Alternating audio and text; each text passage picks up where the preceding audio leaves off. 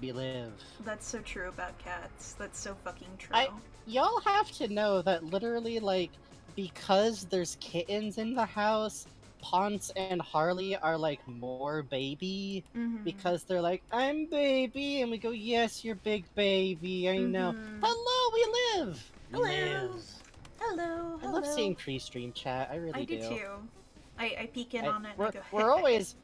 I always have the tab open already because I just open it up when me and Bugs start talking in our pre-stream mm-hmm. Mm-hmm. chat. And OBS shows me Cats chat. are some cats like aren't that affectionate or like want their own space, but so do most dogs. Like I've known dogs who are like, yeah, you're cool.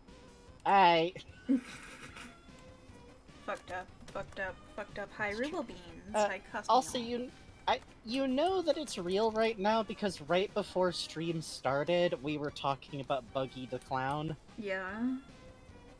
You know, You know, Buggy Buggy the the Clown. fucking clown. I can't handle you appending that because I feel like Buggy had like that is his legal name. He Yeah. has added a cuss. Yeah, Buggy Hello the everybody. Hello fucking Random Double Zero clown. Factor. Fuck. Hello. Ruble Beans, Cosmion, Random Double Zero Factor, Lars the Little Guy, Lord Muggins. Yeah, Buggy the Clown. I know him. I I was in like Mira's chat the other day and I did some dumb joke of like, oh, you mean Buggy D Clown? Someone, yeah, and I went, I know him. I if you're in Mira's chat, you just are a stoner. I don't know. It just happens to you. I start typing in all lowercase. I'm just chilling. I'm just vibing. It's very sad that this happens to It's a good Frankie. time. Listen, I'm a mook. I follow the mood of the room. Hey, Strawberry Lemonade Gay. I'm glad you are because I. Hey, thank you, Magic Hats. Hello. Gongaga. A whole gongaga for a whole year. Me? Good gaga. Oh, I forgot. I actually have to keep the stream open today because it's a drawing stream. That's so twisted. Yo! You have become a video warrior. Oh, I shouldn't do that. I was yelling last night. I don't got any. Hang on. I forgot. I'll fill in. I'll fill in. I'll fill in. Congratulations, you video warrior! Is that okay? Oh, that was good. Okay, That was okay. really good. Thank you. Frankie had to yell at people setting off fireworks. Next to a giant field full of dead grass that touches up on wooden fences for like 6 fields. But anyways, thank you. Honestly, genuinely, congratulations to all of our new video warriors. Every day, I am extremely charmed that people do the thing that Bugs was skeptical. Because I was like, no, if it was me, I'd be, no, please, we gotta make a playlist that's just all of them. Yeah. Tucking the bib in. I was like, I don't know, Frankie. That's a little far-fetched, my man. And he's like, That's no, a no. lot of videos, says Bugs, and I stand over here going, yeah. And what's doubly funny is this is before we both started reading One Piece. Oh, yeah. You've been yelling at people setting off fireworks in the ho. Yeah, see, okay, a parking lot is dumb. It's stone and asphalt and everything, but like cars can get set on fire. I think people forget that cars can be set on fire, and also Is that true? it sucks. It's true. I think it was like drunk people who had some fireworks left over and were like, oh, I don't want to put it in the neighborhood. That'll piss it. Oh, there's an abandoned field over there. No, it's like, So I yelled at them, and then I took my anxiety medication, and then went and played with the kittens because there's kittens. So Hell yeah, bro. while you have kittens, you know. I, who have never felt the impulse to write fanfic, have like 300 words worth of an AU setup of the BBS shit. crew. Fuck yes. Honestly, good for fucking you.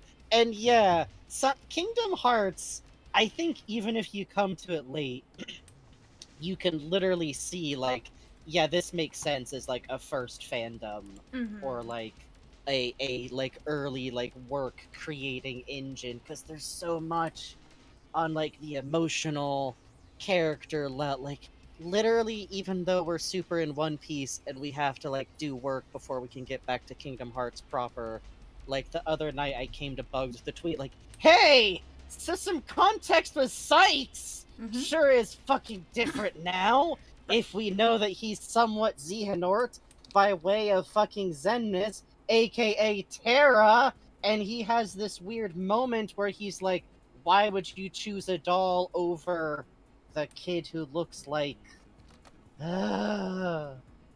Is Frankie a little quiet? I don't know, am I?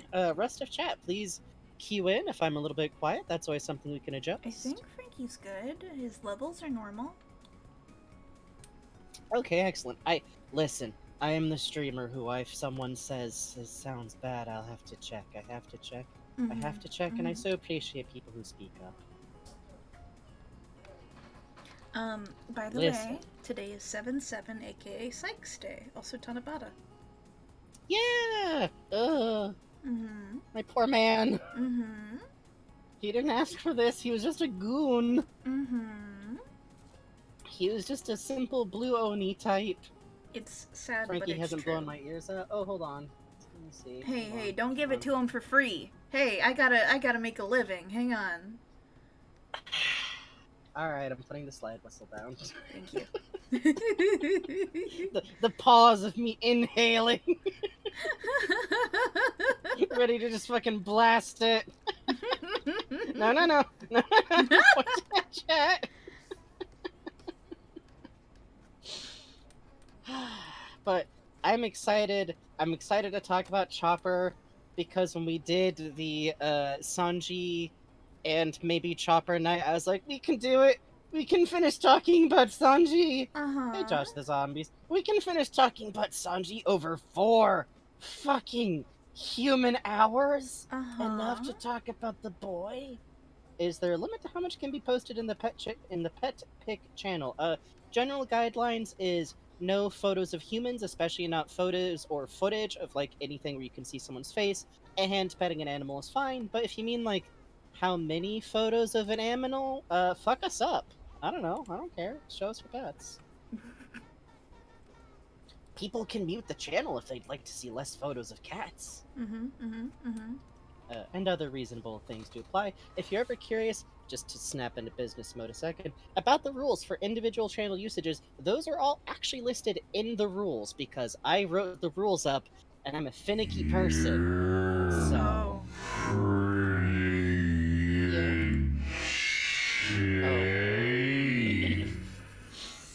Yeah.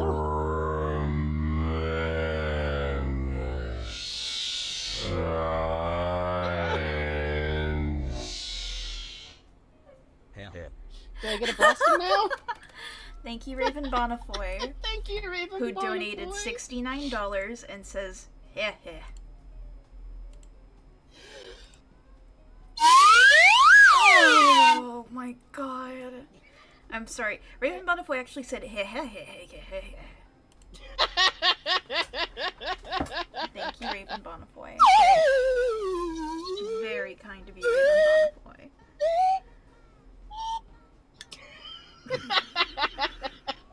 Thank you very much, Raven Bonfoy. Let me get you the rest of your noises real quick. Let's see.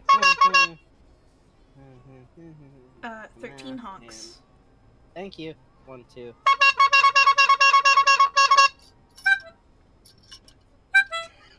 Sorry, I lost hold of the little one there at the end, so it broke my momentum a little bit. 2 wiggles. Hold on. I'm starting to actually figure out how to do the cool stinger wiggles, which is, it's kind of like up all the way and then down and then up a little, so. There we go. That's the good shit. Fuck yes. Thank you so much. Thank you. We do appreciate it. Extremely.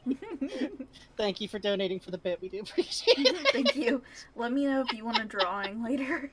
Yeah. If you have a drawing request, tonight is a night of drawings. Which, it's 8:40.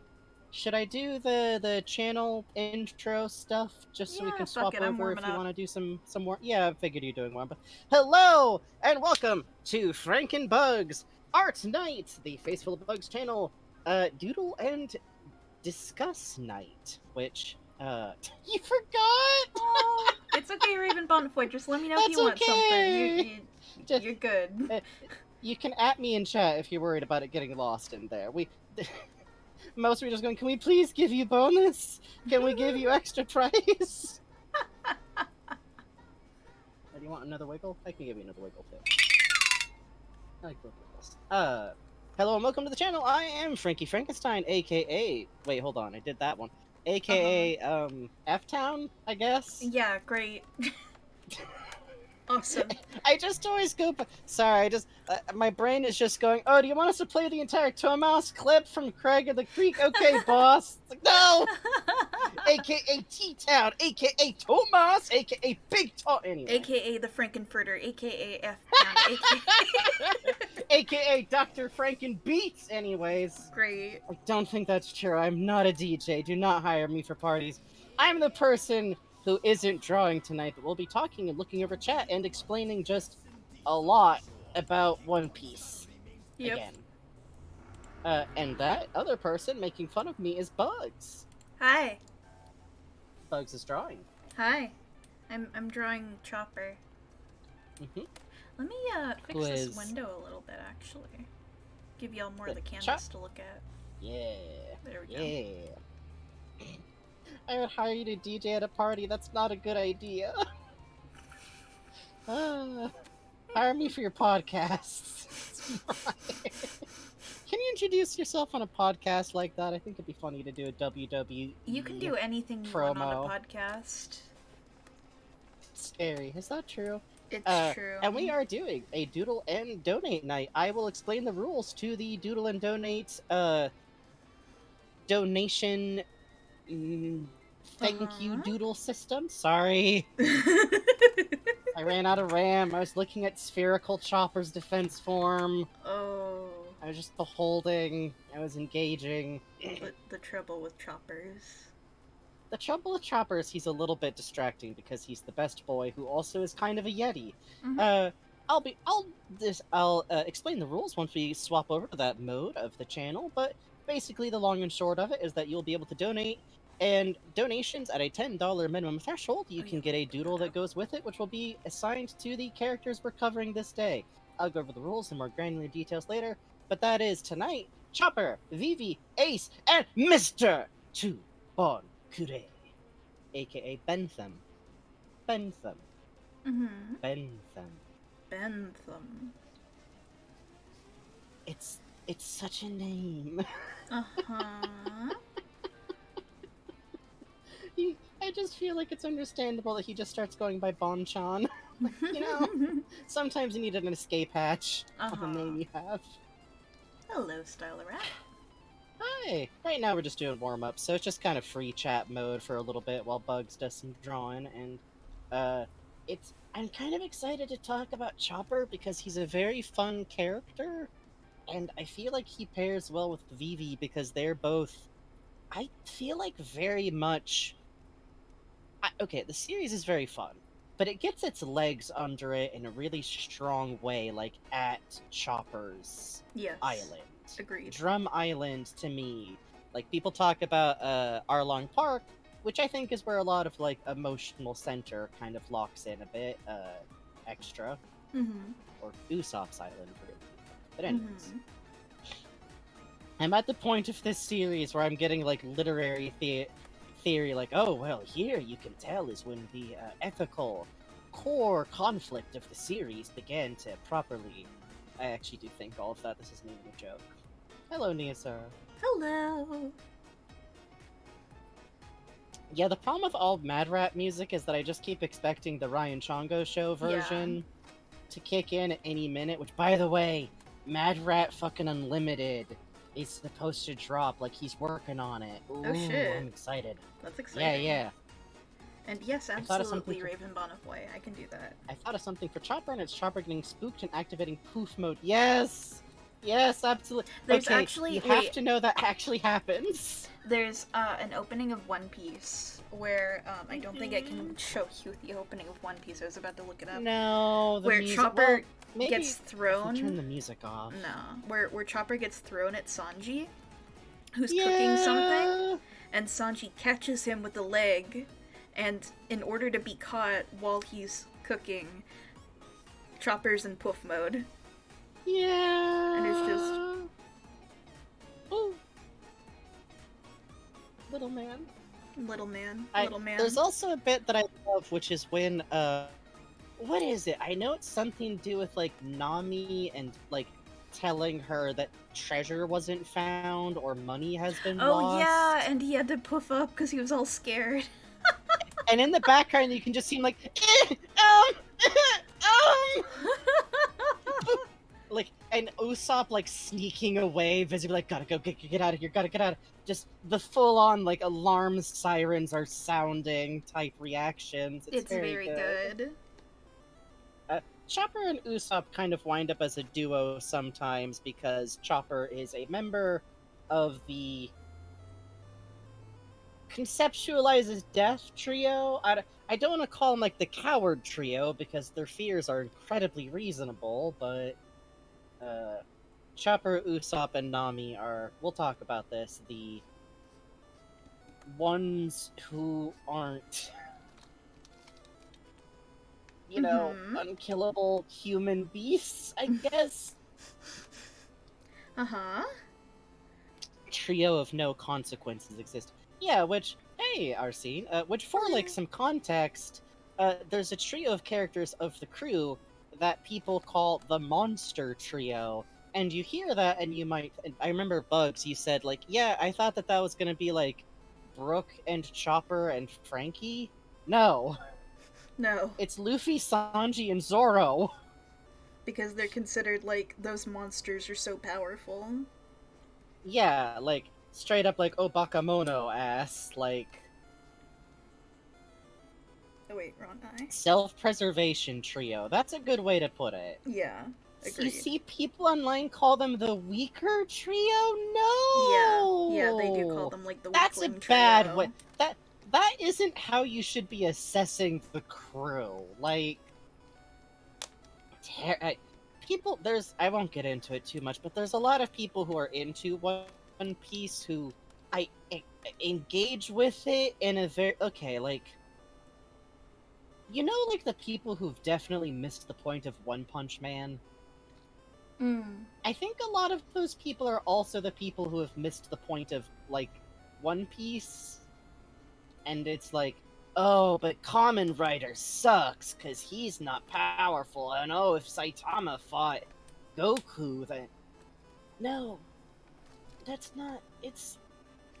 Sanji's weak. No, Sanji's cool, Zoro's... Shut up. Shut up. Anyways. There are people who, like, every week talk about, like, oh, well, if Sanji and Zoro fought for real, Zoro would kill Sanji, obviously. At which, let me set the record entirely clear. Zoro's my favorite. Zoro is the one on the crew that I'm just like, this is my special man's. I think he's cool as hell. I have some headcanons, and the word cringe is dead. But it's cool to make up some shit about a man and just enjoy yourself. If they fought for reals, and here's your corollary, if Sanji was actually the kind of person who didn't care about potentially killing someone, Zoro would lose. In all other conditions, Really? it would be a draw. Yes, I straight up think Zoro... Okay. I think the thing is, Sanji is as strong as Zoro without bothering to train ever. Oh. You know? He's a cook. You know? He doesn't practice. Sanji's a nightmare. He's like this with fighting as just that thing he does sometimes, and he's one of the few characters who I think genuinely morally doesn't like hurting people. Like, I mean, not... Let me rephrase. Customers don't count as people to Sanji. Write that down. Because he's worked in a restaurant. No, obviously they would kiss. Like, let's just be honest here. That's the actual If story. Sanji and Zoro battled with tongue, who would win? Kind of still Sanji. Anyways. Listen. The point being, it's just very funny to me to see these debates because I'm over here like, there's an answer. But the problem is, why would they? Why, like, the whole point is that they're at a draw. They're at a draw, and, like, Zoro works really hard. And Plus to me 2. part of the joke. Is... Could you draw the Straw Hats? Oh, You can choose who would be the We've token never gotten human. one of those before. I think Mighty D Thank be you. funny if they were Muppets. Oh, hang lol. on. Ooh, okay, hang on. Thank you very much, Phantasmagor. Let's tip $15. Could you draw the Straw Hats as Muppets? You can choose who would be the token human. I think it would be funny if they were Muppets. You were so right.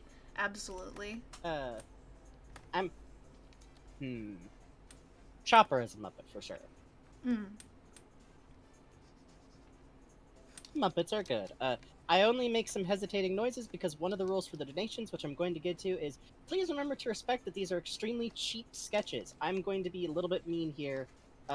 If someone is taking very cheap sketches, asking for a full cast type thing isn't... It's a lot of work. That's all I'm saying. But thank you. Bugs, you threw me... Yeah, thank you sincerely. I have to be the mean one. Bugs has no mean bones. Bugs thinks only pure and kindly thoughts. Yeah, sure. Uh-huh. Uh-huh. Bugs, you threw me back to 2010's Tumblr and the legendary battle for dominance kissing pose. Oh, God! Oh, I'd forgotten! Hooray! I've been on Tumblr too long. I refuse to check how long.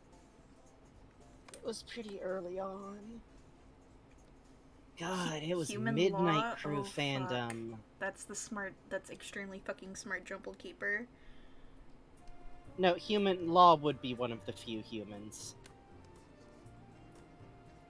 I feel like there's like one or two. Would Buggy be a human? I think Buggy should be a human. But like, explicitly if the energy of when they kidnapped Jack Black in the Muppets movie from the newer one. You know the bit. Yeah. No, is entertainers Buggy don't being count as hostages. As people. But Mr. the Frog, what's more important? Breaking laws or saving the Muppets? Laws! Usopp would do the current flail, I think. Yeah. God, the Muppets are good is the thing. Little man. You're okay, Phantasmagoric Lich. Yeah, you're okay. Don't worry. Thank you, though. Just Yee. for a reminder for the future, but thank you very much. I'll absolutely do it Yeah. after this. I gotta establish stuff about the rules because otherwise people in the future won't know that they're there. Yep. Which, okay. Hold on. Cucumber? Oh.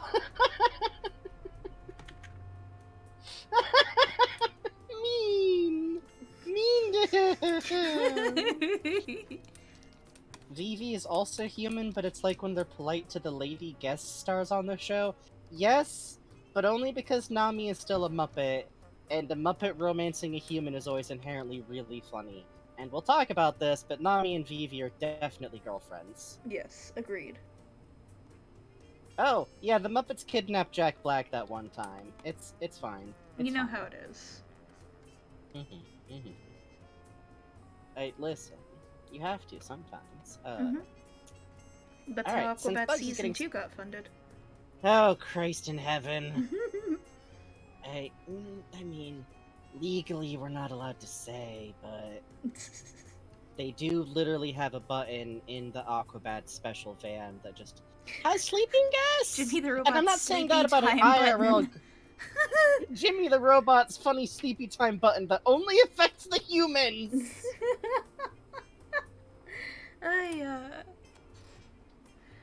We know too much about the Aquabat Troopers show, including the fact that they once fought just straight up strong bad dressed as a magician! Oh, But his God. name was Carl! Well, before we go completely off the rails, since Bugs is starting to work on the commissions, let me read off the rules for Donate and Discuss Nights. Here are the rules. A $10 minimum donation allows you to request a specific doodle on the night's themes, which thank you so much, those of you who have already gotten one. I truly do appreciate it. Yes, thank you. No refunds or revisions, we reserve the right to refuse a request for any reason. This is a donation with the doodle request as a thank you, not an extended commission. Nothing too horny, nothing shitty, and nothing too complicated or involved. Please respect the spirit of cheap sketch requests. Tonight's theme is Chopper, then Vivi, Ace, and Mr. 2 Bon Kure, aka Bon Clay, aka Bon-chan, aka Bentham.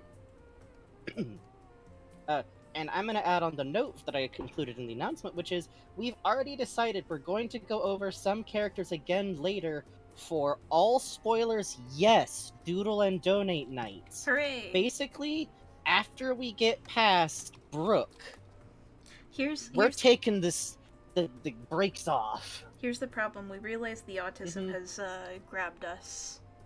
Yes.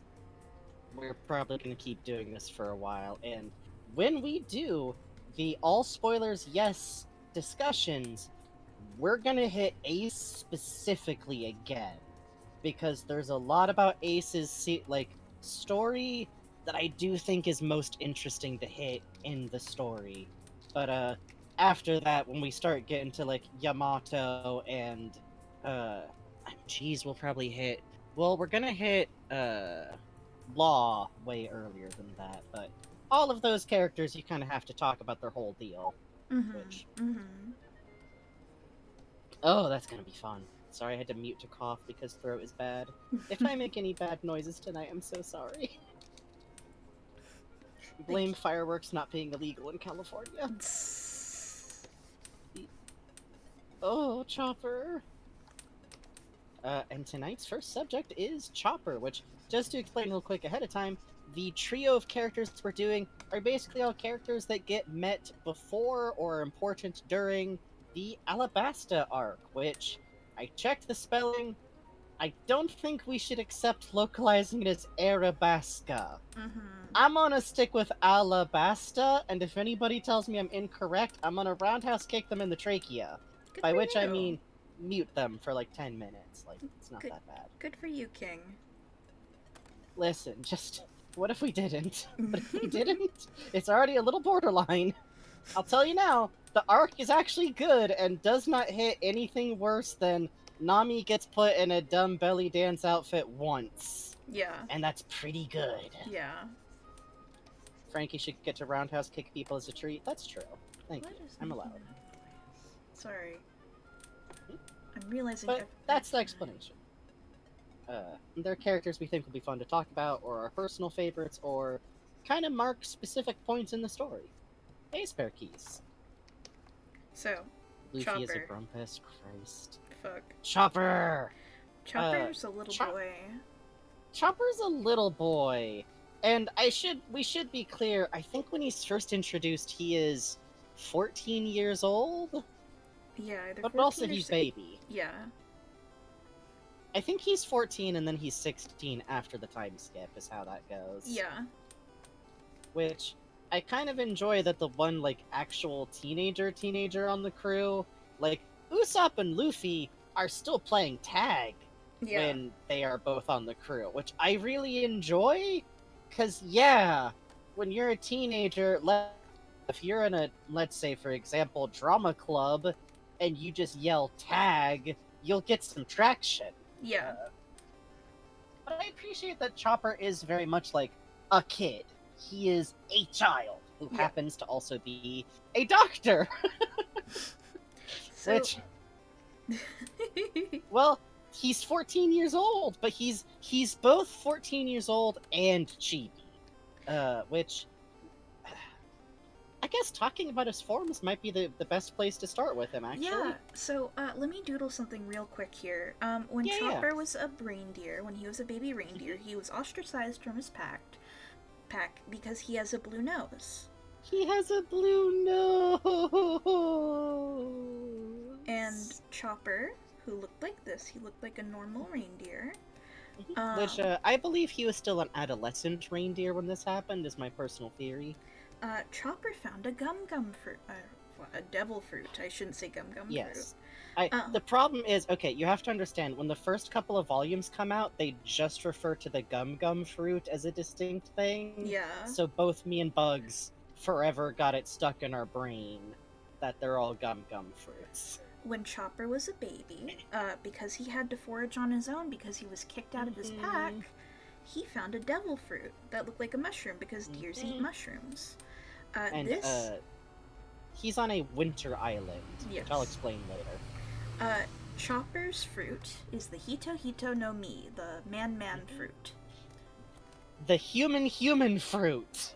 So yeah, so there's Zoan type, like devil fruits in the world which are animal themed, and if you were thinking human or animal, yes.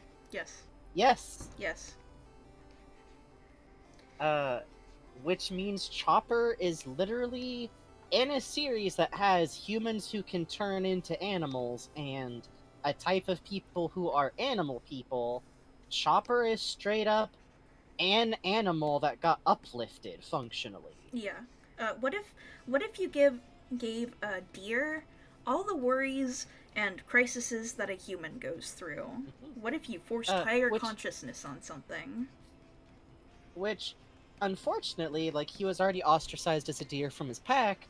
That form on the left and on the right that Bugs is shading right now is his default mid-transformation mode to look like a human.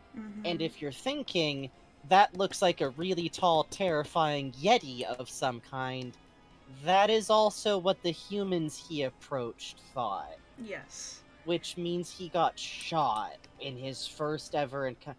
My hamster is doodling up at the window at me. Hold on a second. He's pawing at the window. He's popping up. He's begging. Ooh. Never had a treat in his life. I'm sorry. So it was kind of like Frankenstein type thing, you know, where the monster goes into the town and huh? He left. Oh. He summoned me and then he bailed. What a brat. Treat for you, little man. Alright. Anyways, you're saying. So kind of a like Frankenstein type parallel. You get, you know, the monster goes into the town to try to be among the people and just can't find a home. Also rejected there. Yeah. Can't find a home among his family. Can't find a home among the humans. But very luckily for him, he then ran into one very specific, like, human who was a doctor? Question mark, question mark, question mark, question mark, question mark, question mark. Yeah, the man really puts the quack in, like, quack doctor.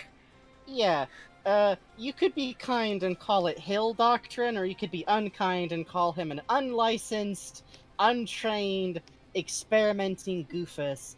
But all that mattered in the moment is that this is the dude who saw Chopper was shot and literally stripped naked in the snow and went, "I will never shoot you, please let me help you." And that's how Chopper met his adopted dad, basically. Doctor, parentheses, allegedly. Yes. Dr. Hirla. Who kind of looks like this. Yes. Which, if you're wondering why he wears a funny top hat, it's because it was a gift from this dude, who also wore a big goofy hat. And I'll wait for Bugs to... You'll see why the emblem on his hat. Yeah. You know, actually, in all this art, the emblem isn't on Hirlick's hat. That's funny. No, I was talking about his hair. Oh, yes. Yeah. It's also literally just like a pirate's crossbone, but I think Oda said once that it's meant to be like the first aid symbol, just tilted. Yeah. Which is smart because he would have gotten... That would have been an interesting suit. Yeah. Sometimes a family is a Frankenstein reindeer and a quack doctor. Yes, and also the extremely mean, actual competent local doctor who, hey Stormy Buckets, you didn't miss much. Hello! Who, we'll talk about her. She rules. Basically, we've talked about her before when talking about how Oda draws female characters, and she's great because from, like, the neck down, she's like Hotted Women, but from the neck up, she's Gruntilda. Yes. She is the most olded woman of all, and I love her because she literally enters every new scene and someone will say something like, "What are you doing here?" And she goes, "Oh, you want to know the secrets to why my skin is so good? I understand." And someone goes, "We didn't ask. We literally didn't ask." Uh, and then her personality is best summed up with, "Hey, your kid's fucking sick. Let me treat him or I'll kill you. Yeah. Now hand over all your money. Give me your She's entire kinda the best. restaurant. Goodbye. Give me all of your food and also that bottle of wine. By the way, your kid was gonna die." Yeah. Which he doesn't get absolved in Chopper's life for the first couple of years, but these are the people who combined together are why Chopper is a doctor, and why his dream is mostly just to see the world with his own eyes, but his goal is to become, as he puts it at one point, the cure for everything. Which, okay, I'm rereading the early manga again, and you know what I realized is one of Usopp's first lies? Huh. "Mom, Dad's coming back. Across the sea, there's a cure for everything." Uh. He accidentally foretold Chopper. That's crazy. Yeah. Ugh.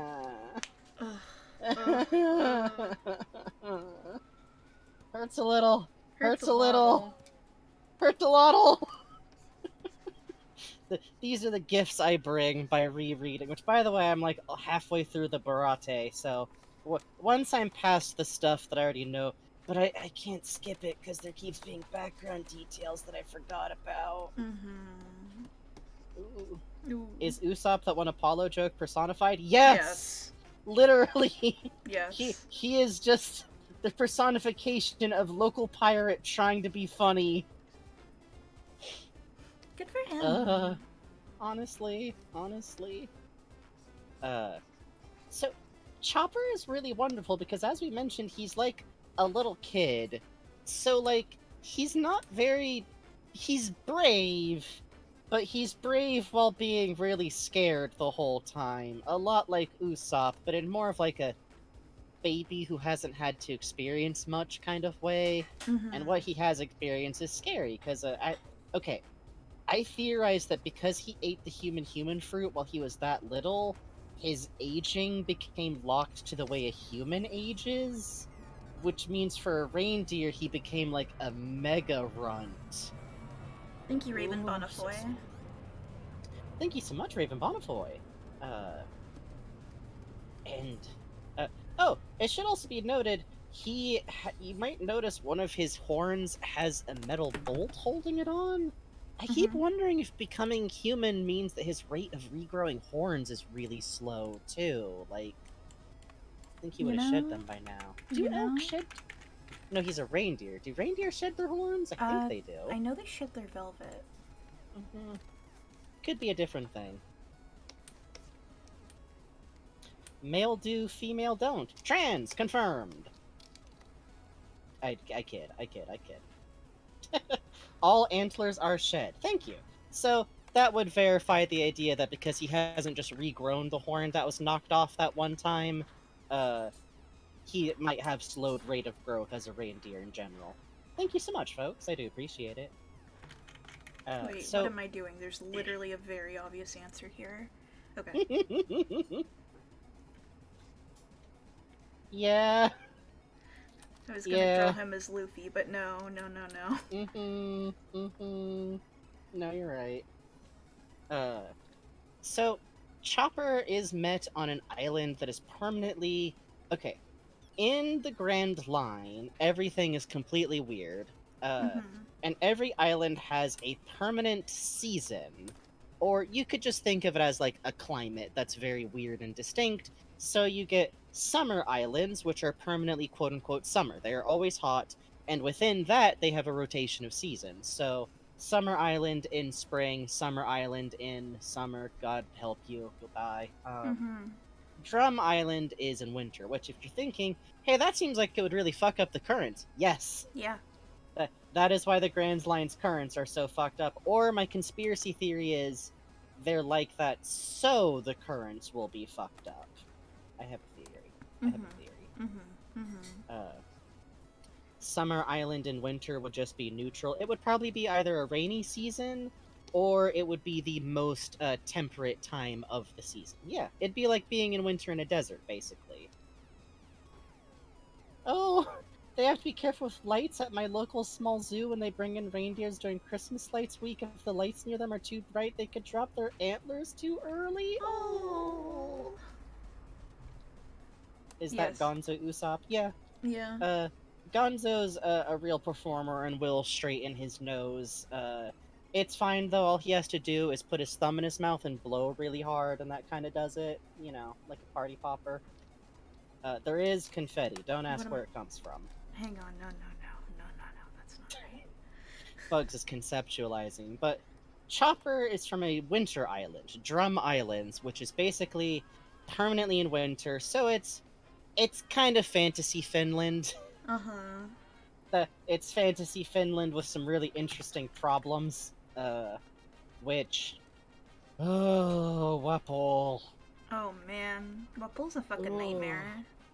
Wapol is one of the greatest villains in One Piece, and I don't mean by that he's like the strongest or the most powerful. I'd say he's actually pretty weak. Like, he's the exact power Oh, level where any normal Chopper human. in a gear hoodie. Thank you. Yes, I can do that. Thank you, Thank you, Cosmion, Cosmio. who tipped $10 and asked for Chopper and a Gura hoodie. Thank you, absolutely. Yay! I think I missed one early on, so thank you. Thank you. Wapol is perfect because I think any normal human would have no chance, and even like one devil fruit user has no chance with Wapol. But he's not particularly strong. He's not very cunning or intelligent, except in like a blunt, mean, heir to power kind of way. He just sucks. Yeah. He just sucks. Yeah. He just sucks, and you hate him. Yeah. And you just, he's a terrible person who's done terrible things, and he looks so, he's the worst. He's like a Hanna-Barbera design. It's amazing. Yeah. He's like if Fred Flintstone had a Waluigi. Yeah. And that's, yeah. Yeah. And also, he's the architect of everything tragic that's ever happened to Chopper that isn't related to, like, his original herd. Yeah. I would say Would so. Chopper not have seasonal coats, or are his coats independent of the season? He probably has seasonal coats, just, I assume he just brushes himself really carefully. It would be cute to imagine. He'd probably have to, okay. I bet Oh. he's in, like, a permanent summer coat, because no, wait, hold on. Alabasta. He's, like, I bet he just changes coats too slowly for it to be affected by the islands he's on, unless he's somewhere for a really long time. I just had a thought. Uh-huh. It has to be Dr. Teeth as Brooke. Fred Flintstone's Wah self? Yes. Yes, exactly. Oh, you're right, it does have to be Dr. Teeth, you're right. Yeah. Oh, especially because Dr. Teeth has those weird long sock arms. Yes. And also. Hey, the top check it hat. out, everybody! 45 degrees! I'm finally on the level! Oh, that was... I don't like that I can do That Muppet was jokes good. off the top of That my was head. good. I've Would watched Zoro a be- lot of Muppets! I'm trying to figure out who would be Fozzie. Frankie. Frankie... No. Well, hold on. Frankie, I had my a friend thought. Frankie, you're actually the expert here, so I'm going to like divert to you for this. Sweetums has the right size, but wouldn't be that funny. Mm-mm. I think Fozzie isn't a bad choice. Dr. Teeth. I just... You're a Muppet scholar. I'm like in the top 20%. God. If you were in Wapol is the Danganronpa, house man, that he's would- also the bench and lamp and wood man. Fuck. Yeah, so Wapol Okay. looks like a fucking nightmare hippo, and his power is that he can eat things and Yes. make them He can into eat things. things and either combine those things he's eaten together or integrate them into his own body. in a kind of weird, superficial way. And it's And he scary. can also do it to humans, and it's a nightmare, and he's a nightmare. Yeah. And he'll just start, like, eating houses and literally be like, set that village on fire. I want a well-roasted house to eat. Let me tell you, Oda is not subtle about what he thinks of most ruling classes. Yeah. Which, I'm just saying, Japan still literally has lineages that used to be, like, lords who are...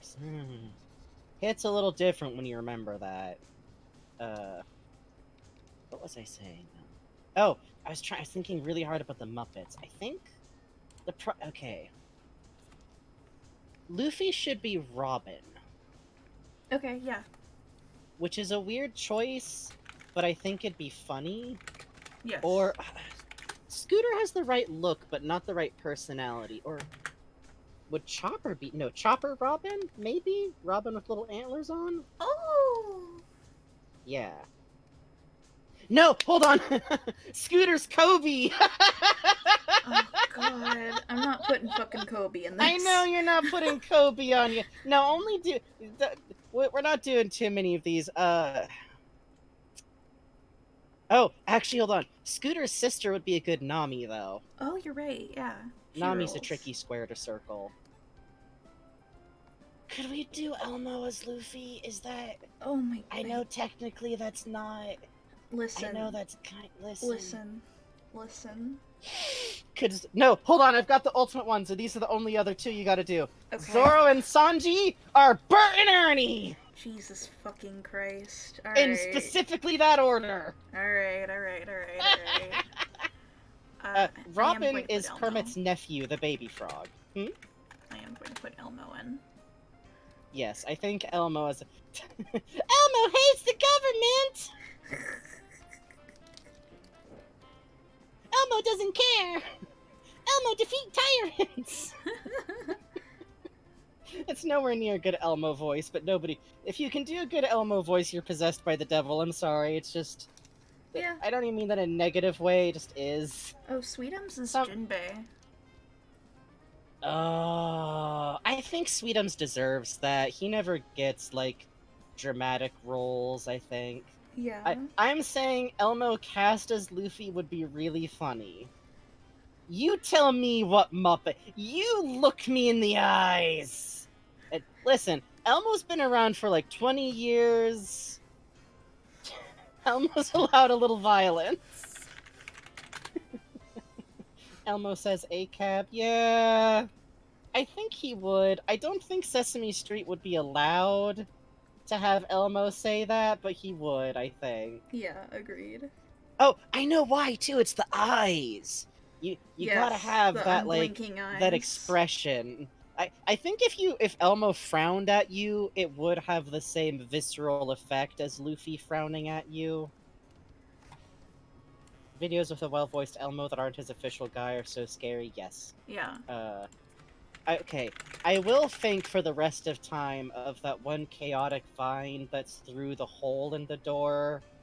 That's just... Yes. Look, I'm not holding the knife anymore. Open the door! Let Elmo in! Open the door! Let us in! No, I can see the knife! I can see the knife! I love that one. It's my That's the only valid, like, edgy Muppets joke. Yeah. You have to push it to that level, otherwise it's not funny. Otherwise, you're just literally doing a joke that's already been in the Muppet movies, which was the Muppets. Fuck. Wait, hold on. I think Uh-huh. they're actually... Hold on. Uh-huh.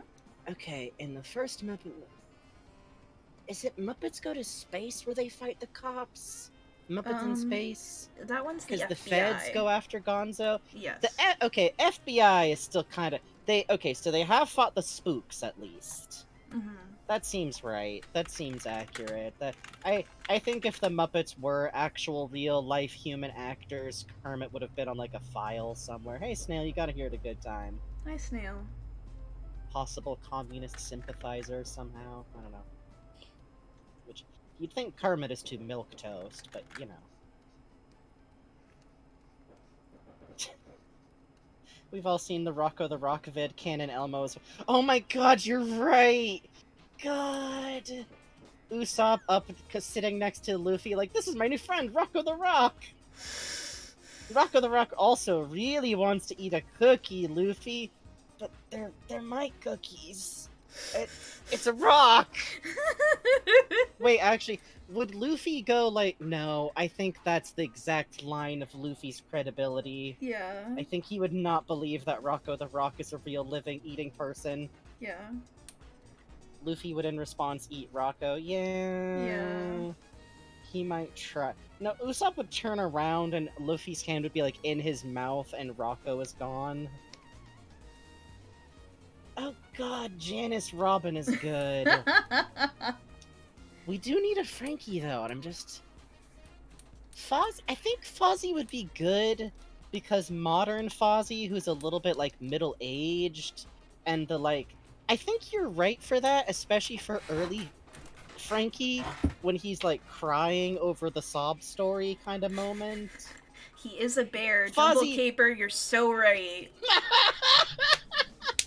Which, by the way, I'm sorry, that new series that they did, I've heard people defend it, I'm sure it's better than I'm giving it allowance to be. I do not believe, in any universe, that Fozzie the Bear is straight! Are you kidding me? Look at what he wears! A hat that looks like it's been destroyed by being sat on, and a pink polka dot neckerchief? There's a bit in the new series where the joke itself is funny because, like, I have a lot of trouble on Tinder. Let me tell you, if you put in your profile that you're a bear looking for love, you get a lot of the wrong responses. Well, not wrong responses, but wrong for me, which I guess you could just take as meaning that he doesn't like bear chasers, as it were. Reminds him too much of his time at the national park. Ah, help! Great. The Fozzie jokes! They take you over! You can't talk about Fozzie without the humor style. Thank you for the +2.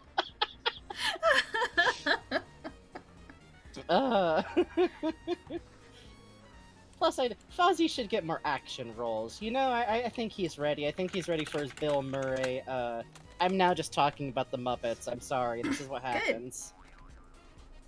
I think the Muppets would fit perfect. You could literally just have the Muppets show up as a pirate crew in One Piece and have no explanation, and it would be fine. One Piece is the greatest series for this. Like, you could do that, and you could then have jokes about them being puppets or special powers that only work because they're puppets. That's how One Piece works. Fuck. Snail says Fozzie likes mildly neurotic twinks, gestures at Kermit. Fuck. Is Kermit? Yes. Yes. Yeah. Yes. Yes. Yeah. Yes. Yeah. Yeah.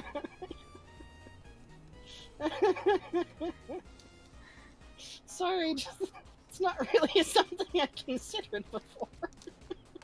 But it's true. Oh, Ernie Sanji is good. Could a Muppet eat a human for the horrors? Yes, and I actually know what would happen because of the song Am I a Man or Am I reference this song more often. Am I a man or am I a Muppet? Shows it is possible to have a human Sona of a Muppet. And it is the newer characters, human Sona being the actor who plays Sheldon. Yeah. I feel so fulfilled. Hang on, 1, 2, 3, 4, 5, 6, 7, 8, I wish 9, that I mommy. wish that copyright would not come for us Scooter's like the sister. angry hand of God. Yeah. Me too. Let's move Brooke to the back so I can put Nami up front. Actually, hold on. Can I pull up the lyrics and just sing what the first verse sounds like because it drives me insane? That I look into your eyes and I don't recognize what it I is not see like inside. literally until it hits the hook. It's just a really like hold on. I reflect on my reflection and I ask myself the question, what's the right direction to go? I don't know.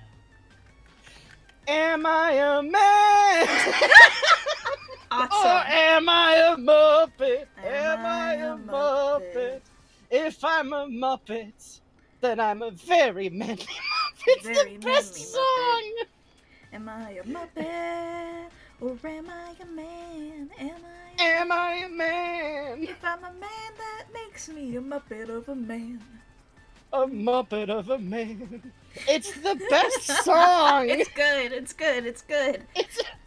And the thing is, you look over and you're like, this could just be a song about gender identity. Yeah, it's good.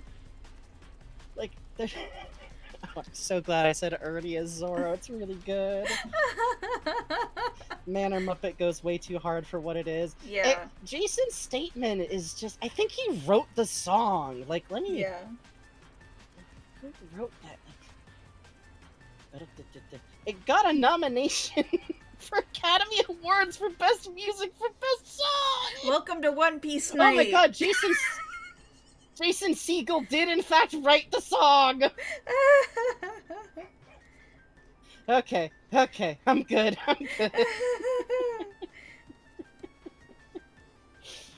Listen, you buy about 20 minutes of my life. You do donation requests. That's why Bugs forces me to accept half of the money, really. Thank you, Phantasmagoric Lich. This has been a fucking delight. Thank you for giving me an excuse to talk about the Muppets. I do appreciate it. Oh, I just spotted Chopper. He's a molecule. Oh, wait, I forgot. There has to be a human. Drop Trafalgar Law. That's what I'm gonna do. Yeah!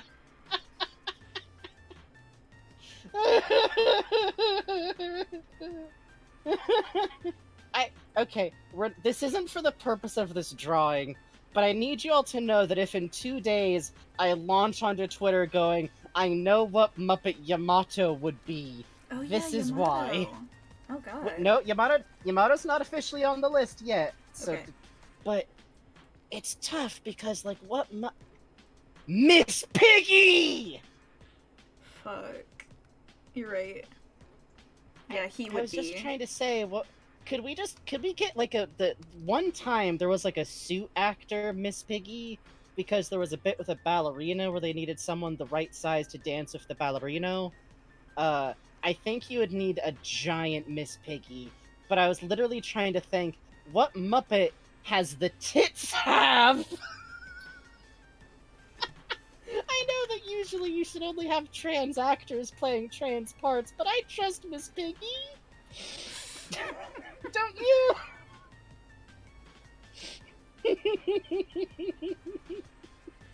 Miss Piggy, fuck. Okay, I'm good. I was possessed by the devil for a second. This is who I am, okay? I am Odin! That's Lord Odin to you!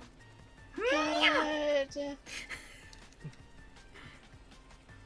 Hey, listen, I was raised here. I don't appreciate being called a ooey, a boop. Fuck. Anyways. Fuck. No, but then you have to cut back to footage of Lord Odin being played by, like, Sam the Eagle or someone, Oh, and he actually says the French bits like Miss Piggy usually does, Fuck. inexplicably. Fuck. Also, Garp and Gold D. Rogers are Statler and Waldorf. Okay, we have to go back to Chopper now! Is Ash Kermit? So, Kermit's actually a tough one. Anyway. Shanks is Big Bird, first of all, so write that down. Shank Big Big Bird should be Chopper's human form. Fuck. I think that they can share the role. I think that's the only reasonable way to do this. Sam the Eagle has to be Smoker? Fuck, you're right! Fuck! The marine path is an God. incredible, serious path of justice. I shall not allow such silly behavior on the Grand Line. Tashiki's no. scooter. Fuck, you're right. You're right. Animal is Captain Kidd. Thank you. Write that down. Write that down. Which remember, Animal can talk now that he's gone to anger therapy class. That's canonical. There we go. So. There we go. There we go.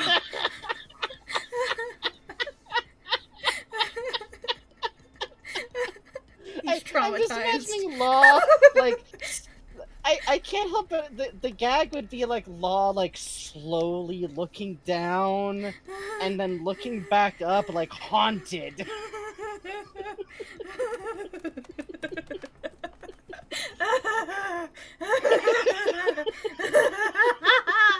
Thank you, Phantasmagoric Glitch. Thank you.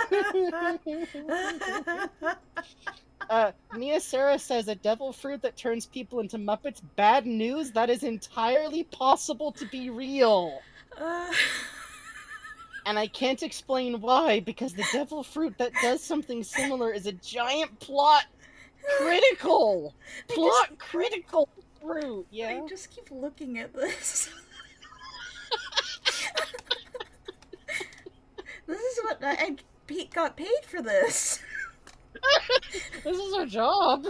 What the fuck? We put this job down on our taxes. Oh, Jesus Christ. Okay. I'm like sweating and crying. Now I have to look up an Invader Zim Gur hoodie. Hang on.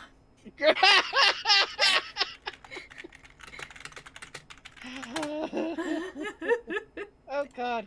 Tenebrous Ford says Law waking up after the Straw Hats are hit with this fruit. I am not in a safe place. That would be what happened, is everyone else got hit with the mup fruit while he was like asleep. Fuck.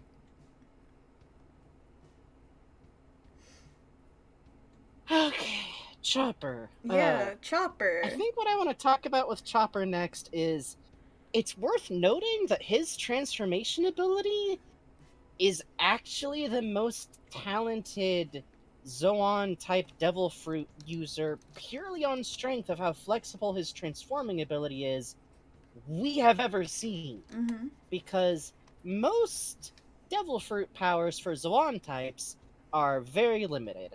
It is your basic human form, which is how you looked before you ever ate the Devil Fruit, a midpoint transformation that's right between human and animal, which is basically your fursona, your fruit mandated assigned fursona, Mm-hmm.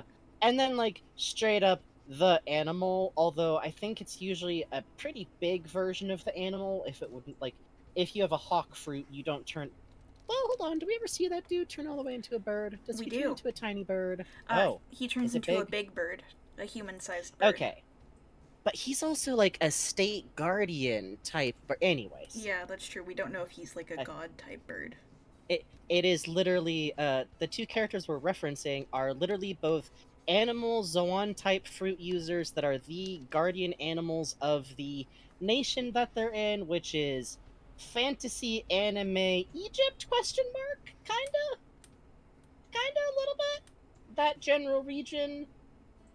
It's not as tacky as it could have been, but the point being, usually it's three straight up forms.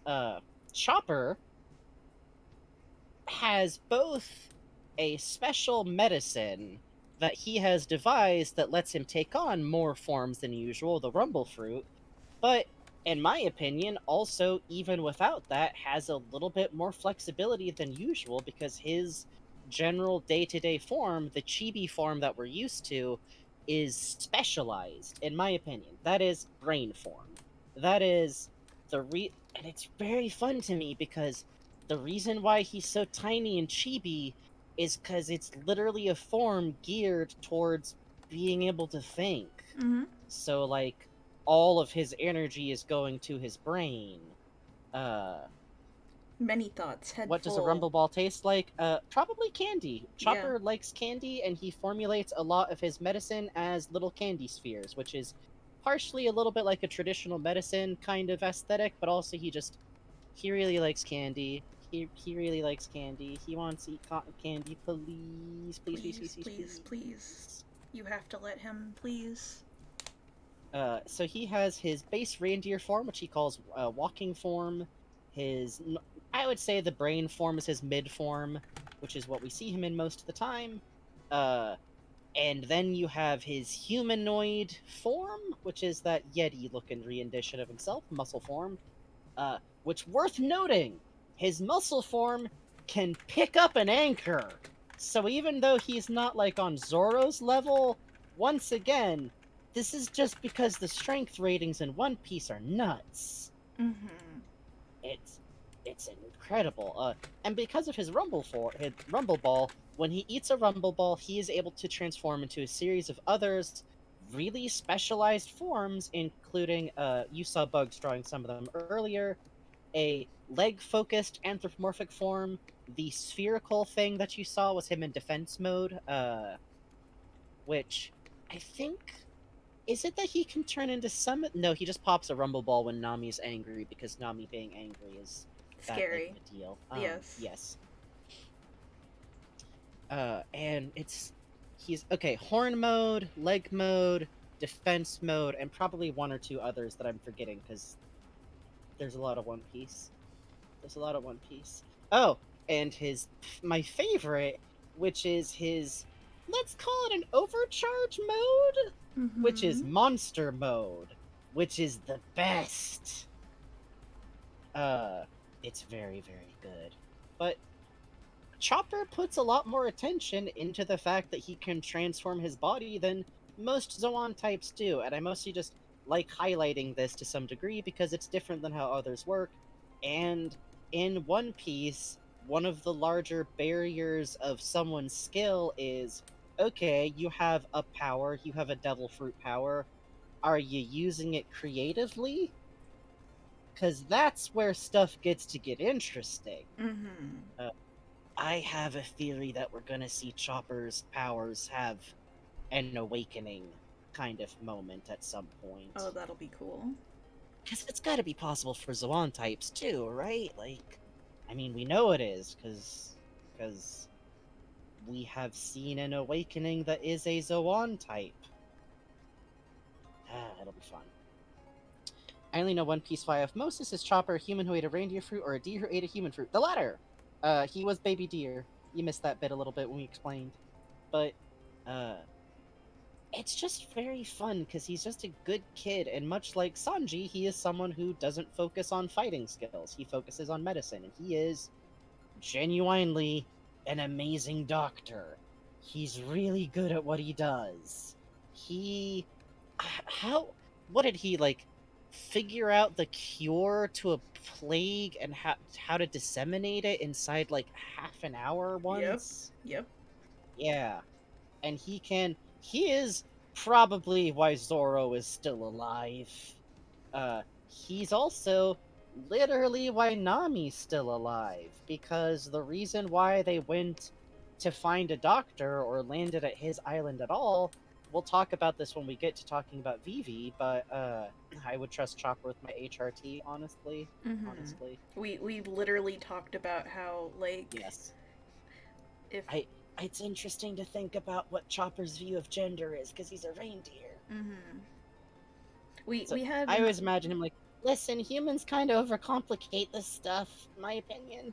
we had an RP where it was like, you know, we were poking around a little at like the type of anemia that Sanji might have. Mhm. And it was Literally, there's a medical condition that matches to what he has, where literally one of the treatment methods, IRL, is estrogen. yeah. And so we kind of had an RP where Chopper was like, okay, I don't really get why you're worried about like the gender stuff. Do you want to stop? I mean, you know, like you can stop if it doesn't work, but I kind of want you to not bleed to death. So, Please, like, please, maybe you just have try a it rare out. blood type.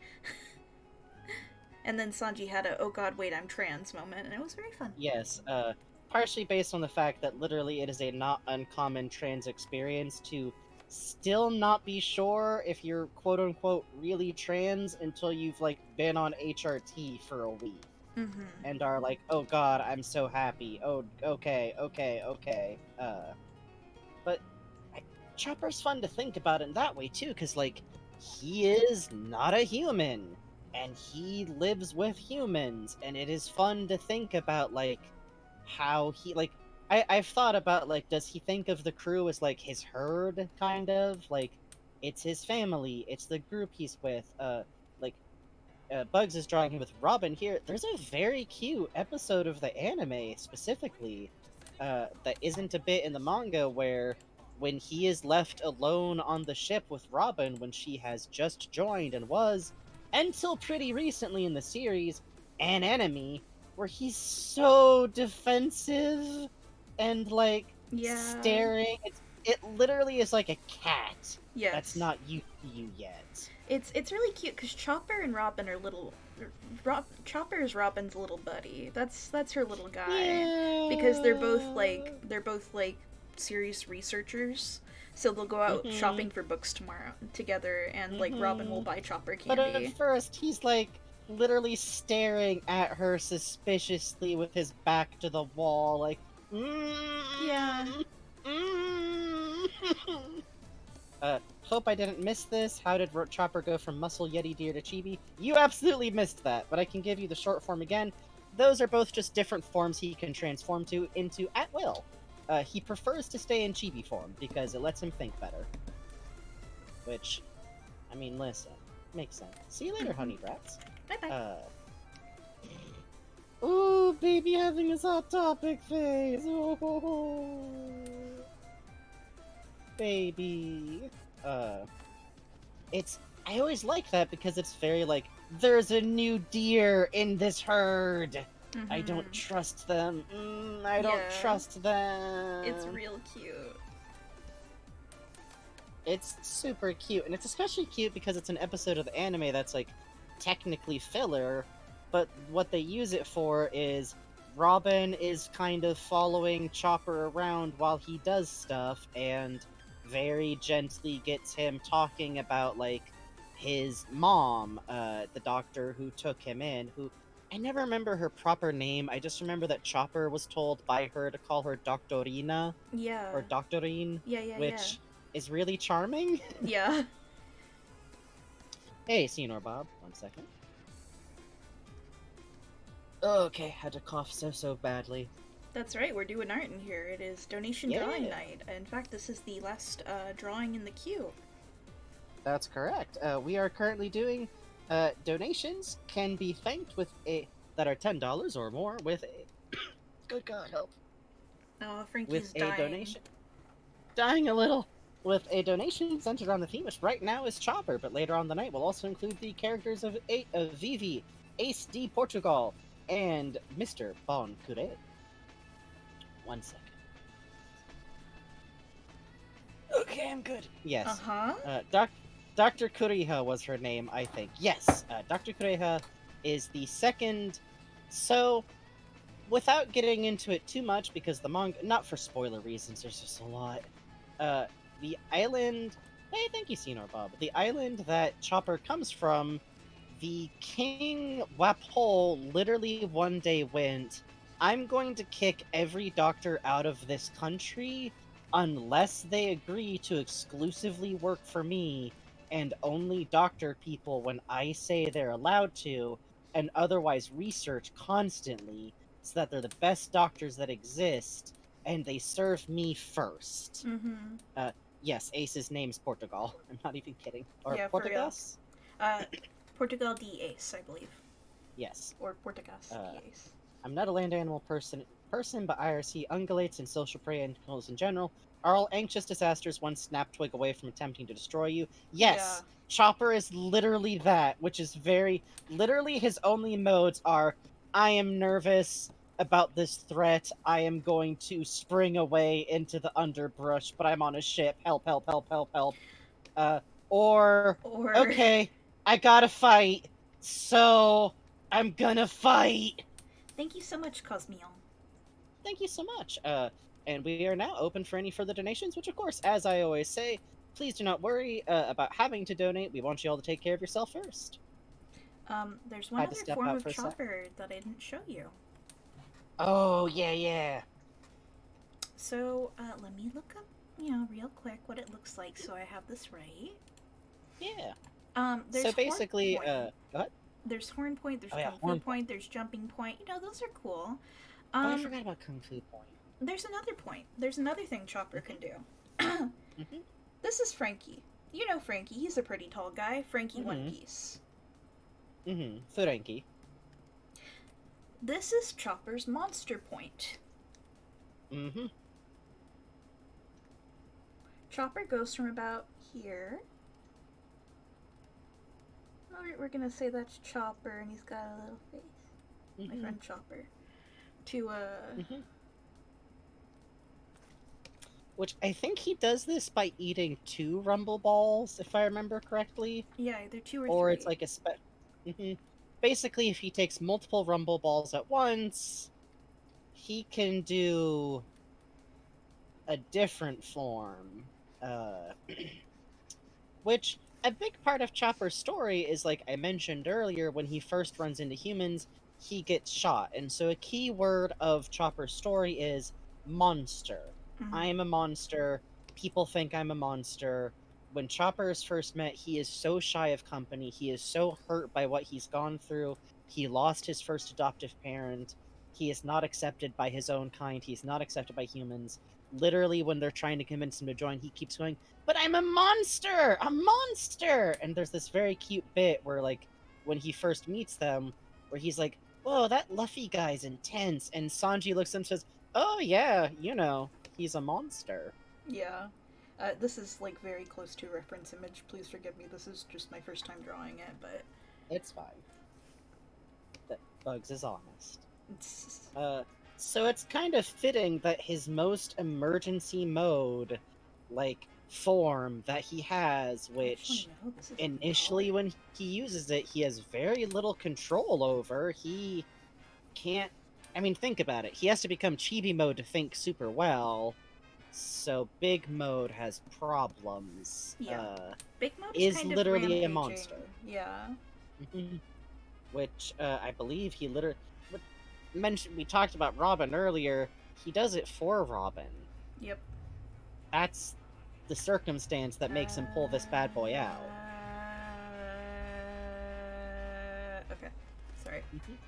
Which, I mentioned earlier, I think that, like, a lot of the story really cements its more major themes around when Chopper shows up, and one of those themes is that everybody on this ship, for one reason or another, has literally been called a demon or a monster. Yep. Usually for something that they do not have control over. Yep. Luffy is Luffy. Zoro literally started being called a demon for being a good, like, bounty hunter. Yep. Even Nami has this whole thing of, like, the devil's child, that heartless witch, like... Robin will get into. Oh, man. Robin! Oh, Ooh, boy, boy. Robin. Poor Robin. I think Robin's is one of those episodes where we're going to have to talk about stuff that's very spoilers, and I might just at the beginning go, literally, if you haven't seen Robin's story or heard about it before, maybe, and you want to read it, it's a good one. It's a good one. Chopper uses his limit break from Monster Point. I love Monster Point. It's so cool. Yes, limit break is a good way to put it. Yes, agreed. Yeah, I really love Monster Point too. And he forms a very good thing, which is, like, he is both on the team as... He's not, like, the heart of the crew, because they all have their own points, but, like, it's very cute that he is a figure who is, like, a little brother kind of figure. Yeah. Like, people dote on him. Like, he will sit up on top of Zoro's shoulders. He will, like, get babied. He gets, like, his special food. People look after him. It's also very funny because early on in the OVAs, when he was first introduced to the crew, I think they thought that him being, like, cowardly and having to be brave was gonna be like more of his character trait. Because Yeah. it kept coming up in all the OVAs, like. It's Mhm. it's very funny watching the stuff that is not based on Oda's writing, having to work on not a lot of information yet. Yeah, agreed. Little brother goes ballistic moments to protect family. Exactly. Yes. Literally, yes. It owns. Yes, it's very good. And I'm always kind of the fond of the fact that like you see him in Brainpoint a lot, but he actually shifts back and forth like constantly to like do different stuff. Like if they go shopping, he might take on Hornpoint, which is his animal form, to help carry groceries, or Mhm. because like his stamina is a little bit better like that if it's hot out, or And, he might go to human form to like help raise anchor. yeah, it's real cute. Oh, I should also mention that human form is like 10 feet tall. Oh, yeah, it's worth noting that his base human form is giant, and again, he's 14 in human years, and I believe that his growth rate is the same as a human's, so he's probably not done growing yet? Mm-hmm. And there's a series of sketches that Oda has done for the SBS column, and it's like good end versus bad end. You know, each character in Well, like 20 years. It started with people asking like, what will X character look like when he's older? And for whatever reason, Oda answered that with like, here's what Luffy would look like as an old man if his life turned out badly. Here's what Luffy will look like as an old man if things go well. Which I don't know why he formatted it that way, but it's interesting, Yeah. especially because each time you can kind of guess what might have went wrong Yeah. sometimes. Yeah. So, for Chopper, let me pull this up. Chopper, I believe it's 4060. Yes, here it is. Chopper's suggestions for 40 and 60 years old. Thank you to the Library of Ohara for this. Suggest him as very beast-like, and that's fucking Yes. cool. I think that's cool. I think it would be cool if he looked more beast-like as he got older. And over here he's saying, bring me the sacrifice. This bottom row is the, like, if things went bad, and this is the if things went good. So. Which Bugs is like, but why can't that be I wonder why he Yeah. wouldn't want to be in a form that scares children. But I think it's cool. No, here, hold on, hear me out though. The top is very clearly an older version of Brainpoint. Mm-hmm. So he still has more monstrous, big, scary forms, I think. It is cool, it is cool. By the way, if you've ever wondered, hey, if that pink hat is so important to him, why does he switch out to a goofy bonnet? The bonnet that he wears later is just a cover that goes over his original hat to protect it from the elements. Yeah, it's he a is bonnet. literally still wearing it. He's literally still wearing his original hat. He just put a big goofy protective cover over it. It's hey, Bubbly, those are possible two alternate versions of what Chopper might look like when he's older. Would you be willing to draw Monster Point Chopper like eating a pineapple skin and all? Yeah. Yeah. Tender's Forge, thank you for the $10 donation. Who said, oh man, would you be willing to draw Monster Point Chopper like eating a pineapple skin and all? Yes. Yeah, yes. Absolutely. Yes. Thank you. Which, by the way, I think I now owe you all another wiggle. Yes, we are at 104. Woo-hoo. In fact, God. You owe a funny little kazoo. Hold on. Thank you. Alright. Hold on. I need to look up what let me pull up something to listen to first for a second so I can remember the goddamn way the tune goes. Deer skull.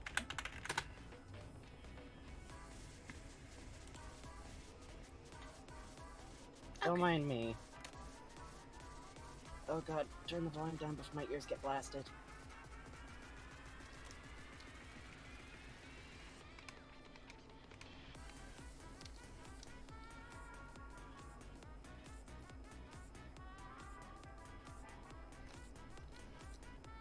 Is pineapple the fruit that eats you back?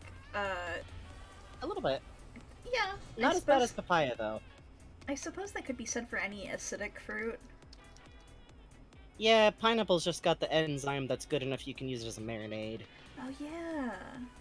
Oh damn, that's good though.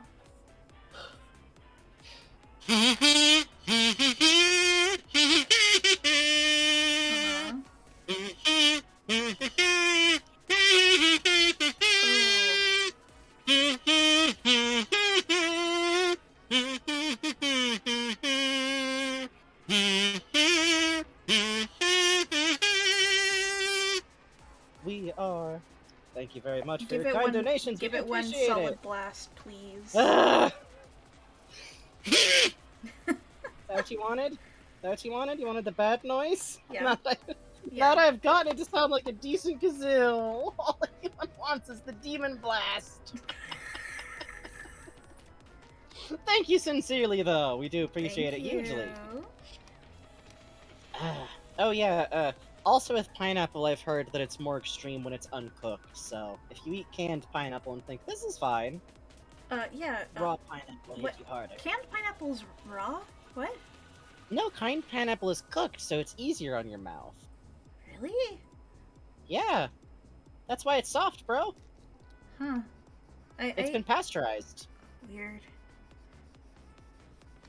That's fucked up. Yeah. Fresh pineapple is all, it's No, stiffer I and know it's I like, ate a lot in Hawaii, but wow. I'm talking to the audience, I promise, I know you know. Okay. If I remember, you can get hurt mouth from pineapple juice. Yeah, if you like rinse your mouth with it and drink a gallon of it, usually you'll be fine, unless you turn out to be allergic. You know what you get with drinking a lot of pineapple juice? Yummy mouth, tasty mouth, because it's. Do not take this advice from bugs. Of all, every now and then, bugs will go like, "Yeah, I'm eating or drinking a lot of X because maybe I'll train myself to like it eventually." And it works. I like scallops now. I like mustard now. Yeah, I'm powerful. I'm Yeah. strong. I'm cool. I mean it's true, but Everyone knows. When they see me, they go, "Damn, that's bugs who train themselves to like those foods, those bad foods." I like you correcting after weird to say bad. So, yeah, with Chopper, let's see, what else is there to talk about with Chopper? Loves candy, good little boy, cute, sweet, good child, slightly panicky. Oh, yeah, we're gonna talk a lot about an arc that happens on an island called Alabasta that, as mentioned, is basically like a desert island outright. And please know our poor boy spends a significant amount of the arc just trying not to die from the heat. Yeah. I sent Bugs replacement coffee so that they would stop drinking the spaghetti coffee. I got a I different don't kind know of, if Bugs doesn't... well, I still do have the spaghetti coffee. Bugs did not throw it out because... Bugs is like this. I got a different kind of strawberry coffee and it was good. It was good. I'll love again. I've already found someone. Great. Oh, something else I want to mention about Monster Point. Monster Point, does not talk. Pre-time Yes. skip. Monster Point can only bellow like an elk, which, if you've heard... Yes. Oh, man. Oh man, I always notice people who like don't have a lot of experience with animals. There's this kind of mental mindset of like herbivore equals harmless, cute. Then again, some people are like, "Oh, bear, I wish I could touch it." No, you don't. No, you don't. No, you don't. You will live your life without ever touching a bear. I was gonna say, I tried to touch a deer once and got a scolding. Yes, because a deer will kick your head in. Yeah. And my dad just watched. Good parenting! And I was 23. Yeah, elk bugling, Magic Cats. That's haunting. That is the term, and it is... Okay, listen. Also, please, if you've never heard it before, look up what a bull cow Oh yeah. howling sounds like. Oh man. Because I've noticed people don't seem to know that cows have a warning/threat vocalization, and it is terrifying. Yeah, it's It is very like this. scary. It's like this, like rumbling, like bellow howl sound. It's great. Herbivores make the scariest fucking noises because they got skin in the game. Like, not a lot of shit is trying to hunt a lion back, but like an ox, the way that's been put before that I always enjoy is like a predator animal does not want to expend energy on a fight that it doesn't need to get into because it needs to hunt to fight. And an ungulate, a prey animal, any fight could be the one that it needs to win to live, to not be eaten. Yep. So, cows do not. Okay, cow tipping is a myth. Nobody does it. It's done to city people because it's funny to tell them to do it. You'll die. Don't walk through a cow field. Just don't. Just don't. Just don't. Anyways. But that's my country boy who's been very horrified to hear people talk about like, oh, and there's a little cow field. I might cut through. No, you won't. No, you No, won't. you won't. These are several ton creatures. Did I tell you where my dad lived? There was a cow that lived in the house with the family there. A bull. Wow. Yeah. I mean, I guess that's usually okay if it's like super socialized, which it must have been. But wow. Right? Yeah, this was Scottish Highland cattle. Oh. Yeah. Yeah. It was real cute. Okay, I'm from like literally a dairy producing area, so I have more like cow opinions than usual, but there's so many breeds of cows that are like actually very even tempered as far as these things go. Bulls aside, Mm-hmm. never mess with bulls. Mm-hmm. Literally, like there are people who work specifically with bulls and steer as like work animals. It takes a lot of training. It's like a big dog. You got to know what you're doing. Mm-hmm. It always seemed like cows would be too heavy to tip over. Yeah. In the house? Yes. In the house. Yeah. Yeah, it's New Hampshire. It is what it is. New Hampshire, baby. Not a lot to do in New Hampshire. Yeah. let me put it that way. Oh, bulls are still definitely good, which is why when at some point on Twitter, for fun, I put up a tweet poll of whether my PNG tuber should have an alt that's a cat boy, a dog boy, or a cowboy, and the vote obviously swayed towards cow. Mm-hmm. Come on. Yeah, come on. Mm-hmm. Yeah, cowboys are... I mean, furry cowboys are really fucking cool. It's a good design type. I like it. I'm from the cow area. It makes sense to me. I always wanted to do a Highland cattle one because I think the bangs are cute, you know? Yeah. Oh, they got that cute fringe. Yeah. Snail says one time there was a full-grown, perfectly docile cow at a petting zoo I went to as a kid, and it accidentally knocked me flat just by turning its head to look at me when I petted it. Oh. Do you think Chopper is really nervous when he's in deer form and like Yes. kids want to pet him? Absolutely. He I goes just like imagine him, stock like- still. Yeah, he is holding so still, and he is lowering his head so carefully because the toddler wants to pet his snout. Ooh. Ooh. That TikTok of the guy who feeds his cow with a digging machine was frustrated when trying to make a cow pond that all the cows showed up. Yeah. It's not food, it's a hole! We just always joke that that's just Barney Calhoun. Yeah. That's our terrible joke, because it is. Because that is his good future. Good for him. Oh. Is that Sanji? Yeah, there will be a second panel. Cute. Oh, it's good. Chopper's a very sweet character, and it's nice to have, like... I think part of what occasionally gets, like... You know, there's a lot of shonen manga where most of the characters are combatants that's still, like, fun and engaging, but, like, it's nice to have characters where it's not just like, and this is our new guy with sword. You know? Mm-hmm. Like, we get characters where, like, they do different stuff, and they're able to fight, but I think it's more meaningful, because it's like, okay, the character who's a doctor is going in for the slugfest because the situation is just that dire, you know? Mm-hmm. Which is important because Alabasta, the arc that follows after, kind of starts before Chopper and is like what happens next after, is literally a situation where a whole country is at risk of being taken over by kind of a pirate CIA type maneuver, weirdly enough. Yeah. And literally, Chopper has, like, that's Chopper's first big serious thing, is helping a whole country to help a friend of theirs. It's very clear that Oda thought about what would be required to run a pirate ship.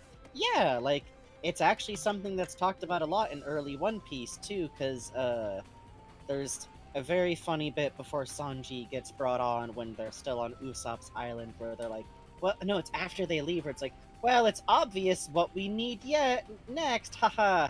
Yeah, it sure is. Nami goes like, oh, I'll do it if, like, you know, for a price. And Luffy goes, yeah, we need a musician. Yeah. It's a cook. They need a cook. They need a cook is what they need. They need specifically a cook. They need someone to cook the food that they have. But Luffy wants a musician so bad. He does. It's like literally the first thing he starts asking for when Zoro is on the crew. Yeah, it's the first, like, if he could have hired a musician as his first crew member, I think he would have. Yeah. Which, you know, I think also speaks a little bit to, like, Oda very deliberately making a version of a pirate ship that's a fun pirate ship in a world where that's not actually the default, which I always kind of like, because it feels like the intersection of, like, the little kid idea of pirates versus growing up and learning about stuff, or, like, being that little kid and going, I'm gonna learn what pirates were like! Yeah. Oh shit. Yeah. As a pirate game enjoyer, sea shanties are a high priority. They are. Mhm. Brook's so fun. I'm excited when we get to talk about Brook. It's not that far off now. Yeah. Actually, I think it's Robin, Furenki, then Brook. Yeah. Pretty close, pretty close. Pretty close. Oh, Robin and Furenki are gonna be. Oh, I'm so excited. glad it's working. Literally, part of why we have this little group of, like, characters who have been on the Going Merry but aren't necessarily permanent crew or aren't crew is because then we can do Robin and Furenki as one set, and they kind of have to be because their stories are locked together at a certain point in a very meaningful way that may or may not involve a butt explosion threat. Ooh, big man! Big little man! Ooh.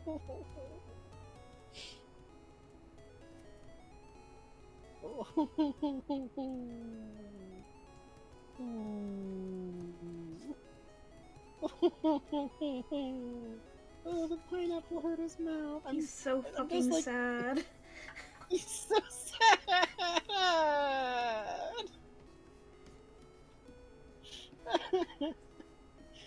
Just the idea of him and his big point just being so, like, he has to be, like, laying on the ground.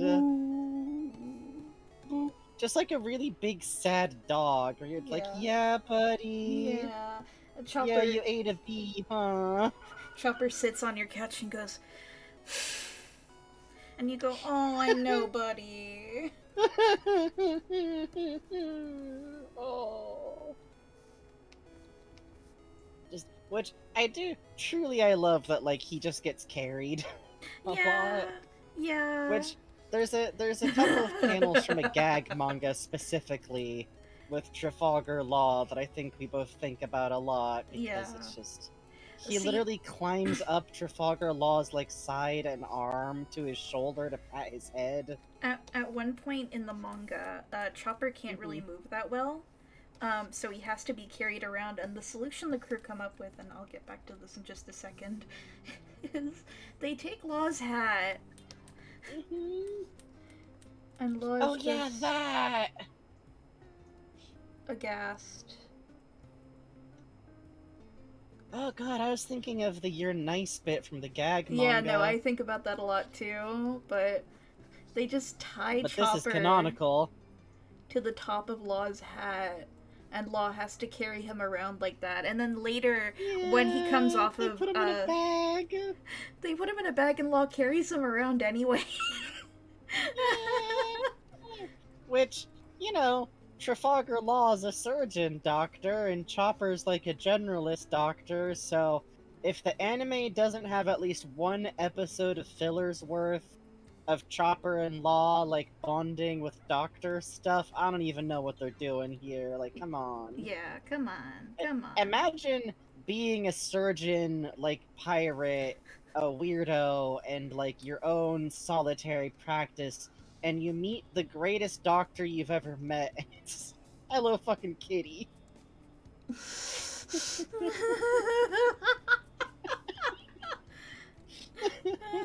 Oh god, it's 10:10! Oh, Jesus Christ. Alright, let me finish this doodle and we'll hit a break, and then I'll finish that drawing.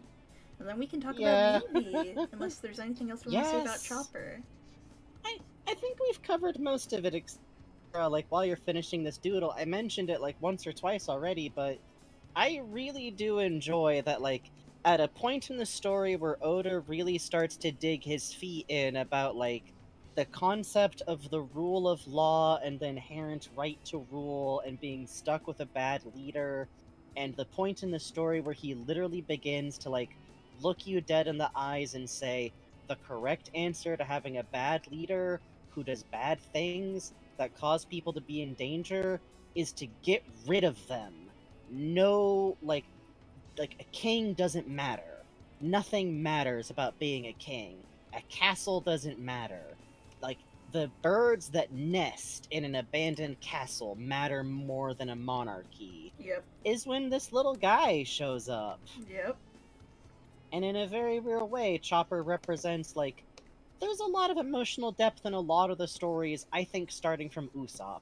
Yeah. But I feel like this is when Oda kind of lifts his head up, or lifts your head up in the story and says, like, hey, all that suffering and problems that happen, and, like, Navy and everything, those are big problems filtering down. And Mhm. because of a dude who was a selfish king, that trickles down to this little reindeer man losing his dad.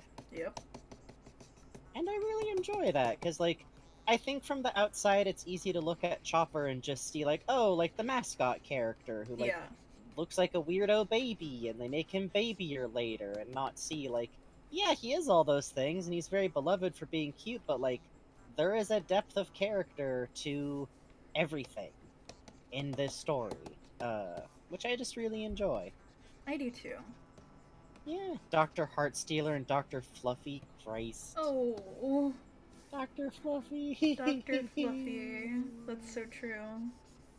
Yeah, and hello, Ploots Boots. There is a little lad. Oh, the big sad boo. I'm just imagining some situation where, like, he has to use Rumble Ball when it's still out of control, but, like, it doesn't wear off, but he's not upset still, so the crew has to just, like, hey, buddy. I know, you're sad, huh, Chopper? Hi. Yeah. No. It's okay, Chopper. Come here, buddy. Like, just a giant head just, like, pushed up against Robin as she, like, uses a giant arm to pat his head. Like, Thank you, Tenebrous Forge. thank you so much, Tenebrous Forge. Hey, don't worry about lurking our scene. We are lurkers other places. Yeah. We appreciate the lurkers greatly. Okay. Now it's All time right. for Have a Break. Now it's time for have a break. Though the autism's real Oh, strong. yeah. I'm in the thrall of it, I tell ya. Yeah, a little bit. Alright, this is gonna be our first 10-minute break of the evening. Now's a good time to get up, have a drink, have a stretch, do a little walk around, Google what Chopper's goofy bonnet looks like, because I think it's really funny. It And is. we will be alright back.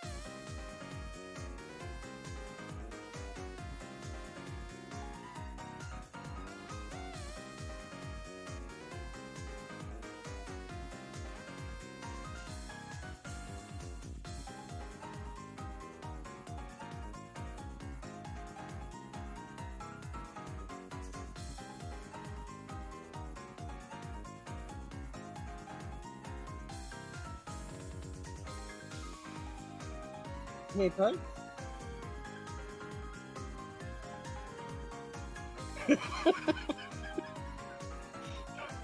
What's up? What's up? I didn't know OBS had this feature. What's up? I didn't know OBS had this many, like, drifting, floating type image displays Is something somehow. wrong? What is it?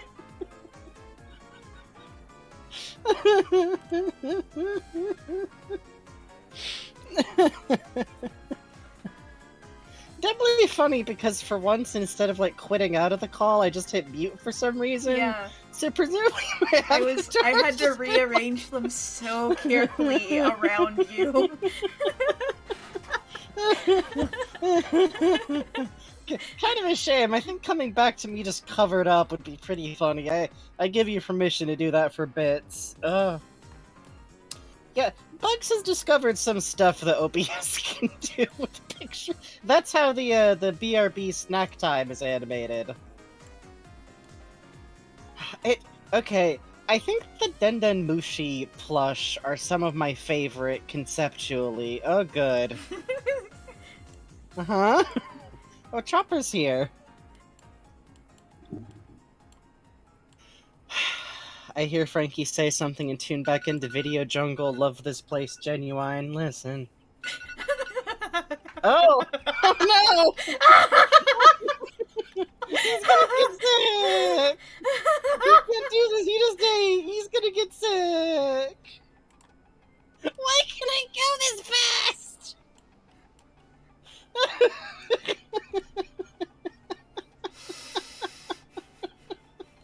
Why do they have different speed rates?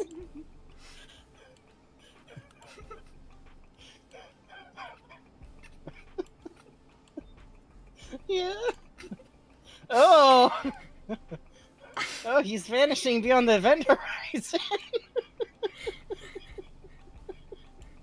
Oh, you twisted him. You're like crumpling him into a ball. It's fucked up. Can I actually, like, crumple him? Hang on.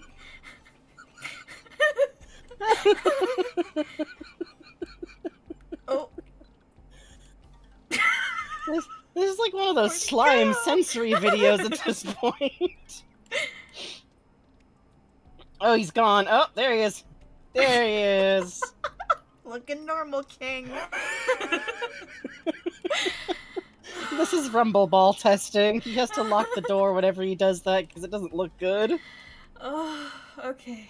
Oh. Hi. The energy's really good tonight, actually. Oh. One last thing. I just got shown Yeah? something non-official from AliExpress. Good night, Snail. Oh, AliExpress, huh? Show. Who called it a trout tube of Chopper? Ploots Boots? Why would Oh, you let do me that see. to him? I'm working. Hang on. No. Mm. No, I don't need to install it. Oh shit. Request of Chopper getting one of those triangle frozen juices. He deserves it. Yes, Oh, absolutely. thank you, Ploots Boots. Thank you, Ploots Boots. Frankie, don't spoil What's- what it is. I don't know what it is. Wait, where did I... Oh, okay. Oh, it's in Boba Watch, I see. Uh, Normal channel to refer to. Don't worry about that. Uh-huh. Oh, fuck it, I'll just copy it and put it on the sketchboard. Ahem,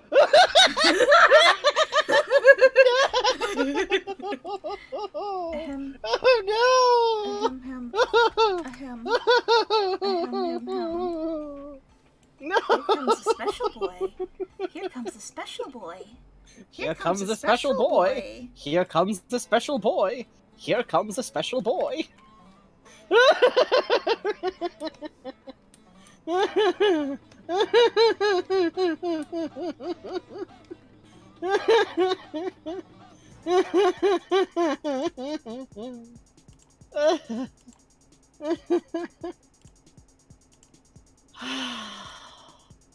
Is Buggy the Clown's last name? Is his first name Clown? Hmm. Oh, you're baking him.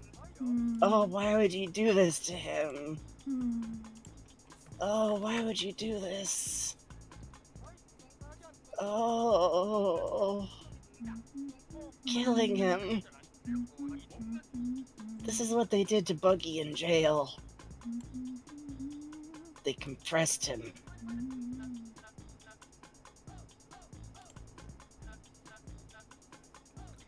Edit. Convert brightness to opacity. Okay. He's warm and cozy. Soft light. There we go.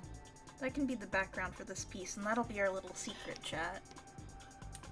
I mean, Anyway. it's pretty atmospheric, honestly. It's good shading. Oh, you can see one eye. That's scary. That's okay.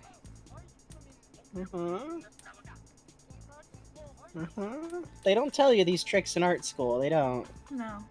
That's why it comes to these streams. Okay, let me actually read that donation we got. I'm sorry. I was so entranced by Buggy Chopper.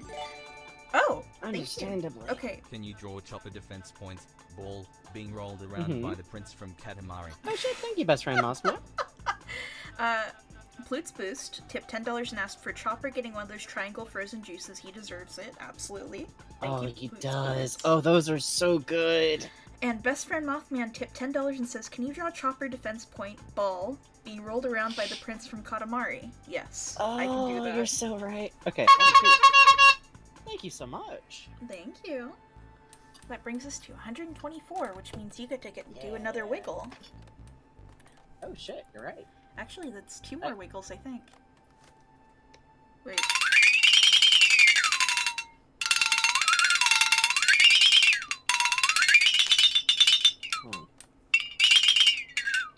Can Technicore Glitch me send me that? Can you, like, put in chat? Oh, Please? good god. Thank you. Please?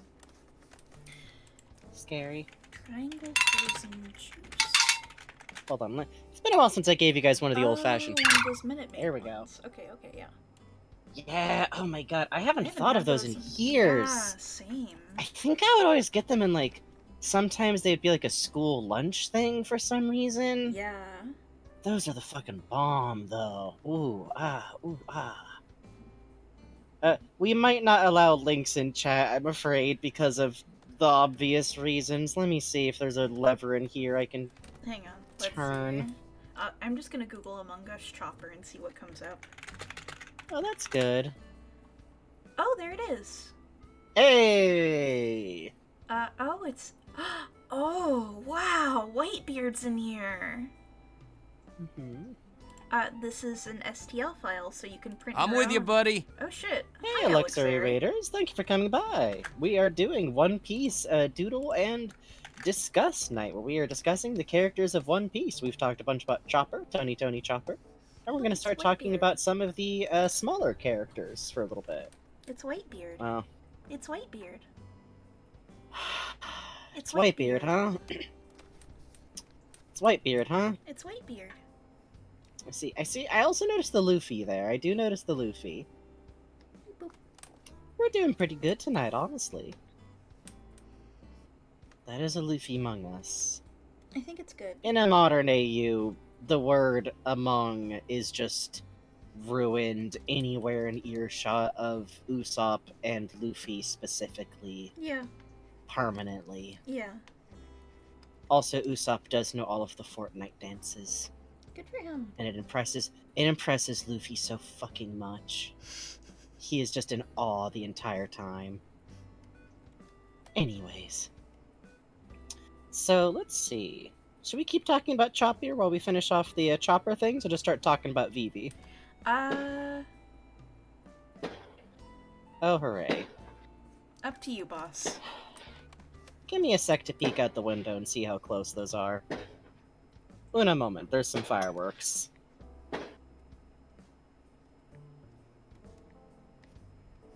Hi, chat. Yeah, that is kind of a Chopper Among Us, isn't it? Yeah, celebrating Chopper. Yippee! Nah, that is the California seasonal bird we get this time of year. Modern AU Luffy is a Fortnite boy. We've put a lot of thought into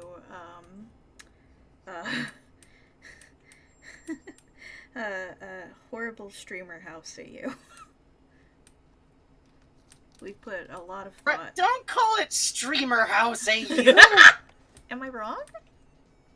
It's not a streamer They all live in a streamer house and they're all is- streamers. They're young Dorcases who make different forms of media content. They're not all fucking streamers. And It's a they're not streamer house. streamers who decide, let's all move into a house as streamers to be a fucking nightmare. Doflamingo Yeah, runs a streaming house. Monster. that's true. This time it's far enough down the block that I don't think it was right next to the field, but I'm gonna... 10:30. Yeah. Yeesh. Well, they were setting off at fucking midnight your time last night. Yeah, but this is like earlier, which makes it weirder. Like, Mm. is it now like, oh, someone yelled at us, so who? I'm not the man. I'm someone who'd like the field to not be caught on fire. Let's see. Triangle. Oh, there we go. Minute Maid.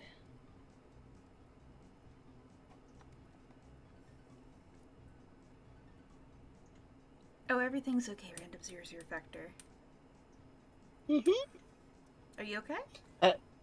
Oh, I'm fine. I was just texting my parents what's going on. Like, Okay. hey, fireworks again. I can't write and talk at the same time, Oh. so I have to go like deadly silent to write something. But yeah, it's fun to joke about. It's always fun with characters who exist in like a different setting to like think of what they'd be like in a modern setting, because there's no like One Piece Fortnite, you know.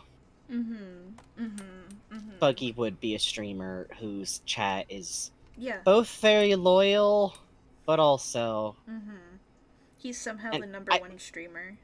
He keeps Yeah, failing he's like, upwards. wait.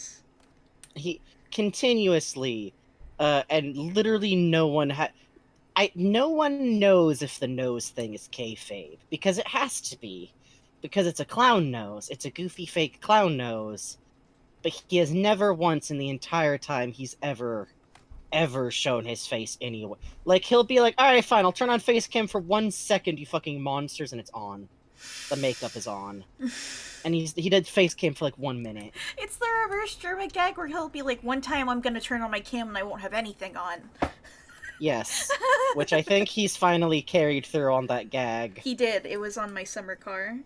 Fucking beautiful. We gotta hit that up Oh, sometime. it was good. It was good. It was good.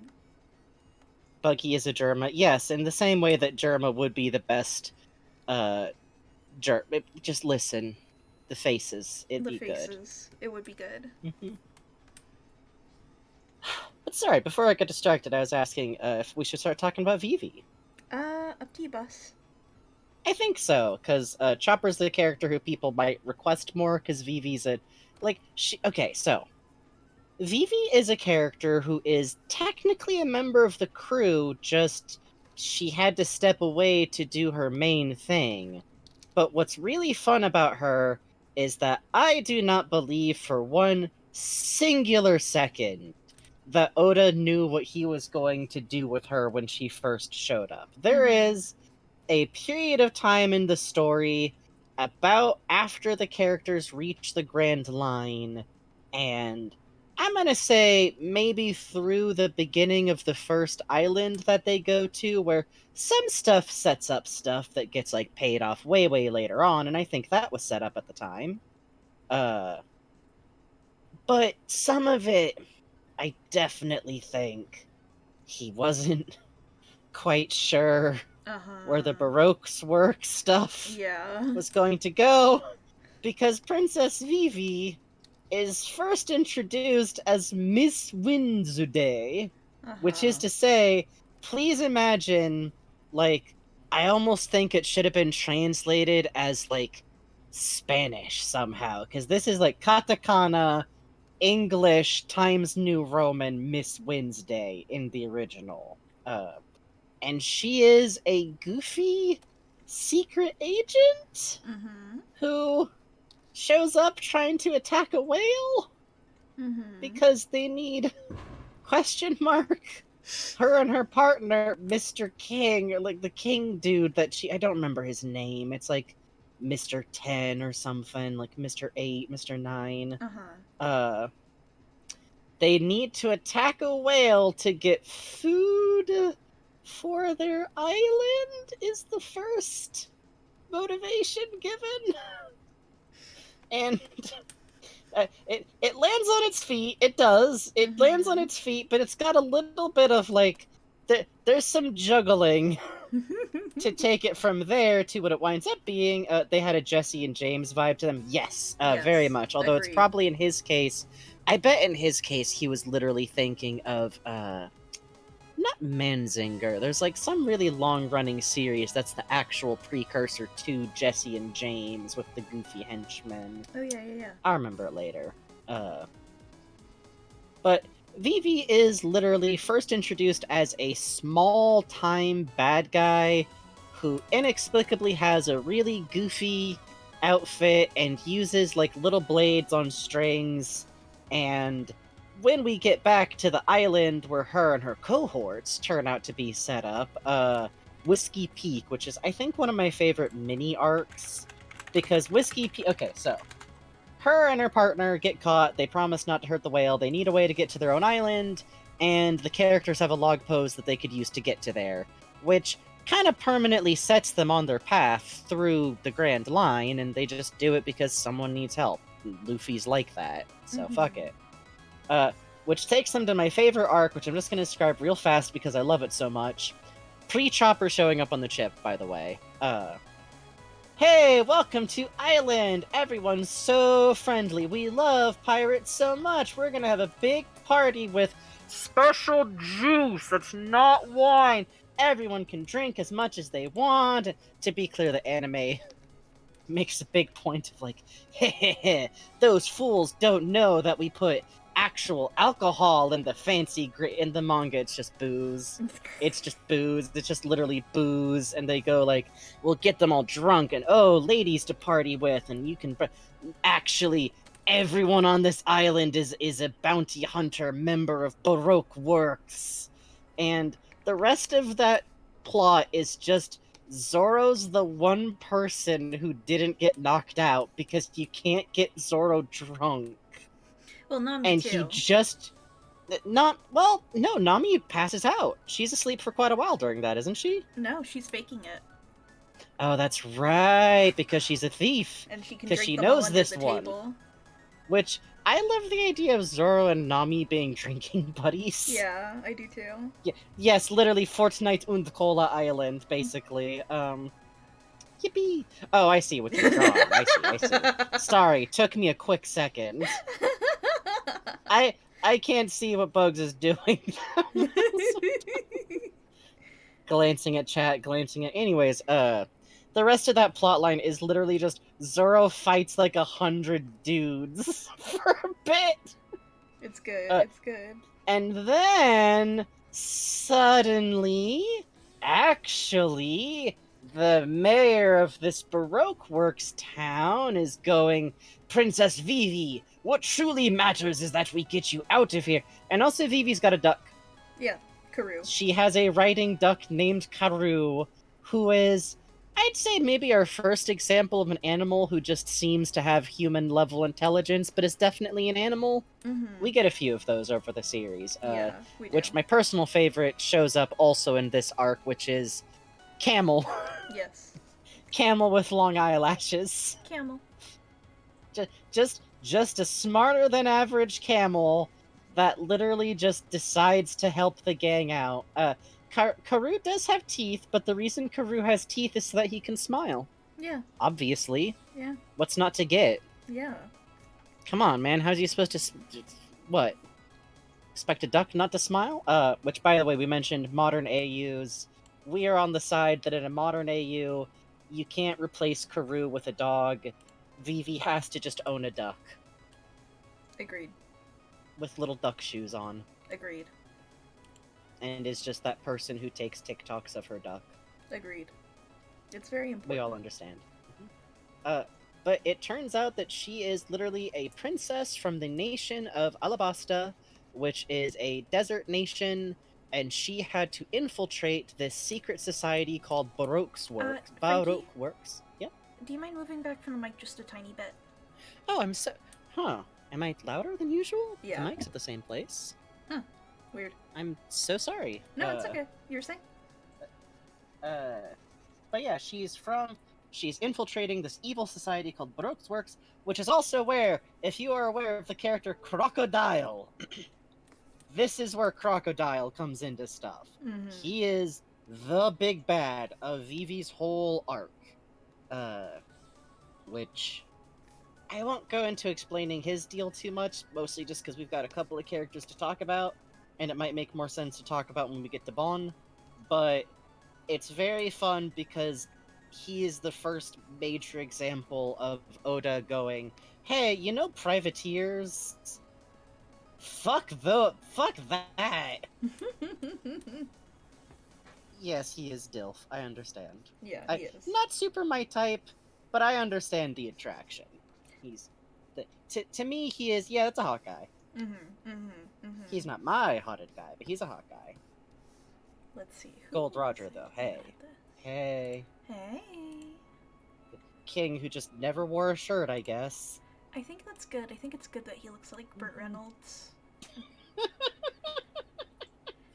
Anime waxed style Burt Reynolds, because I've come to realize over the years that I think part of why there's no, like, just, that's a lot to draw.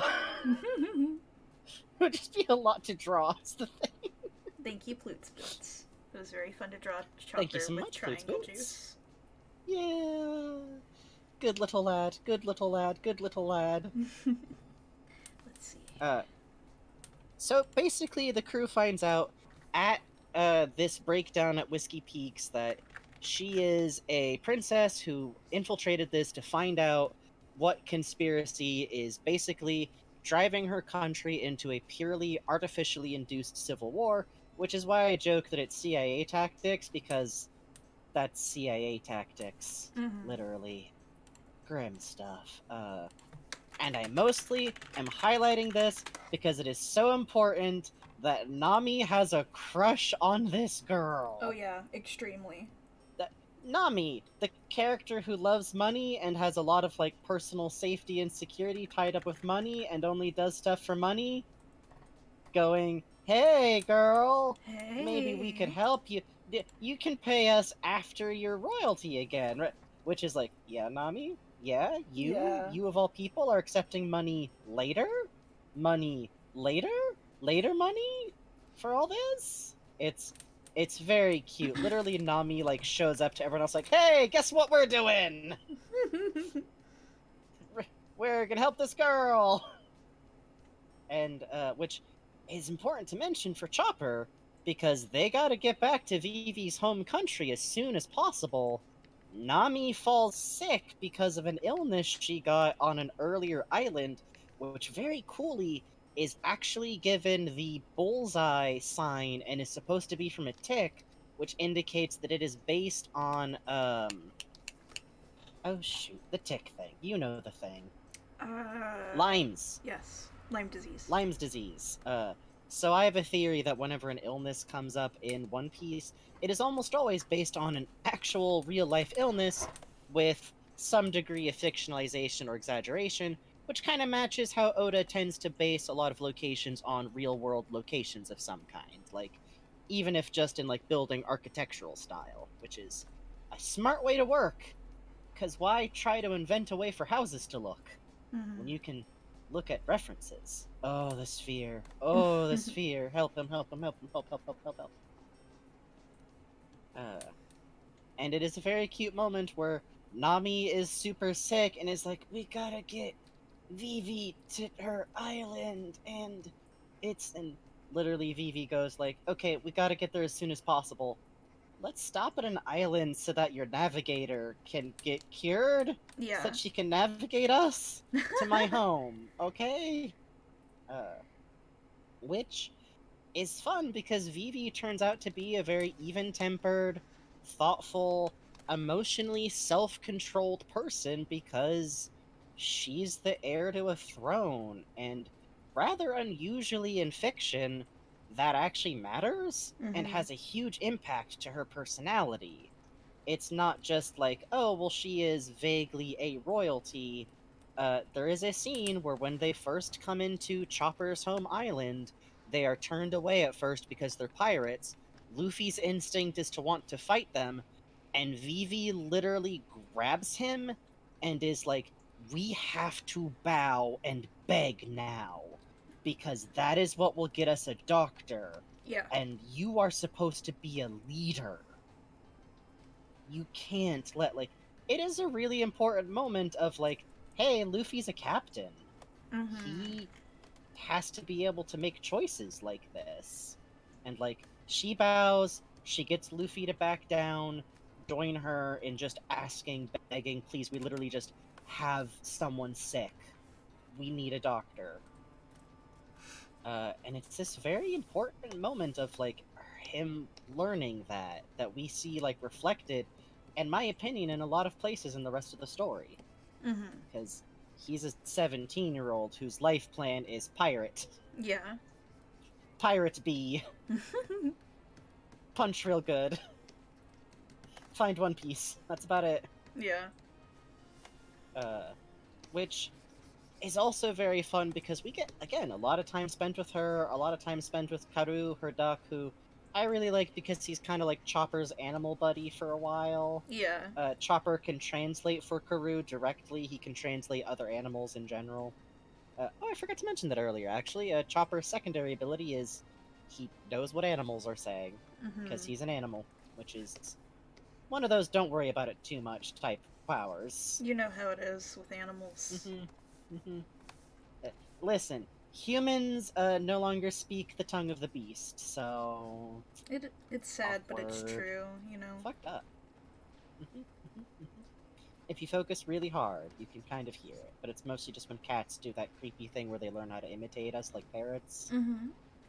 You ever have a cat that like really learned how to do that? It's a little Yes. spooky. Yes. Mitt would. Oh, that's right. Yeah. It was very I've also cute. had the dogs who know how to do like the "roo" type Oh god, vocalization. mm. No, it's good. It's good, but it's scary. It's a little scary when they Scooby Doo at you, yeah. God. Chopper just like, yeah, I don't know how I feel about it either, if it helps. One request, could you draw a cotton candy stuck to the outside of Chopper because he's a Katamari? Yes. Yes.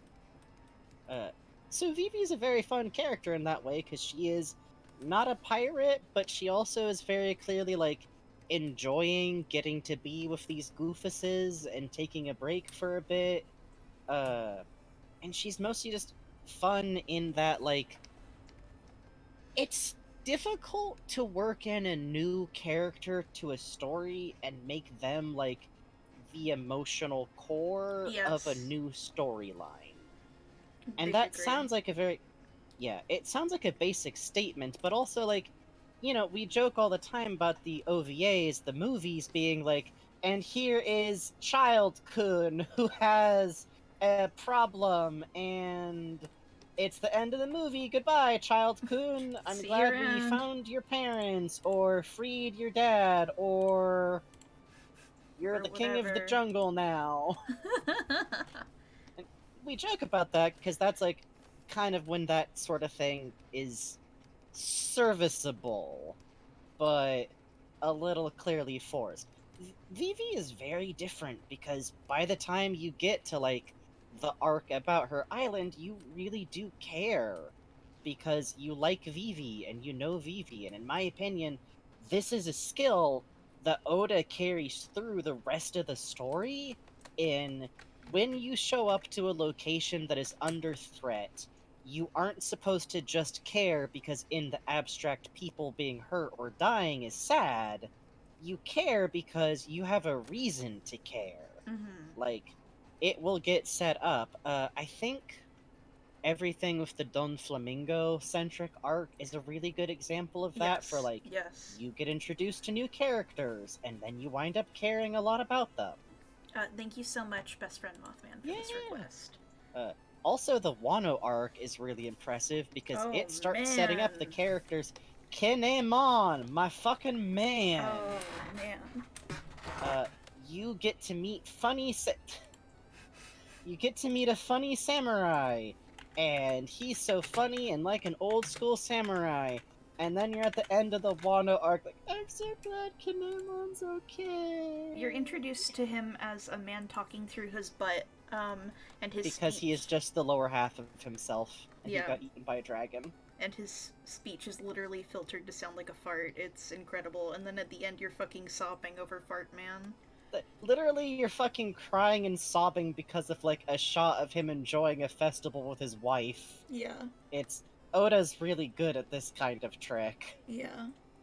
And I also want to talk really quickly about like Vivi and her story is one thing that's fun is that she is also mixed race like Usopp, but kind of in the other direction, passing wise. Her dad is one of the characters in One Piece who is a black dude, and he is dignified, compassionate, a genuinely good king. He's a really loving dad. There's this very cute gag of like she makes friends with other kids and sneaks out to go play, and they keep having a problem of like, you're the king! You can't sneak off to watch your kid play. You gotta be like doing stuff. It's Like- great. It's great. Like, and literally, it's like he's holding up bush branches in front of it to hide. Like, bro. It's like, but my daughter, king, buddy. King. It's okay. Literally.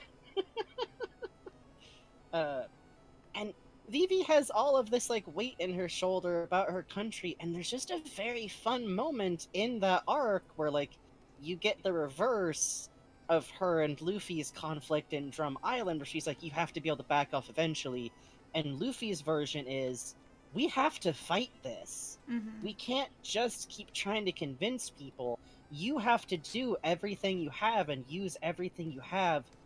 Let us lay our lives on the line, because it is naive to think that we can handle this without fighting. You need to be okay with us going to go fight for you. And it's really...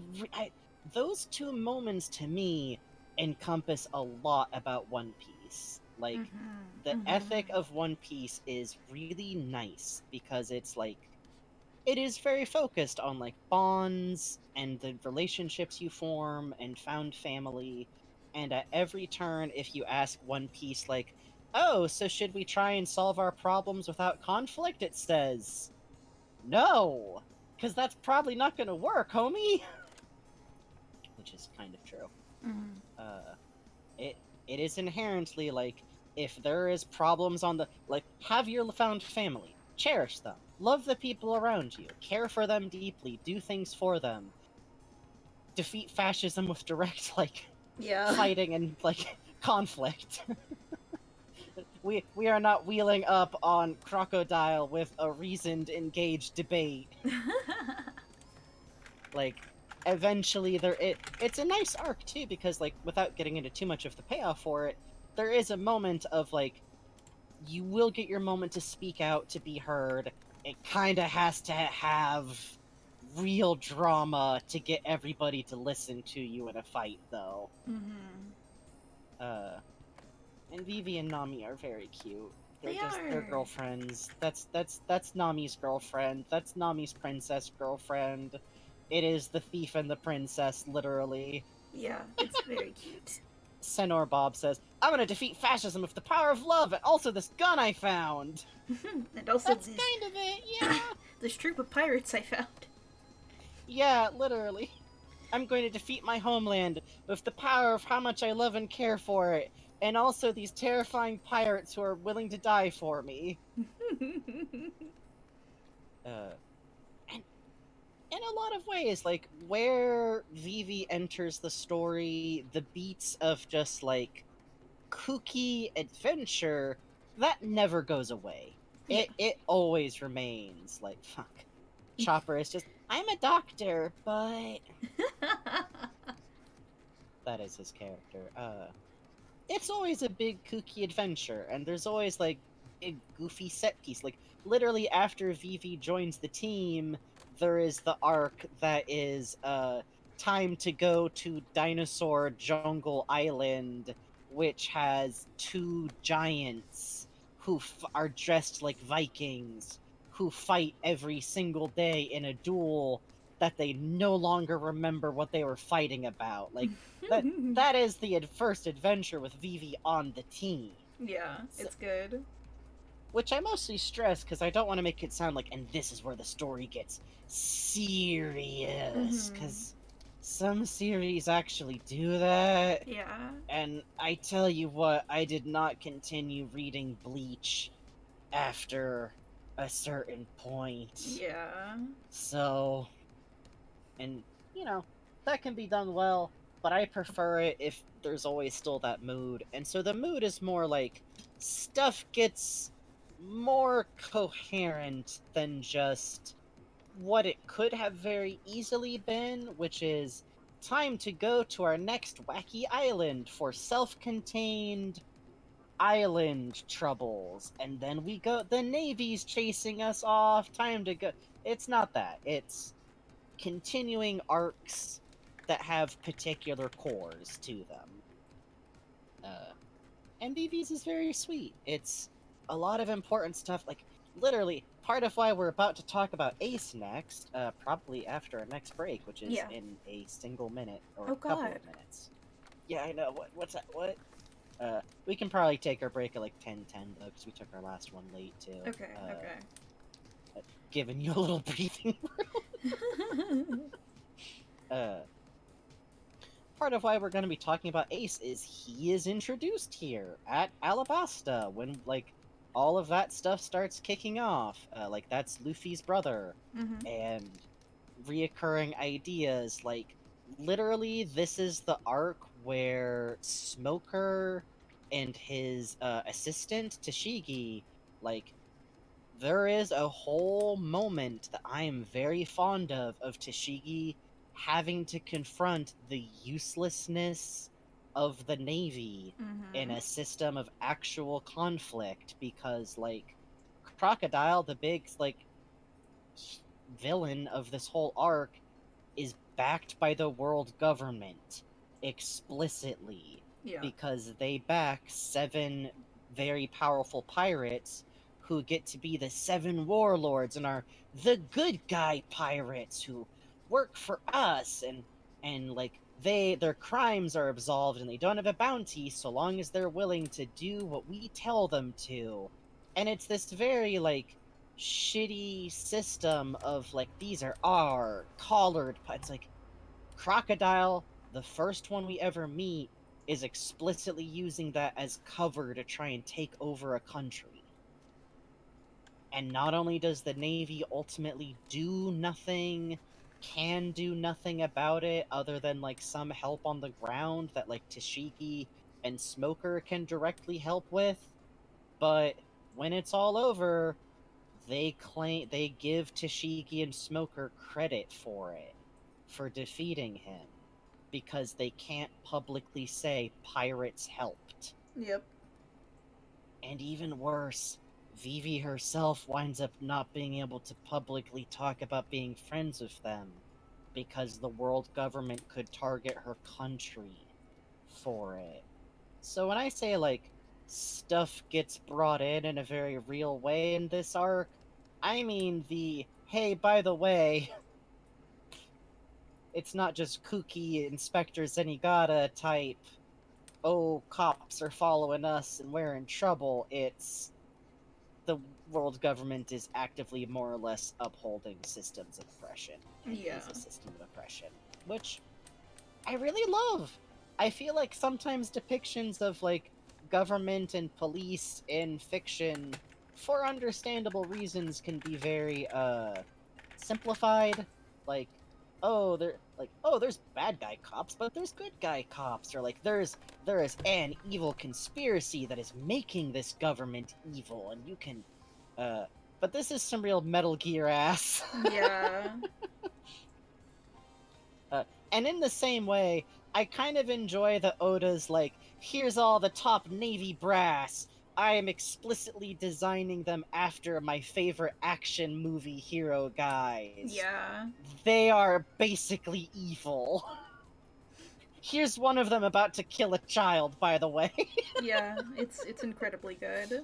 Oh, not to get into that, but I think my favorite one of those is the light power one. Yes, same. Oh my god. What a dick. What an absolute, like... But the design is really good. Yeah. He's the- Oyaji, hello.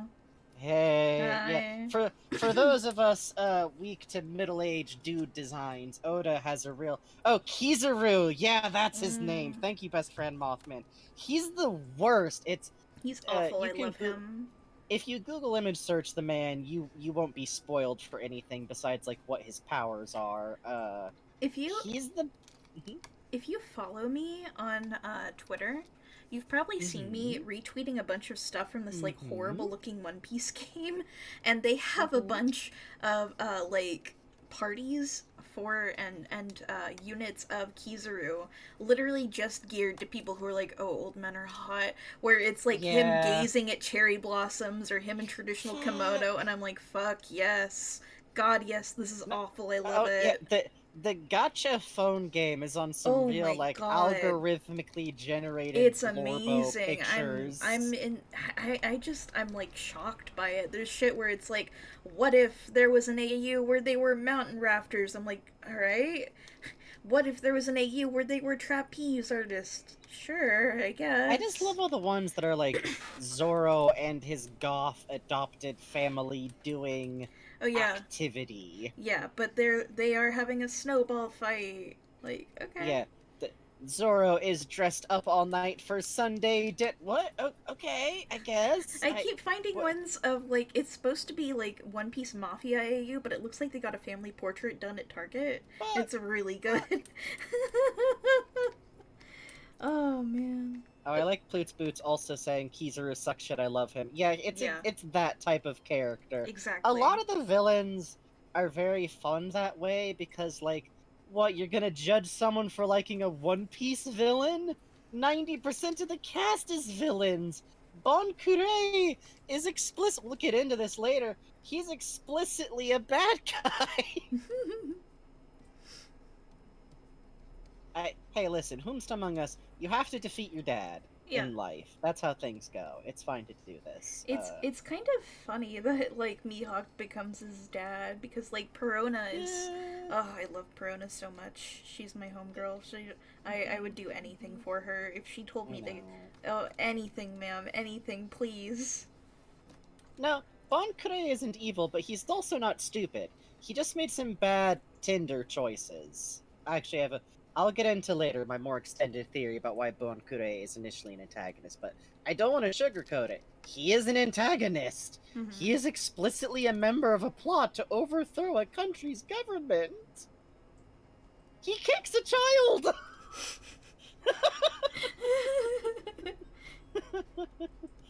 You don't gotta watch the anime. Everything we've talked about so far happens in the manga. Please read the manga. If you have already, then thank you for your service. Thank you for your service. But yeah, is there something else I want to say about Vivi?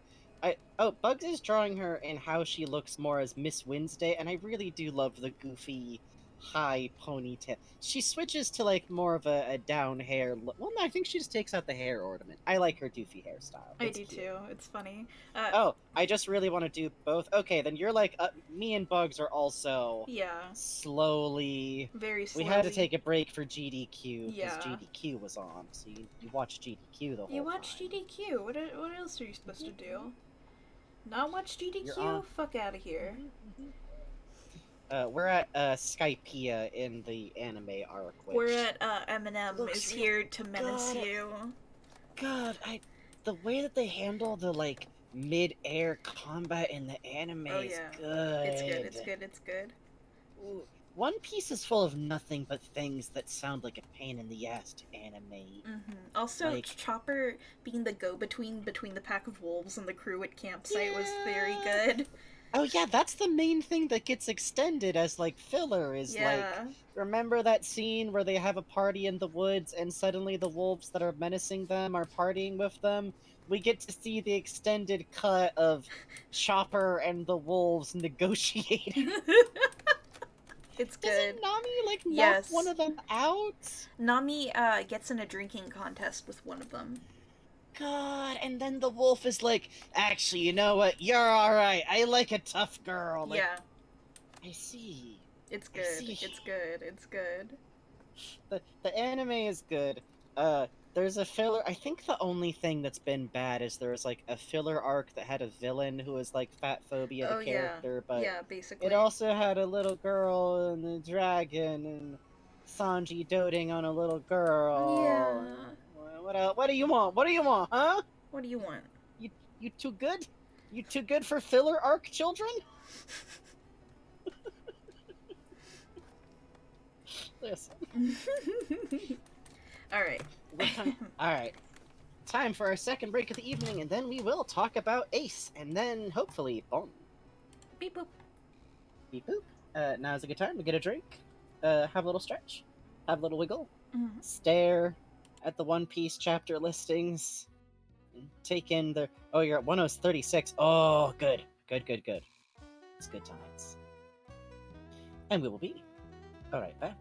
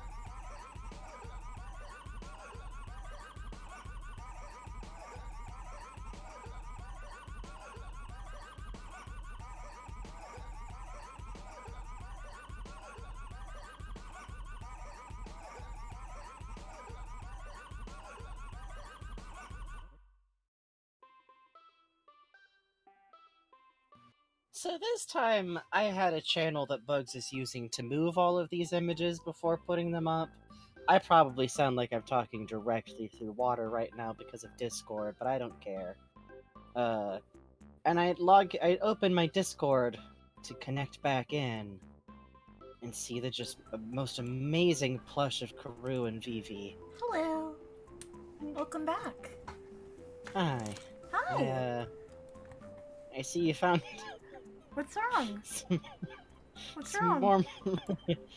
What's wrong? Karoo really presented some unique challenges, huh? Oh. Mhm.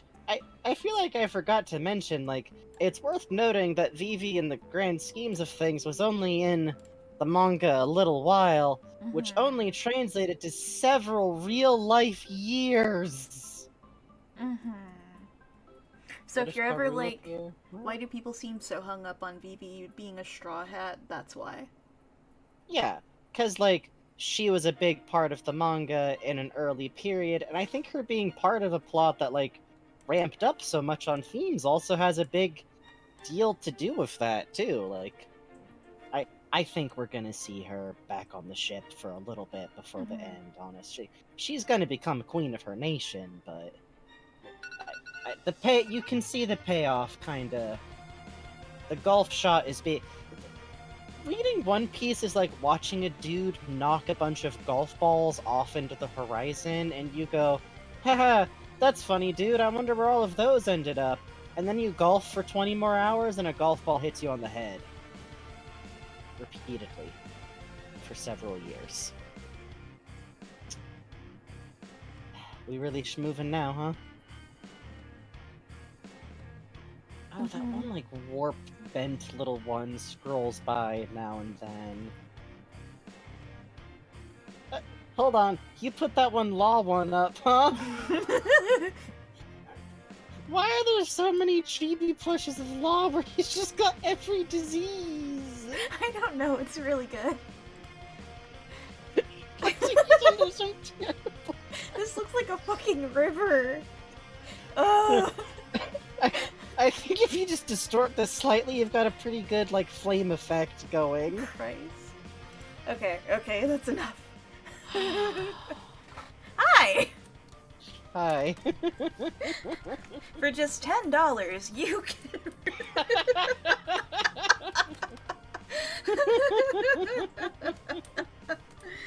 Alright, let's talk Ace D! Portuguese.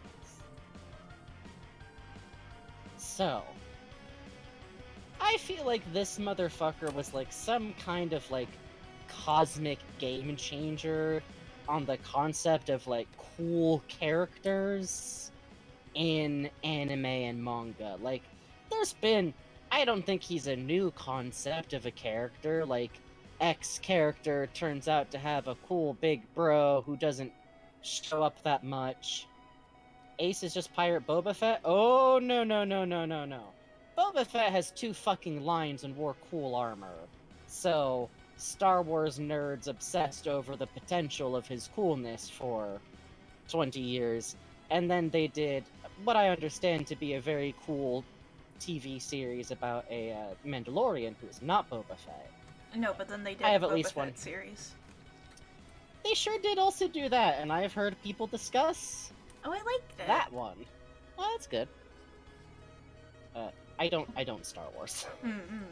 I don't know. But, Ace is... I just really think he left a mark, because I feel like rereading the story made me, like, slowly turn towards a lot of, like, contemporary manga and anime, and not even as, like... I'm not even, like, being shitty, just go, oh, yeah, huh. A lot of people who were teenagers during this arc have become manga authors now.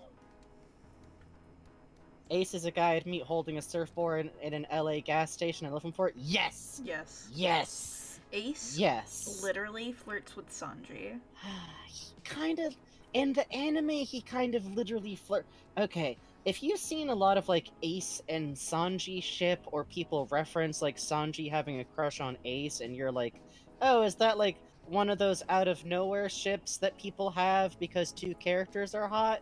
No, it's some brain genius on the anime. Okay, let me back up slightly. In the manga, Ace is introduced in the Alabasta arc, kind of briefly, and he shows up and then he vanishes and then he shows up a little bit again at the end. Uh, in the anime, they go, "Hey, this dude's sick as hell. Can we just have him stick with the group until the plot of this arc like really picks up? Can we just have him like come along for a while?" And then they go, "Sure." So he's actually with the crew for quite a while, and he flirts with Sanji. Oh my god, it's woo. He lights his cigarette for him. He That is appears literally coding for Yeah. dude flirting. He appears on the railing of the ship, you know, to do the talk that he gives in the manga. And then Sanji's there, and he's like, "Oh, let me get that for you," and snaps his fingers, and Sanji's cigarette lights in his hand. Well, in his mouth, actually. I'm like, ooh. Yeah, it's at his lips. Which you might be thinking like, oh, Ace has fire powers, which to back up slightly, Ace has fire powers. He's eaten the flame fruit. And that's true. But also, dude characters lighting each other's cigarettes is such like a time-honored code for like dude romance that it's like this whole thing in Lupin the Third. Yeah. So it's fairly foundational. And then he it's sits coding, but he sits at the kitchen table like the entire time that Sanji's in the kitchen and just lurks and kind of stares at him, but like in a very like adoring way. oh, and he's literally like, "Hey, do you want help with the dishes?" And Sanji goes like, "Oh, no, I got it. And then like Zoro's like outside doing weightlifting, like outside the kitchen window. Which, Threatened. I don't know if it's threatened or like gotta look cool for Luffy's brother. Fuck. It's Who's to very say? good. It's very good. So, to back up slightly, it turns out Luffy has an older brother, and his name is Ace. Yeah. And against all possible odds, when we meet him, Ace is a weirdly well-spoken, polite young gentleman, outside of being a fucking pirate. His speech he, like, is very polite. which is actually rare in general for One Piece. It is basic. Everyone in One Piece speaks very rudely, like in Japanese. Like there is no polite you. Yeah. But Ace introduces himself to the crew like literally like a polite like, "Hello, it is nice to meet you. I am Ace. I am Luffy's big brother. I hope that thank you for taking care of him." Like that level. Yeah, of, and they're like, all like uncomfortably back, like, "Of course, no, it's our pleasure to take care. You're they're welcome." so caught off guard. They're literally like, I think they literally whisper to each other like, "That's Luffy's brother? Yeah. Luffy? His Yeah. brother is like that?" There's like some concerned and confused murmuring of polite Japanese back to them, like, yeah, no, Because they're it's my so pleasure." unused to it. It's and very like cute. for contrast, Luffy's not just rude, he's like hilariously rude. Yeah. For context, if you're not one of the main cast members, him using someone's actual name means he's adores you. You're like one of it, because most people are like you, or sometimes they get upgraded to like that guy or the guy whose name sounds like this is why you might see people call Trafalgar Law Traffy, is because in Japanese he calls him something that's basically like Tora something. Yeah, it's how he's- Torao. And in Yeah, fact, which he basically calls... is like. Oh, sorry. Oh, I was just going to say it's like in English that becomes Traffy because it's like Traff something is your name, Yeah. right? Traff. So That's in Japanese, it's Torao is how it's written out. So you'll see, like, people drawing fan art of Trafalgar Law will use the little tiger emoji because Tora is tiger, so they'll just say, like, Tiger-kun. Which is even better, because that's like, if some guy was like, I don't know, Ty Gregory, Yeah. and you go, Tiger Guy, kinda. Yeah. Oh, yeah, I know, you're Tiger Guy, you're Tiggy. There's a guy that's- named Cavendish later who Luffy is like, Yeah. alright, cabbage. Yes. Cabbage! So that's how rude Luffy is. Which, like, even his own grandpa is Gigi? Yeah. Gigi-chan? Is Yeah. that it? I believe so. Which is basically like, old man, parentheses, affectionate. Yeah. It is not a polite way to talk about your grandpa at all. Let alone when your grandpa's like a big terrifying dude. So Ace kind of catches everyone off guard, and sorry. Why with the motorcycle? Why with the motorcycle at 11:30 at night? Mm-hmm. Does the road call to you? Yeah, Luffy's grandpa. Hey, Garp. Hey, I mean, Garp. hey. So about you and your old pirate bud. Garp, where's your fursuit? I miss it. Fuck, I do kind of miss his dog hoodie. The top brass told him to stop wearing his Kigurumi to work. Fucking sad. This is why the Marines Men need can't to be do taken fucking down anything. in One Piece. Can't have shit in Cincinnati. Fuck. Always remember, literally the picture that everyone thinks of as can't have shit in Detroit was edited. It originally said Cincinnati. The original or I think it's either that or the photo was actually taken in Cincinnati. I just always think it's worth mentioning because it's funnier to say Cincinnati. Yeah. No fursuit on office hours. Fucked up! Sad. Can't fuck! Twisted. I guess the Navy needs a union? Actually, maybe not. Police unions IRL are monstrous. Anyways. So, it turns out that Ace isn't a pirate captain of his... Well, he's a leader. He was a captain, but when we meet him, he works for a different pirate. He is a member of Captain Whitebeard's crew. To such an extreme degree that he has a giant back tattoo that is the emblem for Whitebeard's crew, which, by the way, if you've ever seen art of this character or art of this character from the original printing of the manga in the US, the symbol that he has on his back is, unfortunately at the time, was based off of a Buddhist symbol, which is what got turned into a swastika. Mm-hmm.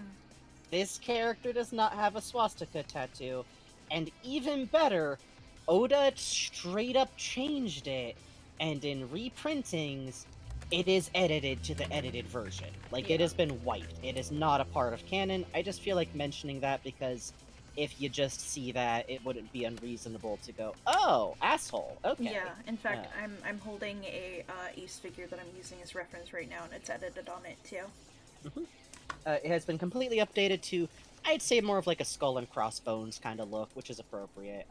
Which I see what he was going for with the Buddhist symbol, which is especially appropriate for Whitebeard. But so gross. Nazis ruin everything, man. Yep. And it's just very interesting because you first meet him and you're like, okay, I guess like he's really loyal. He actually asks Luffy like, hey, you should come join me with Whitebeard. Yes. You should be a member of Whitebeard's pirates. And of course Luffy goes no. And I love it because Ace is like, yeah, I didn't think so.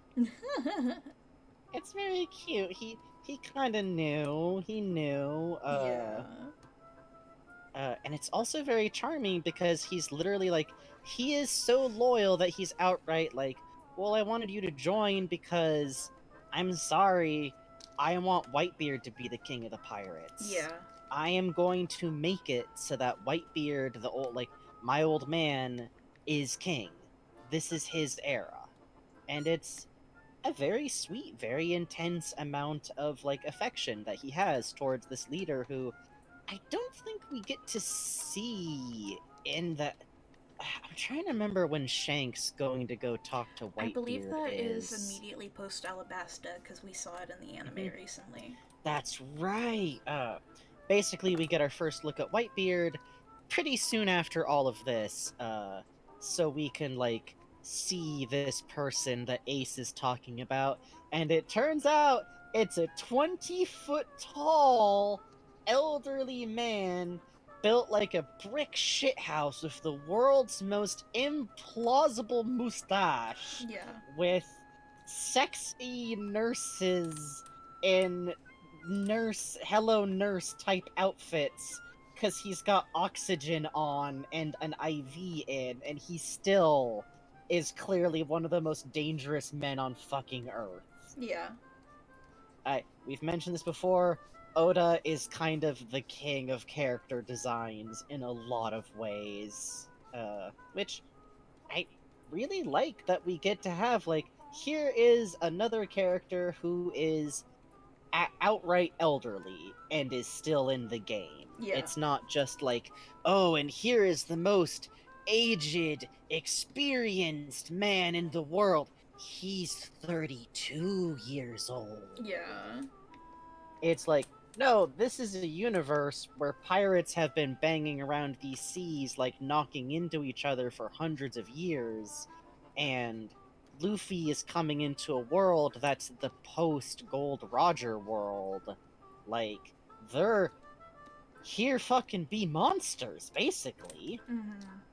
Which, by the way, we also find out then that for some reason, the world government considers it worth noting if Red Shanks goes to just talk to Whitebeard.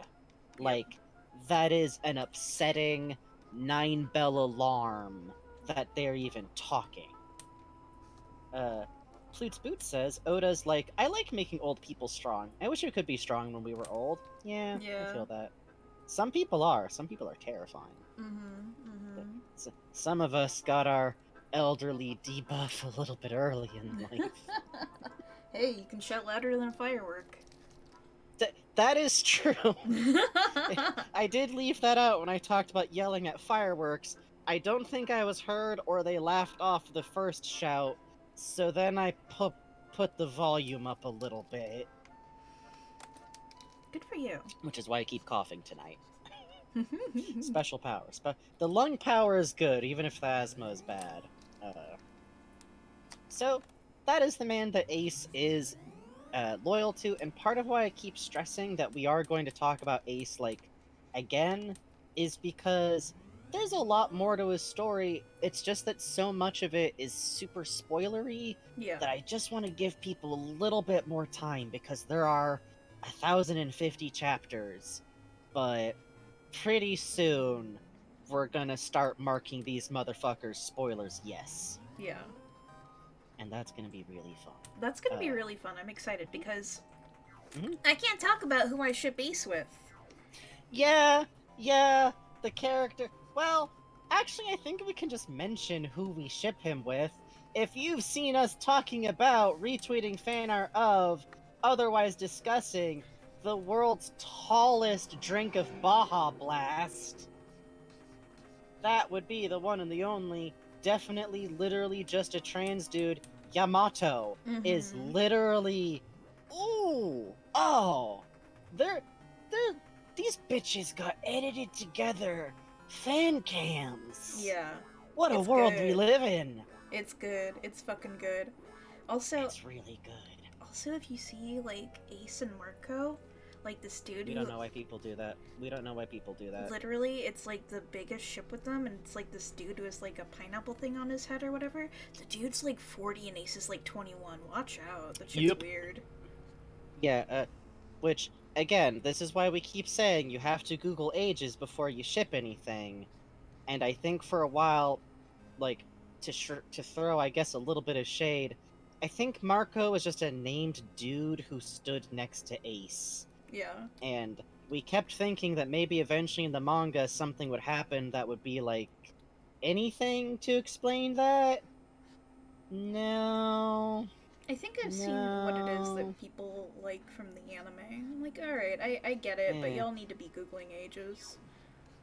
Also, like, I don't know, I I'm think. sorry, the man's hair is. He's got too much head for he damn hair. Yeah, I feel it. I think it's like one of those, like Akuroku type product of its Mhm. time fucking things, you know? Yeah, probably. Also, Skull Elephant mentions they do both have fire powers, and like, yeah, that is how people do. I want to read One Piece now, but I also have to finish Berserk. Oh, Oh, God. no! Be strong. Good luck. Be strong.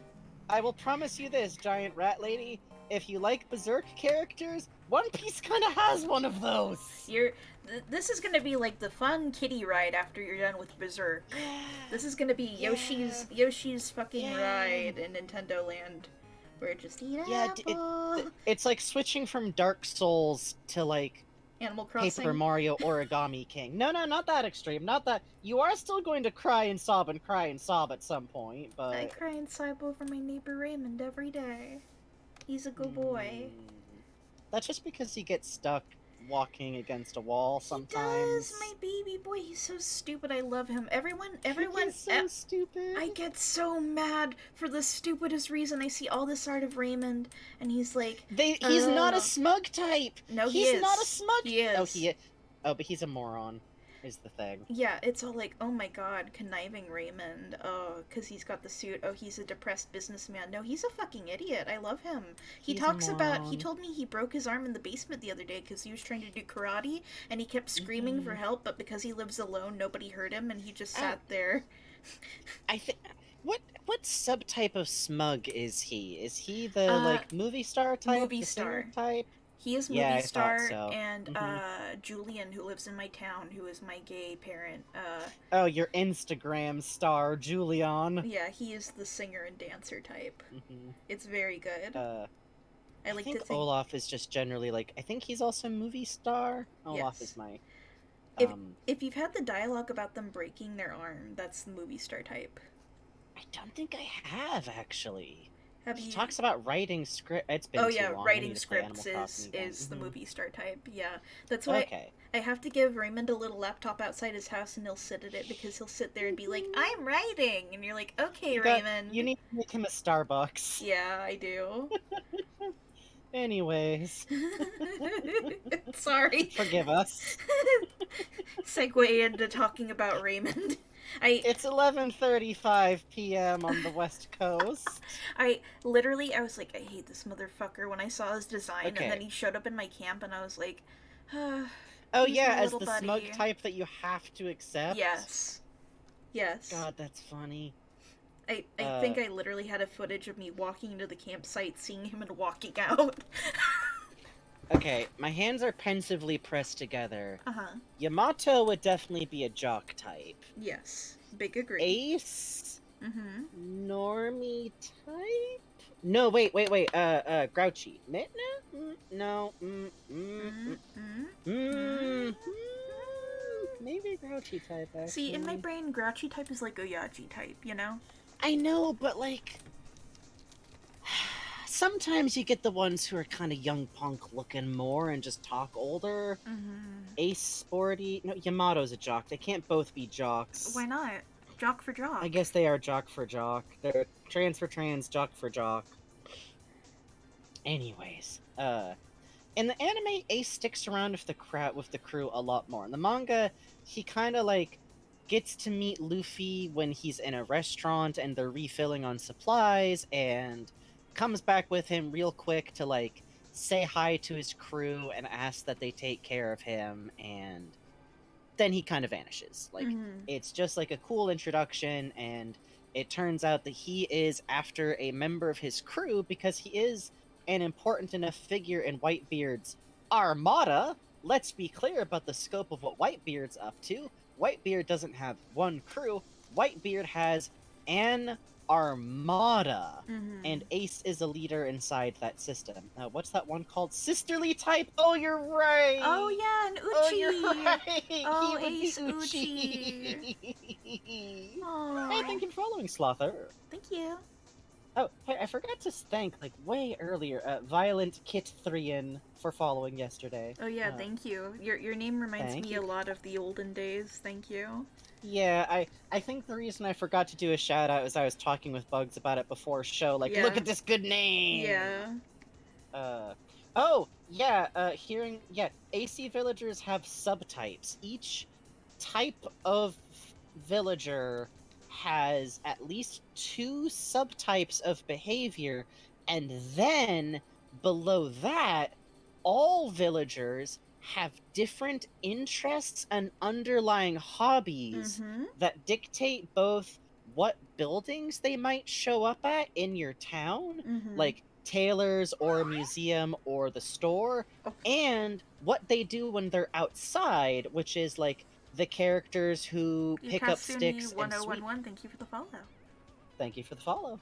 Uh, they will literally, like, which ones look at bugs and plants, Mhm. or which ones just sit down and have a soda in the middle of your footpath. Yeah, in fact, a good giveaway for what subtype of the subtype you have is when your neighbor will look at something and pull out a book. If it's like, okay, Mhm. this is the flower book versus this is the bug book versus this is, Mhm. the shark book. It's really interesting. Literally, virtual pets, the exercising is a subtype that can Yes. appear on any character. Particular. Most jocks have workout subtype, but not all of them, and types that aren't jocks. You know what? That's why you'll have like a grouchy type doing like exercises. Well, At the thing is, among the subtypes, Jock actually isn't the one that has worked out the most as its subtype. Really? It's Snooty. Oh, that Snooty makes sense. will have working out in the square happen the most. Which I'm very fond of because it means that even though like you get the same types, there's still a lot of variance inside those types. This is when you discover that sometimes we just have certain levels of knowledge. Wait till Splatoon is out. We're Oh gonna become. man. I have so much stored background knowledge about what affects your speed. Which, by the way, if you're a roller user, don't bother with run speed up gear because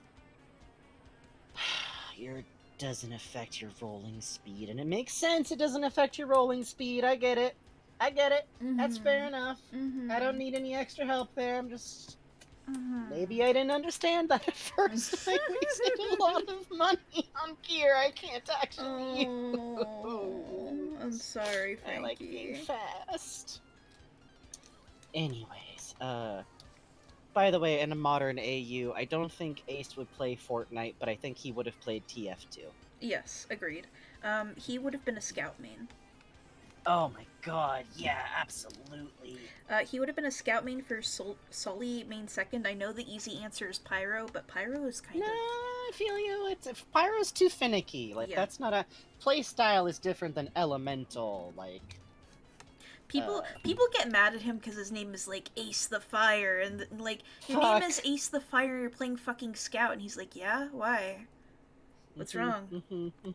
I'm sorry. Do you have a problem with that? Is something wrong? So in the anime, Ace sticks with the crew for... He not only sticks with the crew for, like, a while, because he is going after a person who was in his ship subgroup, I kind of forget which it is specifically, who killed another member of the crew, which is the biggest deal crime possible, and so he's taken it onto himself. Oh yeah, part of the appeal of Ace and Yamato, even aside from everything else which we'll go over eventually, is big. Yamato big. Yamato Ace fucking normal big. person size. Okay, here's the thing. Even if Ace has another growth spurt, I've run the numbers. He will always be half his size. Oh my god, Luffy could be taller than Ace. Luffy could actually 100% be taller than Ace by like half a foot because Garp is like half a foot taller than that person. That's fucking scary. And Yamato's dad is like 14 feet tall. So... Wow. Good for him. Good, literally fucking good for him. So the person that Ace is hunting down is a guy named Blackbeard. You know, from Funny Our Flag Means Death. Haha. It would literally be less dangerous Yeah. if it was just good old Ed. I think Ed See- would just kind of want to adopt him. That's the AU. That's how we fix it. Mhm. I was thinking the other day of like, well, who is the gentleman pirate? And I'm like looking at Cavendish. Brooke. No, well, yes, but Brooke! obviously I'm like, oh wait, Brooke Oh, literally wears a fucking no! cravat, and hang on. Yeah. Which side note, sadly there's no interaction where Brooke and Whitebeard could ever meet, but Brooke would have hit on him if he could. Yeah. At some point we've just decided amongst ourselves that Brooke is like a terrible flirt with older men. Yes. And it's technically not based on much. But also we're right. We're right. But also we're right. We're right. And I think Luffy is going to have to do not hit on my grandpa! Please! Why is he single? You're not answering me, Luffy. Cut to Luffy with Usopp in the corner like, okay, but if this works out, I could have Brook as my grandpa. No, you'd have Brook as your grandpa and Garp still as your grandpa. Think, Fuck. man, think! Fuck.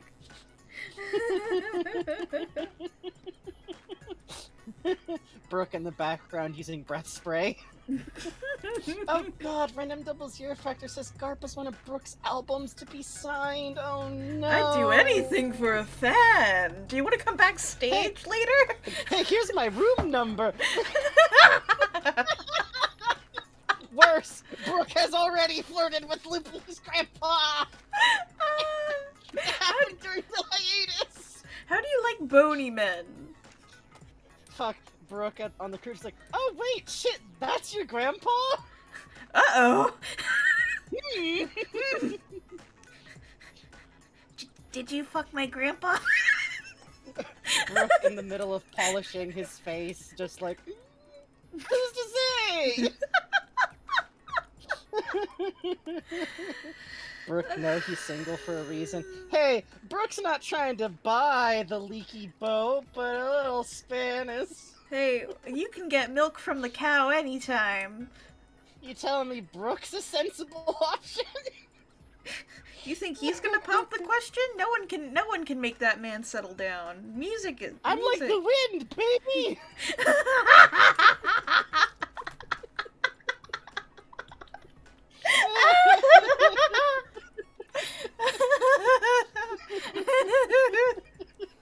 That's a joke so targeted that anybody it hit on is just dead. Christ, what is that fucking from? It hit me. Mystery Science Theater? Oh, you're right. Fuck.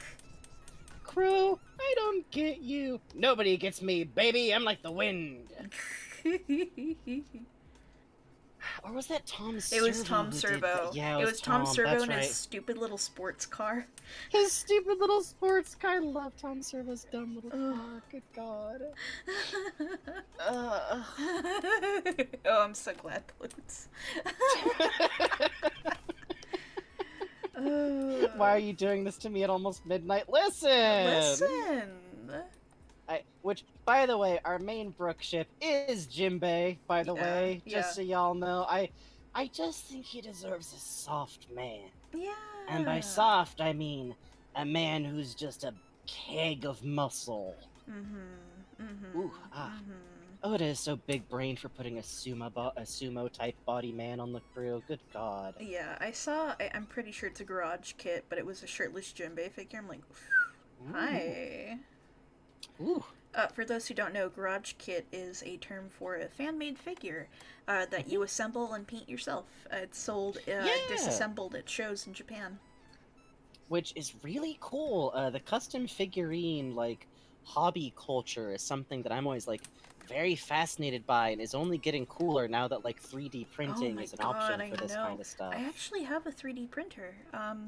Back when we had a really, really, really good financial situation, because I got a sort of art grant. Oh, yeah, I feel it. Yeah, I got a 3D printer and I put it on the shelf and I pulled my shoulder so hard when I put it up on the shelf. and now I can't get it down, so I have to. Oh. I have to enlist Got my it. pops to help me get it out. I was going to say, you have to enlist Tall Man for help. My- Literally go, help. My Help, pops Papa. is 6'11", chat. You must understand. And every Halloween dresses up like, Michael Myers. yeah. Which is a good...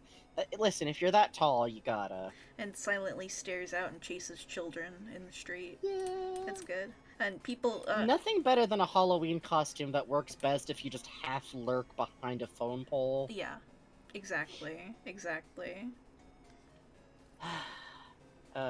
Oh, last couple of details on Ace is he has some of the funniest filler episodes in the anime, because most of his time in the anime is in like some filler episodes that they added on, like, so we gotta get Vivi to X City and we gotta walk the whole way there. But there's Yeah. also like they do this cute thing where like he runs into Luffy in the restaurant, and instead of like them getting separated until he catches up on the ship, they have this like running together from the cops fighting each other, but Mhm. like normal human fighting, where they're just like throwing punches and noogie each other and elbowing each other and like, wow, you're pretty strong now. You're not gonna beat me. Come here, like that kind of like just goofy. It's very charming. They add a lot to like him and Luffy getting to hang out, and also a really goofy episode where a bounty hunter who's a fake bounty hunter wants to defeat him, and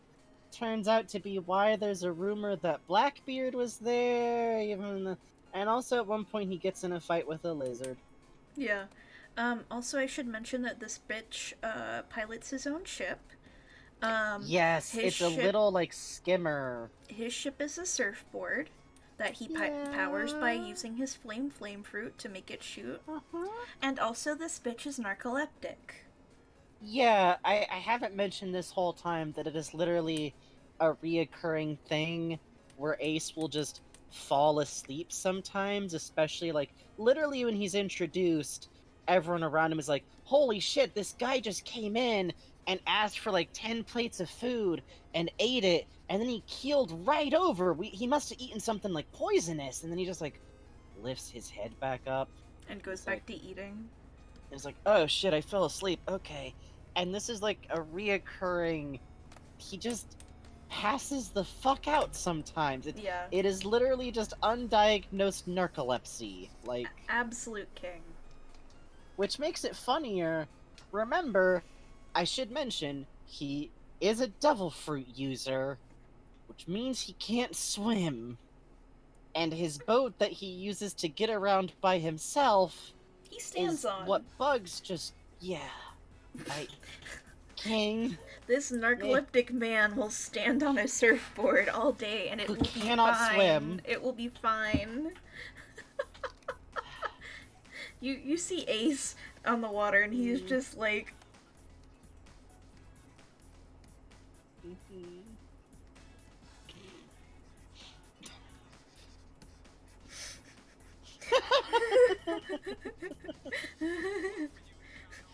and you're like, is that guy dead?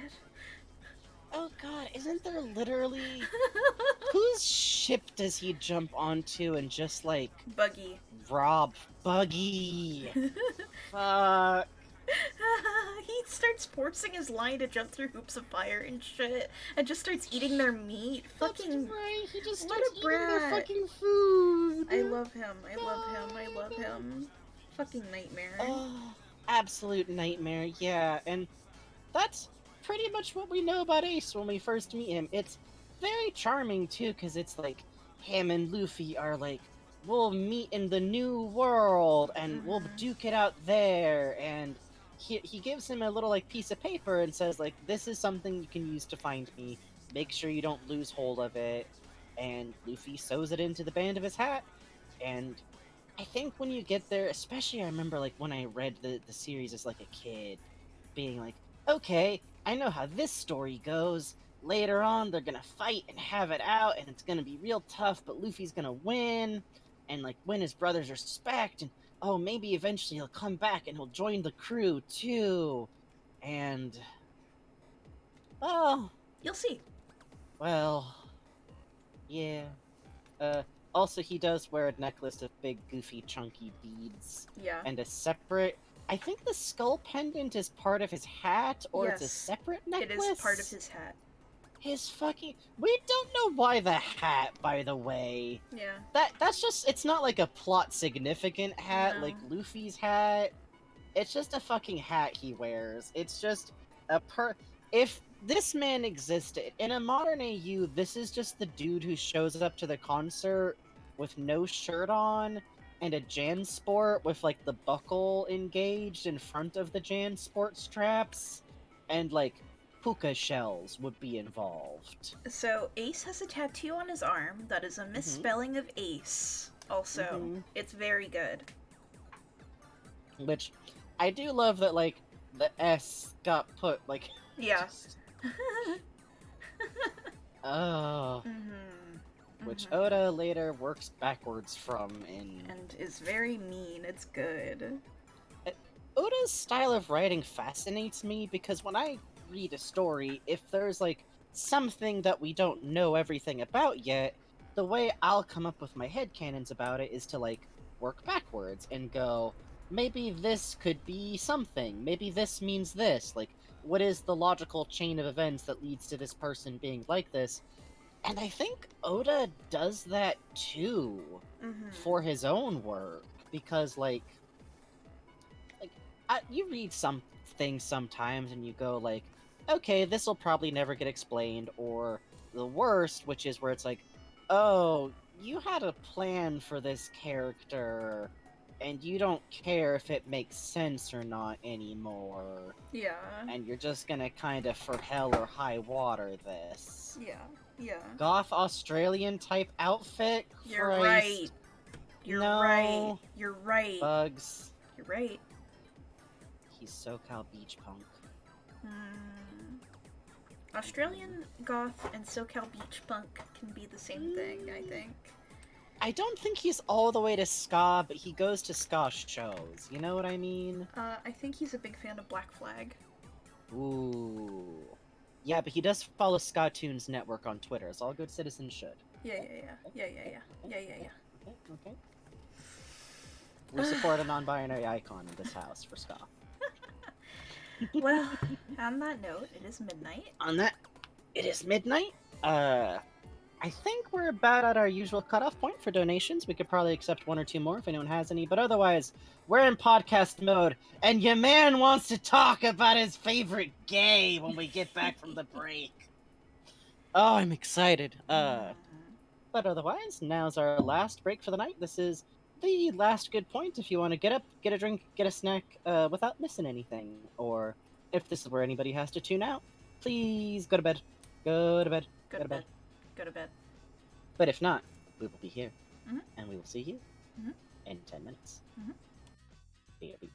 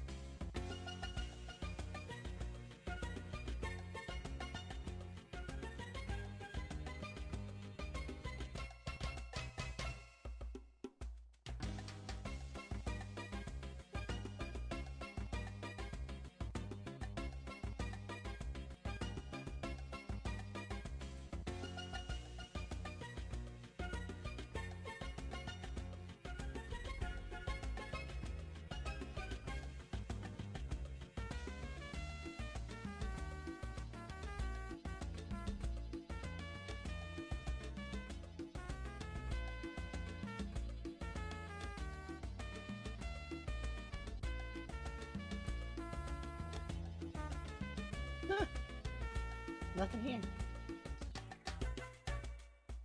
Oh, I'm so excited. I remembered I put an RC Cola. I finally got the grocery store to to cough up an RC Cola, an actual RC Cola. Oh shit. Yeah, I think Bugs has heard about this, but okay, when I was a kid, I would get RC Cola at the, like, I don't know, garden supply store, I guess is what you call it, because it's just what they had. I've been so incensed since becoming an adult and, like, trying to search where the hell to get some, and seeing stuff pop up that's, like, a hillbilly snack pack, like, alright, I mean, I am, but, shut up. Ah. Ugh. I'm stretching my hand. Zero aftertaste. How does it even work? Weird. Yep. Thought gone. Oh, yes, Magical Melody. Yes, my mom actually played Magical Melody a lot when I was in 5th and 6th grade, I think. So I like the soundtrack a lot. What's Magical Melody? Magical Melody is a Harvest Moon game on GameCube, where you play all chibi. Right! It's the one with the Them non-binary GameCube rival, ones. yeah. Yes, the one who hates you so bad that they refuse to share a gender with you. Yes, exactly. Flutes Boots, they also sell it at the grocery stores here, but my folks are still doing, like, primarily ordering groceries to, like, reduce the exposure to COVID as much as possible, because everyone in the house is kind of wouldn't go good. So I have to, like, set the Safeway order to, like, please, no substitutions. Last time y'all gave me a 2-liter of Shasta. Oh god. That is not the same thing. You know what, though? Hmm. We should play A Wonderful Life. You would love that one. I probably would. I never really got to play, My Harvest Moon, aka Story of Seasons, because never forget that the current nightmare phone games of Harvest Moons are due to some weird licensing stuff. Yeah. But my first one was the, DS Harvest Moon DS, Harvest Moon DS Cute. Yes, that's Which actually an weirdly enough had some adaptation. crossover. Yeah. A lot of the same characters, right? Or, like, basically the same characters? Yeah, basically the same town, too. Yeah, I know for sure that, like, the romance options are all literally just because they both got Muffy, and she's the best. She's one of the best. Muffy's Okay, great. my actual favorite.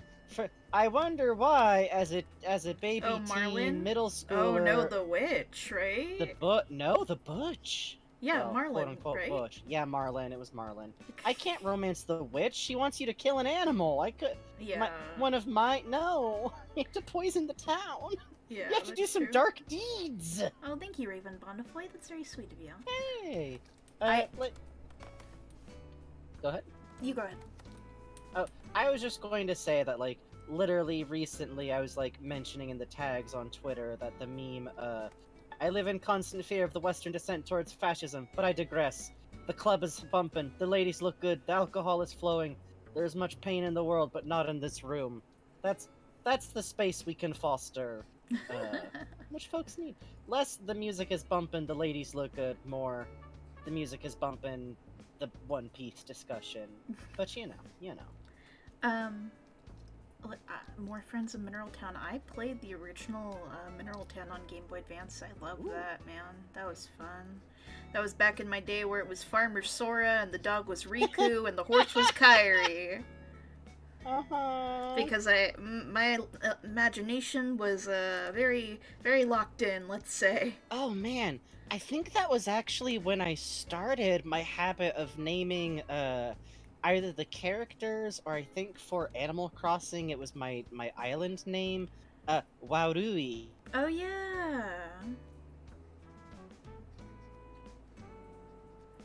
Yeah, that was cute. I like how you do that. That's cool. Frankie? Hello?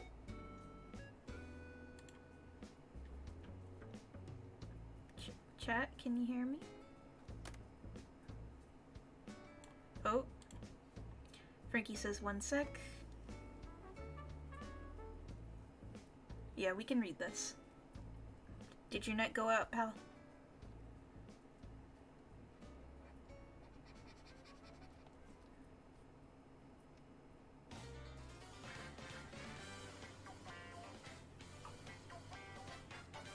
Your Discord connection says no route? What? No route? Your connection is fine? That's weird. Let me,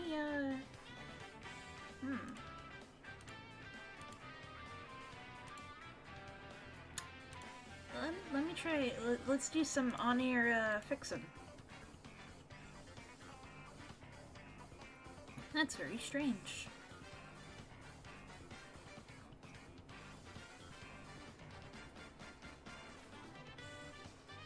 Well, worst comes to worst, maybe we cut things a little short tonight if it still acts up like that. Can't load Twitch, can't hear bugs in any format. Oh, that's weird.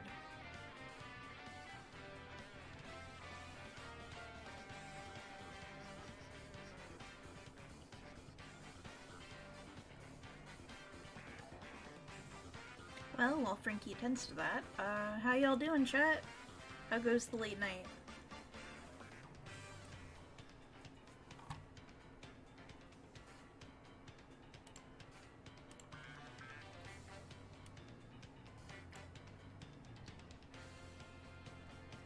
I think I'm going to draw in the Impel Down outfit because I think that looks good. Doing good? Very good, Dr. Bazooka. It's good?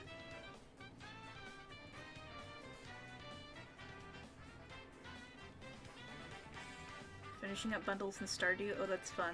The movie theater one I was stuck on for a while. Hi, Frankie. Okay, what the fuck was that? I have no. Okay, Discord was going like taking a cap of the weird error it was showing me. It was like just it literally said like route doesn't exist. Wow, that's weird. And Twitch, it turned out, was being weird and mean to me because it decided I needed to see an ad. So Oh, that's awesome. Thank you, Twitch. So cool. that's as good a reason as ever to talk about Mr. 2 Bon Fude. Y'all have heard me talk about this bitch a bit. Every now and then you get into a series and a minor character, you just... that one. Or like, in One Piece he's a minor character because there's 5,000 characters. What is that word? I have a figurine of this bitch to my right, wearing a pink suit, and I need you all to understand that I literally had to like Bugs was witness to this. The option for this figurine, it was different color suits, were white or lime green. Yes. Yes. And I was literally like the green, oh but the pink, oh but the green, oh but I went with the pink because that felt more him.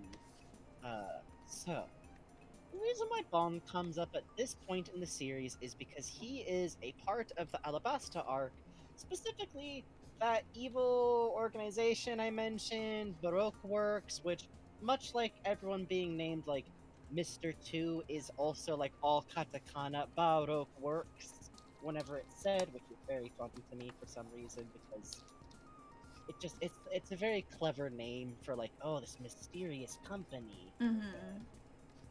And, you know, they're taking over a country and doing political manipulation and manipulating and he's a Baroque. He's a Baroque member. And in the anime... Give me 1 sec, sorry. There we go. We were getting a muffle glitch. I'm glad Discord is such a good service. Yeah, I know. Did what I say sound audible? Right? Yes, you're fine. Huh? Yes. Go back over it, or yes? It was audible. Okay. I don't know if he gets better. He just stops having a job. I was talking to Bugs. Something that I truly love in One Piece is that if a character goes from being a bad guy to being a good guy, the difference is never that they go, I realize I've been doing wrong. I apologize. I'm gonna mend my ways. They just stop doing bad guy stuff and start doing cool good guy shit. That's it. Yeah. It rules. It's great. What could like literally like to get ahead of myself a little, the shift over is Bon Kure almost fucking killing Sanji in a fight earlier on too. And then Bon Kure straight up covers for the good guys because the cops showed up. Yep. It's great. I love it. This is the true redemption arc I crave. But it is worth mentioning that when I get to the manga, I'm gonna pay close attention because I think in the manga he's only introduced. Well, I forget. But in the anime, he gets introduced almost killing one of his henchmen. Yeah. Which, listen, I'd still work for him. Listen, just simply don't fuck up. I don't know. So, to get into it more properly, Bon Kure is an extremely fun, over-the-top character. He is literally introduced in, like, a puffy pair of pantaloons that are just amazing. Yeah, it's a The nightmare. worst, and I there's a reason I own a figurine where he's not wearing his normal fucking clothing. I love him, I support him so much. What the fuck are you wearing, King? And if you've ever seen this character and thought, wow, why does he have that green hair shine? He doesn't. That's the hairband holding on those poofy things that he's wearing on his hair. His whole thing is, well, okay. He has a goofy pink coat, and his whole thing is literally his style of fighting is ballet kenpo. This absolute bitch uses ballet martial arts and is out here doing like on point like Bruce Lee kicks. Yeah. Like, it's the best. Yeah, Swan. His whole thing is also like a swan motif. Very true. Thank you for following, Starry Cat. Thank you. And he's just this great, terrifying, like, goofy, flamboyant, femmy-ass, gay-coded bitch and a half. And when I say gay-coded, I don't really mean, like, oh, he's presented, like, femmy, gay, evil. He's just a bad guy who also is super flamboyant, which, in story, I'm gonna cover this a little bit on the fast side, because I want to talk about him as a character, but he is, in the English translation, a kama, which is a localized, let's just not translate that for okama, which is a Japanese term which I would call pretty equivalent to, like, sissy boy, kinda? It's that level of, like, if a straight person calls you that, you'd be in your rights to slap the taste out of their mouth. Yeah. But in the same way as in the States, like, I think of myself as a queen, kind of a queer. I can say that about myself. And in the same way, in Japan, there are, in fact, subcultures of gay or gender non-conforming people who call themselves okama, or are fine with the word okama in their own kind of cultural subculture aspect. It is very specifically, as I understand it, and I only know this from looking into it, doing some research, and checking out like 1 or 2 explanatory videos. I tried to do some decent homework here because the queer scene in Japan is so cool, and they're dealing with so much fucking shit. And if there's like anything I can do, it's like I want to throw him behind folks and not like misspeak too badly. This character matters a lot to me as a US queer, but it's still worth getting into what the terms properly mean. It is basically a term that has been used historically as an insult that kind of just lumps in like any type of person who is viewed as a man who's like being femmy or not being a man right. So historically that's included everything from like femmy gay dudes to and this sucks, non-passing trans women, or Mm-hmm. genderqueer, non-binary, any other kind of, like, again, non-conforming gender. Mm-hmm. What's interesting is that explicitly, as near as I understand it, it doesn't include, like, a butch or quote, this is, I hate the term straight passing, it's the worst, but Mhm. a masculine gay dude would not be called Okama.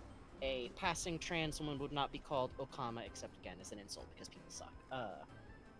And as near as I can tell, and don't quote me on this, but sometimes trans men get lumped in if Mhm. they're it's an interesting rainbow. But the point is, it's a big group that includes a lot of different concepts, but it mostly includes the concept of if you willingly call yourself an Okama, it is because you, like I think a lot of gay people anywhere, in the States for sure, go, well, fuck it, you're not gonna like me no matter fucking what, so, yeah, fuck your fucking gender rules. I am X, I am Y, which I really like because I'm that kind of gay. Mhm. I'm a kind of I am the flap your wrist kind of gay. I Yeah. like it. It's fun. Mhm. I had a Mhm. religious experience as a teenager over Make It Gay from Oh yeah, from the producers. Make It. It's my favorite. Especially like it's so fun. Mhm. It's just the most fun. I remember as a kid being like, "Whoa, this is an option. You can like wear a sparkly dress and like live in an apartment with like your weird work friends and do this like over the top joyfulness." Especially because again, I was a teenager in the aughts.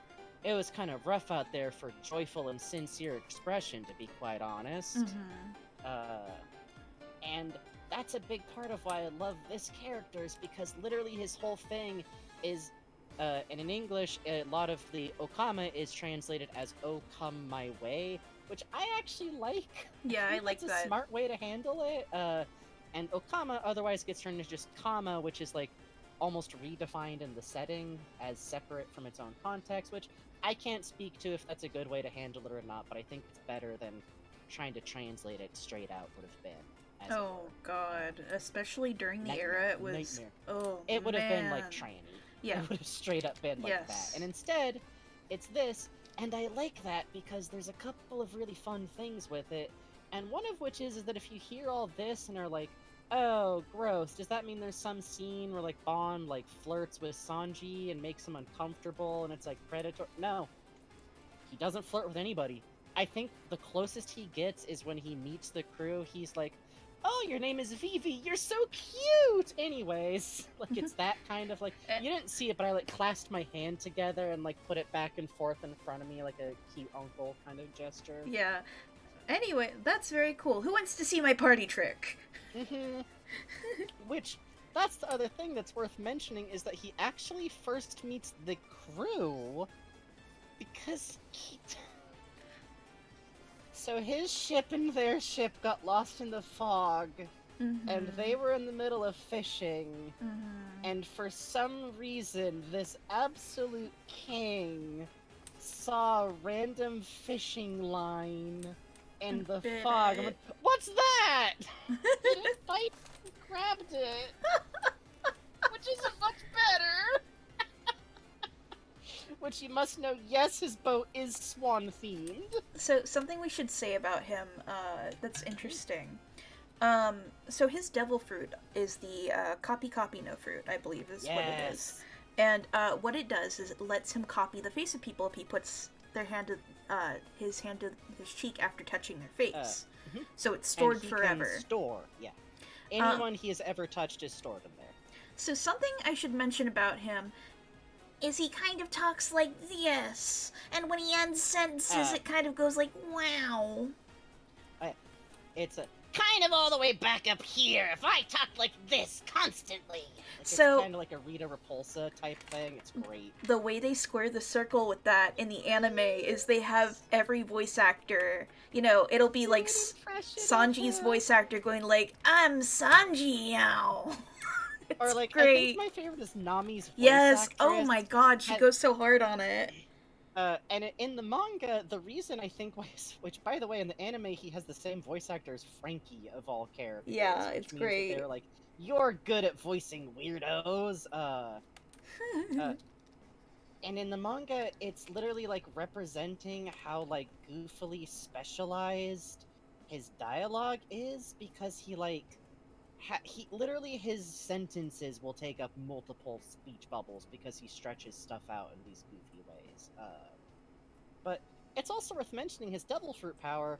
What's fun is that he is because he literally like introduces himself. He introduces himself with like poetry that he composes on the Yes. spot and is like, Yes. "Deal with my Okama Kempo," which is like I love because imagine someone busting into a fight going, "You better look the fuck out for my sissy boy fists, motherfucker!" Like, Yeah. ah, Yeah. it It's good. It's rules. good. It's good. And because it's such a broad term, like, is he just gay and flamboyant? Is he some kind of trans? We don't really know. We just know that, well, we do have his baller ass dialogue, Oh which man. includes such lines as stronger than a man, stronger than a woman. It is I, the prince. Like it's that level of like, and it's always like a woman, like a man. I am something separate, and his name even codes that because it is Mister Two. All the male members of Baroque Works have a Mister number name. Mister Zero is the boss. Mister One, Mister Two, and they're always paired up with a female partner in Baroque's works whose name is some kind of holiday Mm-hmm. or date of the calendar. Robin is Miss All Sunday at the time, or Miss Mary Kurismu, which I like because she just gets shortened down to Mary Or Curie. Miss Doublefinger for New Year's. Hello. Yeah, Hi. uh, Hello. Call but me. Mister, uh, so Bond's name could have actually been translated as Mister Two New Year's. He is the one member of Baroque Works who does not have a partner. He, on his own, is both Mister Two and Bon Cure, which I think is like specifically like New Year's Day, Uh, basically. no. So New No? Year's Okay. is Miss Doublefinger. That's 1-1. This Hmm. isn't it Oban? No, it's not. It's straight up not. Oh. Let's see. Kure. Do. Oh, hold on. Because if it was Bon, I don't think it's Bon Clay. I swear to God, I was just reading about this. But it's like New Year's Day versus New Year's Eve. Oh, Eh. interesting. Unfortunately, googling it literally only brings up information about the character. Japanese holiday. Huh. Well, Bon Festival. Oh, hold on. Ah, year. It's used for both Oban and it is used for New Year's festivals.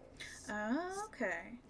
Uh, Thank you once again for kaizokuou-ni-naru.tumblr.com, which I'm just going to put in the goddamn chat again, because they are the source that I use for a lot of translation stuff, which, let me, Bottom Clay be valid organization. Oh! Hey, what the fuck? Huh. Bugs? Huh. He signed his poetry with a name that's in kanji. What? Really? Yeah, we'll put it in collab chatter because it's his holiday name. So, Which, chat, we haven't probably- gotten into this, but a character using Mhm. kanji is a big deal. Holy shit, most so it characters- is. Most characters in One Piece, their name is written out consistently in hiragana or katakana, mostly katakana, which indicates like this is just writing down the letters of the words. And let me, I'm gonna get the actual information. Literally, it's worth noting that if a character uses an actual kanji in their name, keep note of that. Yeah.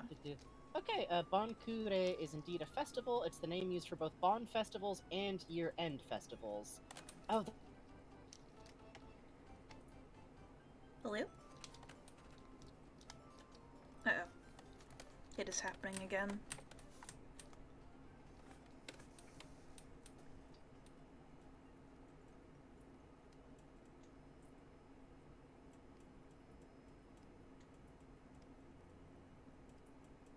Oh, that's okay. We draw and wait for Frankie. Yeah, Frankie is out again. I'm sorry, Frankie. Oh! What are you talking about? Yeah, until just now. Nothing changes on my connection when that happens. Nothing Awesome. changes. Awesome. Discord shows me as connected. It shows me with like dialogue showing up.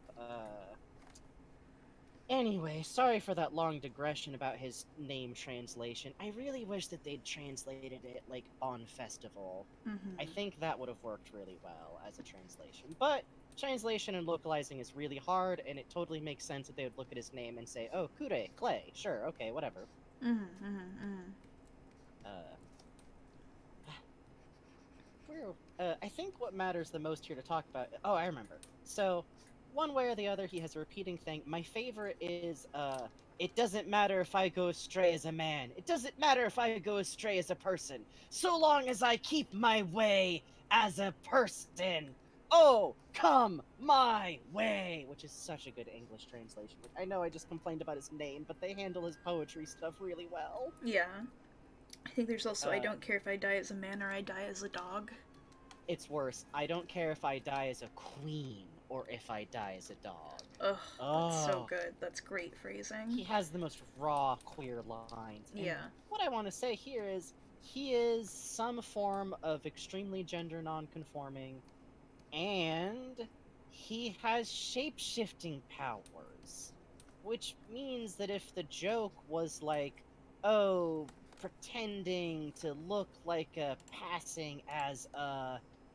He could. Yeah. He doesn't.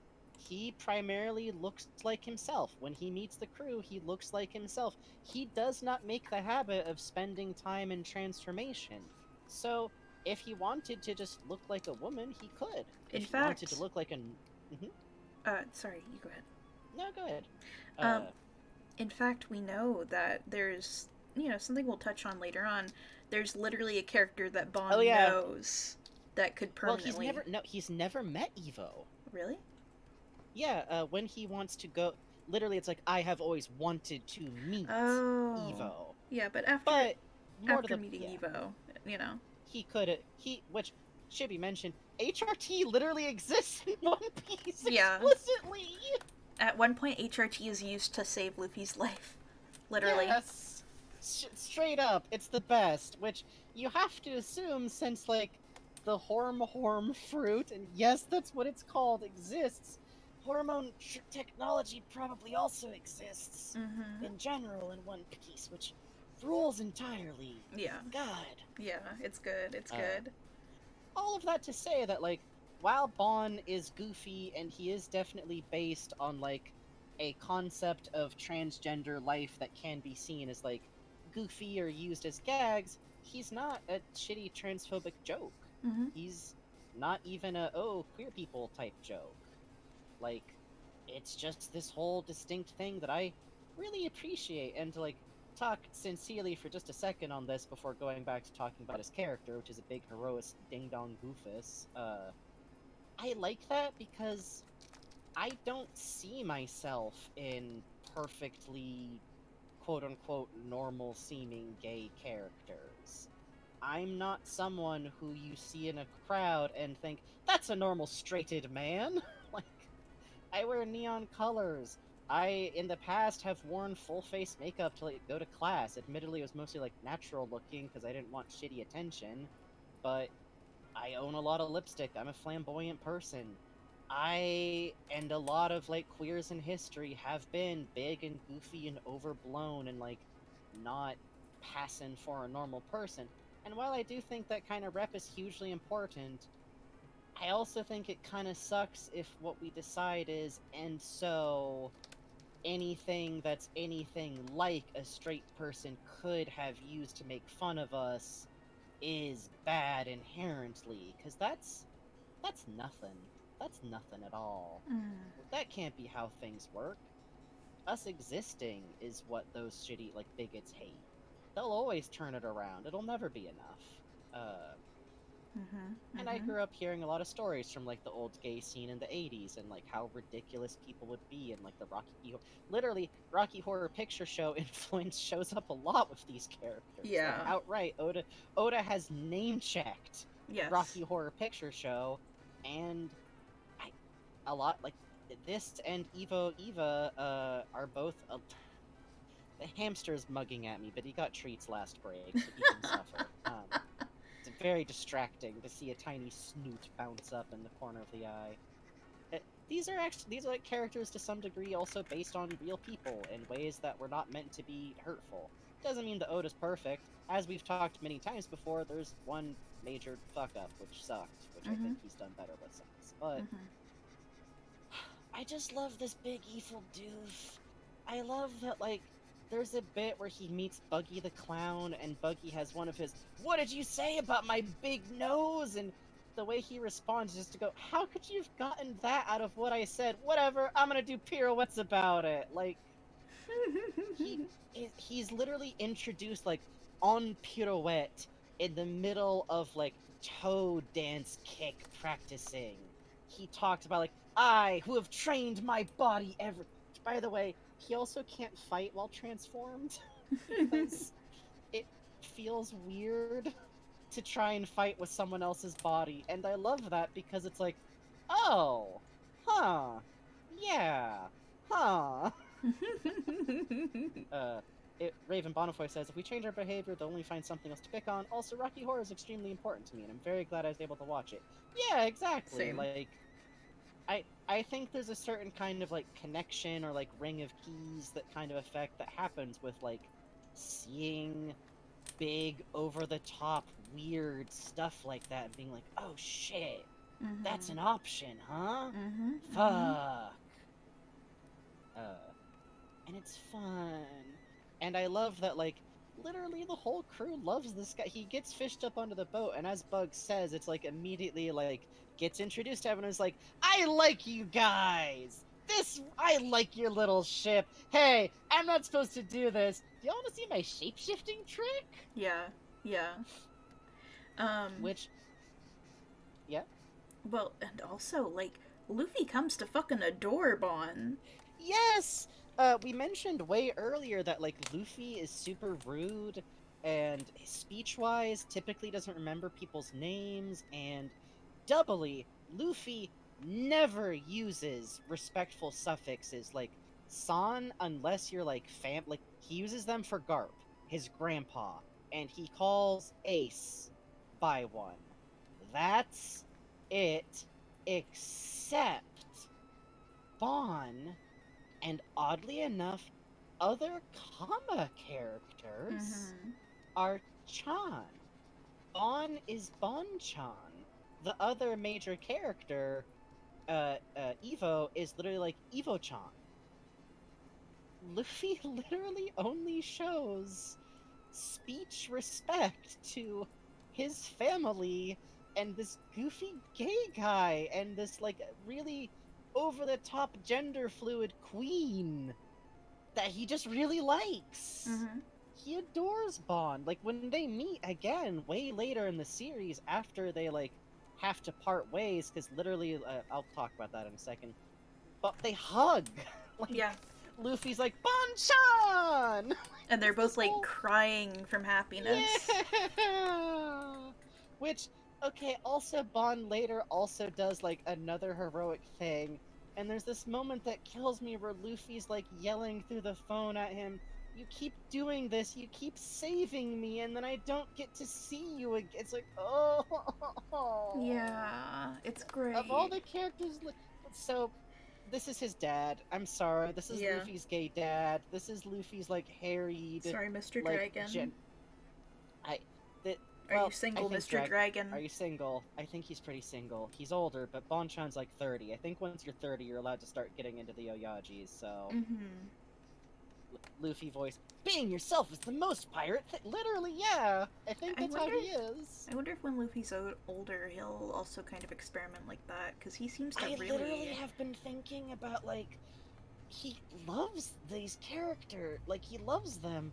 What if, like, when he gets older, he's like, I keep thinking of Luffy with, like, gold nail polish. Oh, fuck yes. And, like, jewelry, like, doing the Pirate King thing. Like, because listen, pirates are already, like, kind of a flamboyant, like, style area.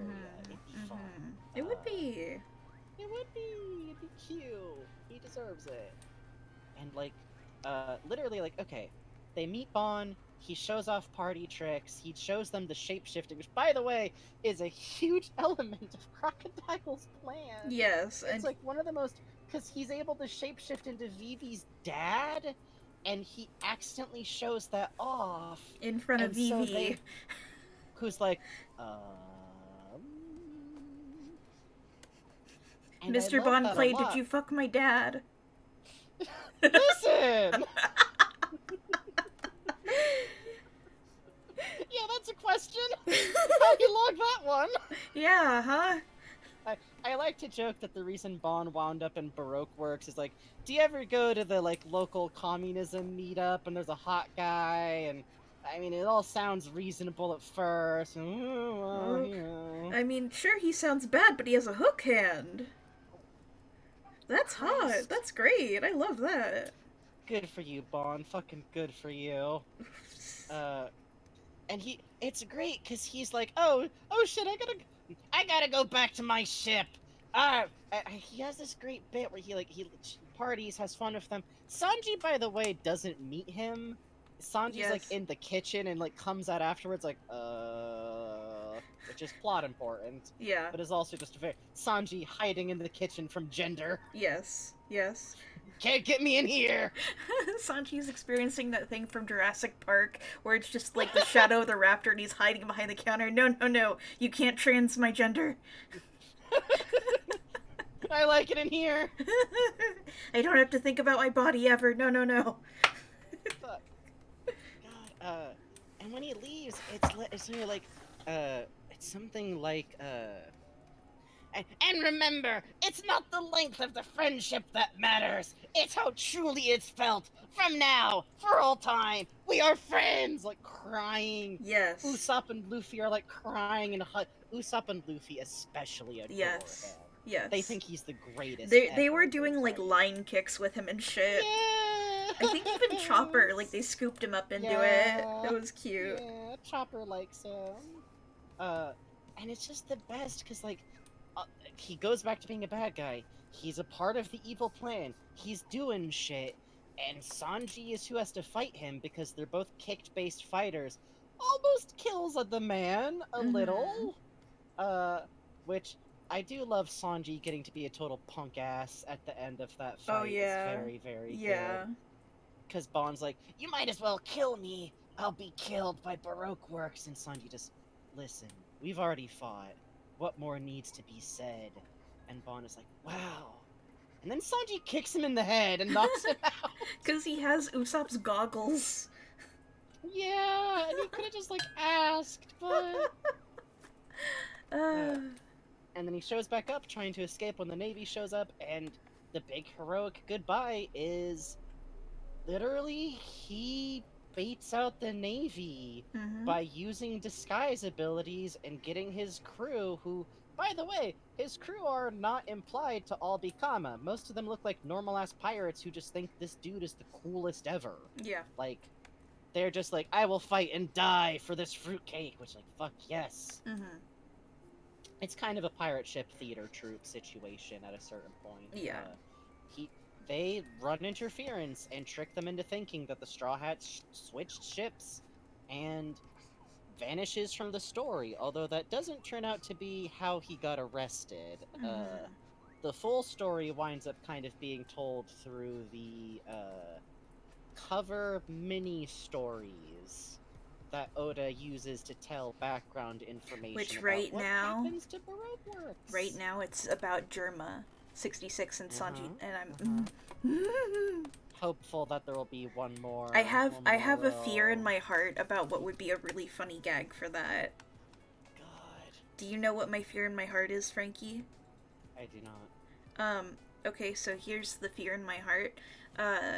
Reiju, Mhm. well, we noticed that all the Vinsmoke seem to have that hard eyes thing. And Reiju is about to see Cesar for the first time, and he is a poison user. And he is a poison come user. on. No way. No, I refuse because the entire stance from the entire manga is that Caesar sucks. and every character pauses to remind him that he sucks whenever he's on screen. That's true. But also I have fear in my heart. I understand. I understand the nightmare, but I'm having faith in Oda one more time. She will get with So Perona, otherwise I'm- this is true. Sorry. True. But with Bon, he's just really fun because he's like everything I've ever wanted from a like mid-level.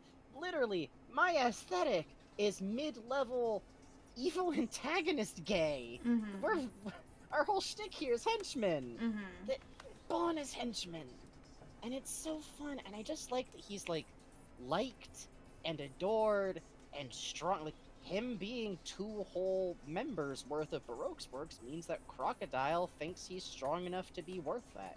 Crocodile doesn't keep people on for sentimentality's fucking sake. Mm-hmm. The next 2 people above him in strength are dude who can turn into a sword, and is it Porcupine Lady who's the one Yes. above him? Yes. That is Miss Doublefinger, hello. Yeah. Sea urchin Those lady. are the two. Those are the 2 powers rated as above Bonds. Woman who can make spikes appear out of her whole goddamn body, and dude who turns into sword. So he is unequivocally powerful, and I think I love that so much because often what's shitty about characters like this is it's like, and they're weak, like because girly, Mm-hmm. right? Or it's like, and they're so scary because ooh, look at them hitting on the hero, like that kind of gross shit. And I've gotten really used to like kind of dealing with that in media. Yeah. And it's kind of fun to be like, oh right, but this is also like a type of person, and they can just be cool, and it makes me want to like go more off the handle with my own writing. Huh. Like, Yeah, big agree. I'm rendering Bond's nose and I'm realizing that he has a North Blue coded nose. yeah, right. Which also makes sense with the ballet theming. Yeah, that's interesting. There is an AU in there somewhere where Sanji wasn't hiding in the kitchen and Bond like zeroes in on him and is like, "Oh shit, a North Blue boy," or "Sorry, hello pronouns." Fuck. Sanji trying to go back in the kitchen, like, never mind. No, I can't speak in the Deutsch. No.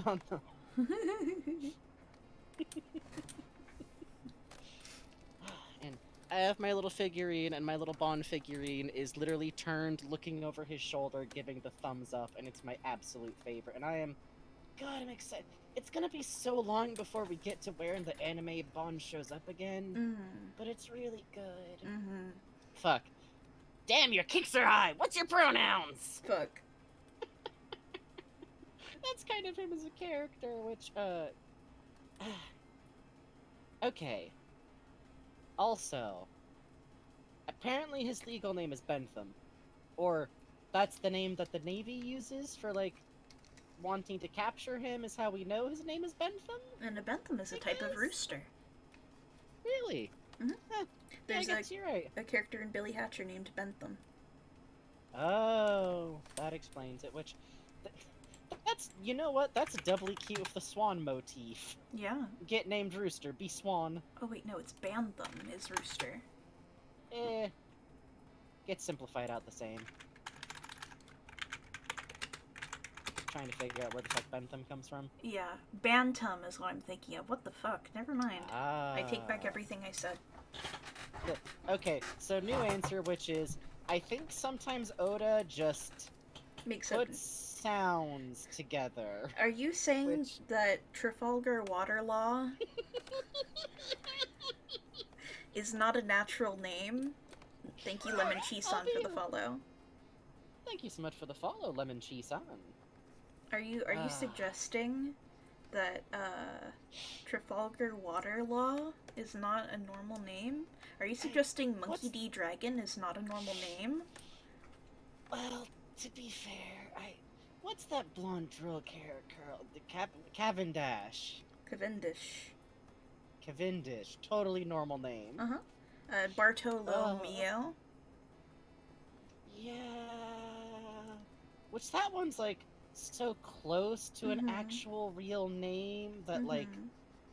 some Cavendish's banana, isn't it? Maybe. Is it Who's really? to say? Hang on, let's find out. Oda is so past all of us with our baby names websites and our Whoa. our think. Oh yeah. Tobacco that has been sweetened and pressed into molds to form cakes. Cavendish. Huh. And there's also the All right. Cavendish banana. Damn. That's deeply funny because he has giant yellow drill curl hair. Yeah. So this is Oda's trick. Sometimes it's a historical figure, which is where Roronoa comes from. Roronoa for Zoro. Which is funny Uh, because the thing about Law hiding under corpses is something that Roronoa, the real pirate, did. Listen, Oda is out here using every piece of the hyperfixation in Yeah. a way that, like, so, like, I am like, okay, you can do it like this. You can Mhm. really just fucking put a brick on the gas pedal. Exactly. Like, for crying out loud, we mentioned earlier talking about Ace that there's both a character named Blackbeard who isn't Edward Teach. Edward Teach is Whitebeard. Yeah. So he, like, took the historical concept of Blackbeard and sieved it out into two separate characters, which I kind of like because one of them is, like, the noble pirate captain who's like a terror to his enemies but loyal to his men, and the other one is Blackbeard, Mm-hmm. a terrifying piece of shit. Mm-hmm. Which, woo, there's some themes there. Oh man. Yeah. I thought for the longest time there was some weird reveal with Usopp's dad and Blackbeard. Oh God, yeah. Yeah, because I didn't know about Yasop going in, and I had seen images of Blackbeard. I'm like, oh shit, that's the reveal. Because they have the similar Fuck. hair texture. They have the Yeah, similar thank hair God. texture and similar noses. No, Usopp just gets his nose from his mom, thankfully. Thank God. Ugh. Uh, But you know, we don't know who Giraffe Kun's dad is. Oh my so- God, Kaku. Watch out. That would be the funniest. That would be That'd so fucking funny. Tosan Suki, Tosan Daisuki. Fuck. Shut up. And I think that's pretty much all I have to say. Besides the fact that I also want to note that the goofy, over-the-top makeup that Vaughn has on is my favorite, because, like, that shit's still on him when he's in jail. Mhm. And I like to think that he's like, haha, nice try, bitches! When I put on waterproof, I'm not kidding. Though also that does lead to my favorite line of his, which is from when he's in jail and has met Luffy, which is like, oh, I'm such a mess. What I really need is some new makeup. And then it's like a panel where he's like turned to the camera with like a spark in his eyes, and a drink, and music, and company, and oh, come my way. And it's like, you are such a strange... Yes, it's so Wonderful. good. I love him. He's in jail on a level of ultra jail where you are being like cooked alive, and he is still like this. He's that. Yeah.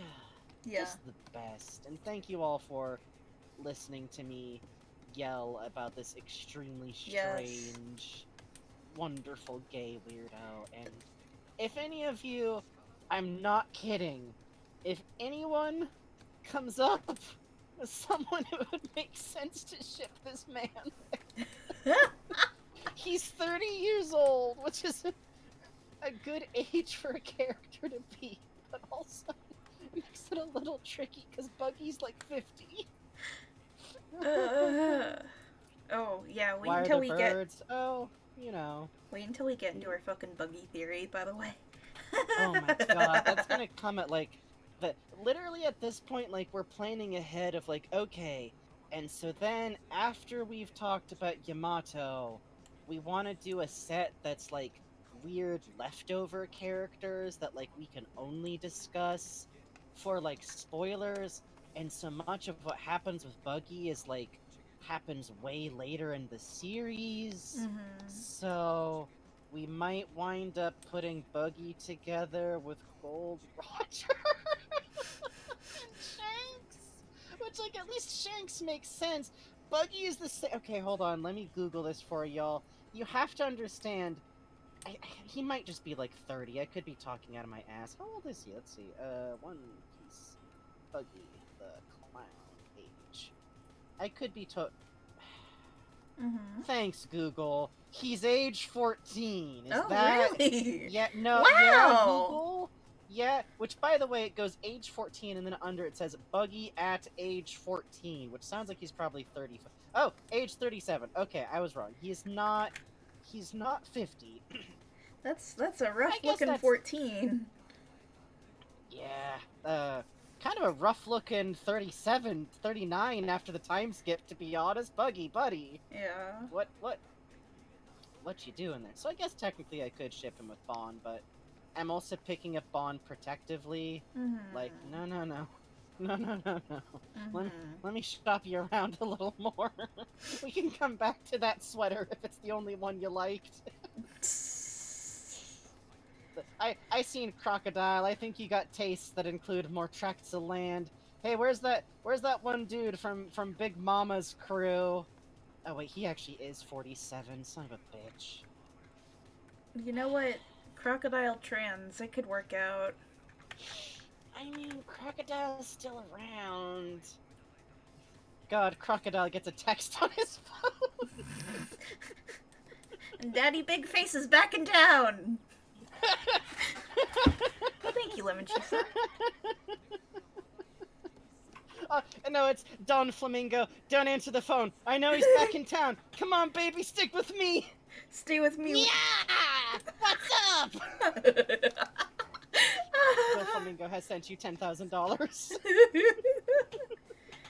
Which, if you're wondering why I'm joking about that, that's an actual ship. Oh, yeah. Is Crocodile and Don Flamingo, which actually has, as far as One Piece goes, some interaction that suggests they know each other. So hey. Mm-hmm. But Well, it is 1 o'clock. Thank you all so much. Yeah, This is everything. literally for thank y'all so today. much for coming with us on the cruise, which is to say, Good job, fucking dear. talking about One Piece a lot. How old is Polly? Jeez, that's a good question. But next time we will probably be playing a video game. Probably. Yeah. We'll see. Yeah. Big shrug. We'll see how we're doing, but we got One Piece, we got Moon, we got Pikkamins, we got Pictamins, Mm-hmm. vitamins, and Dowani, the ship name. God, that's a good ship name. What in God's name would any ship name about Bond be? Curse name. Don Flamingo and Bond is Bon Bondon. Flamingo. No, it's Bondon. Okay. Well, on that note, let's look at some fan art. The most 1 a.m. joke in the universe. Oh, Improbable says, I'm already considering rewatching the draw discussions now that I actually have context and all that. Yes! Please, join us. The water's fine.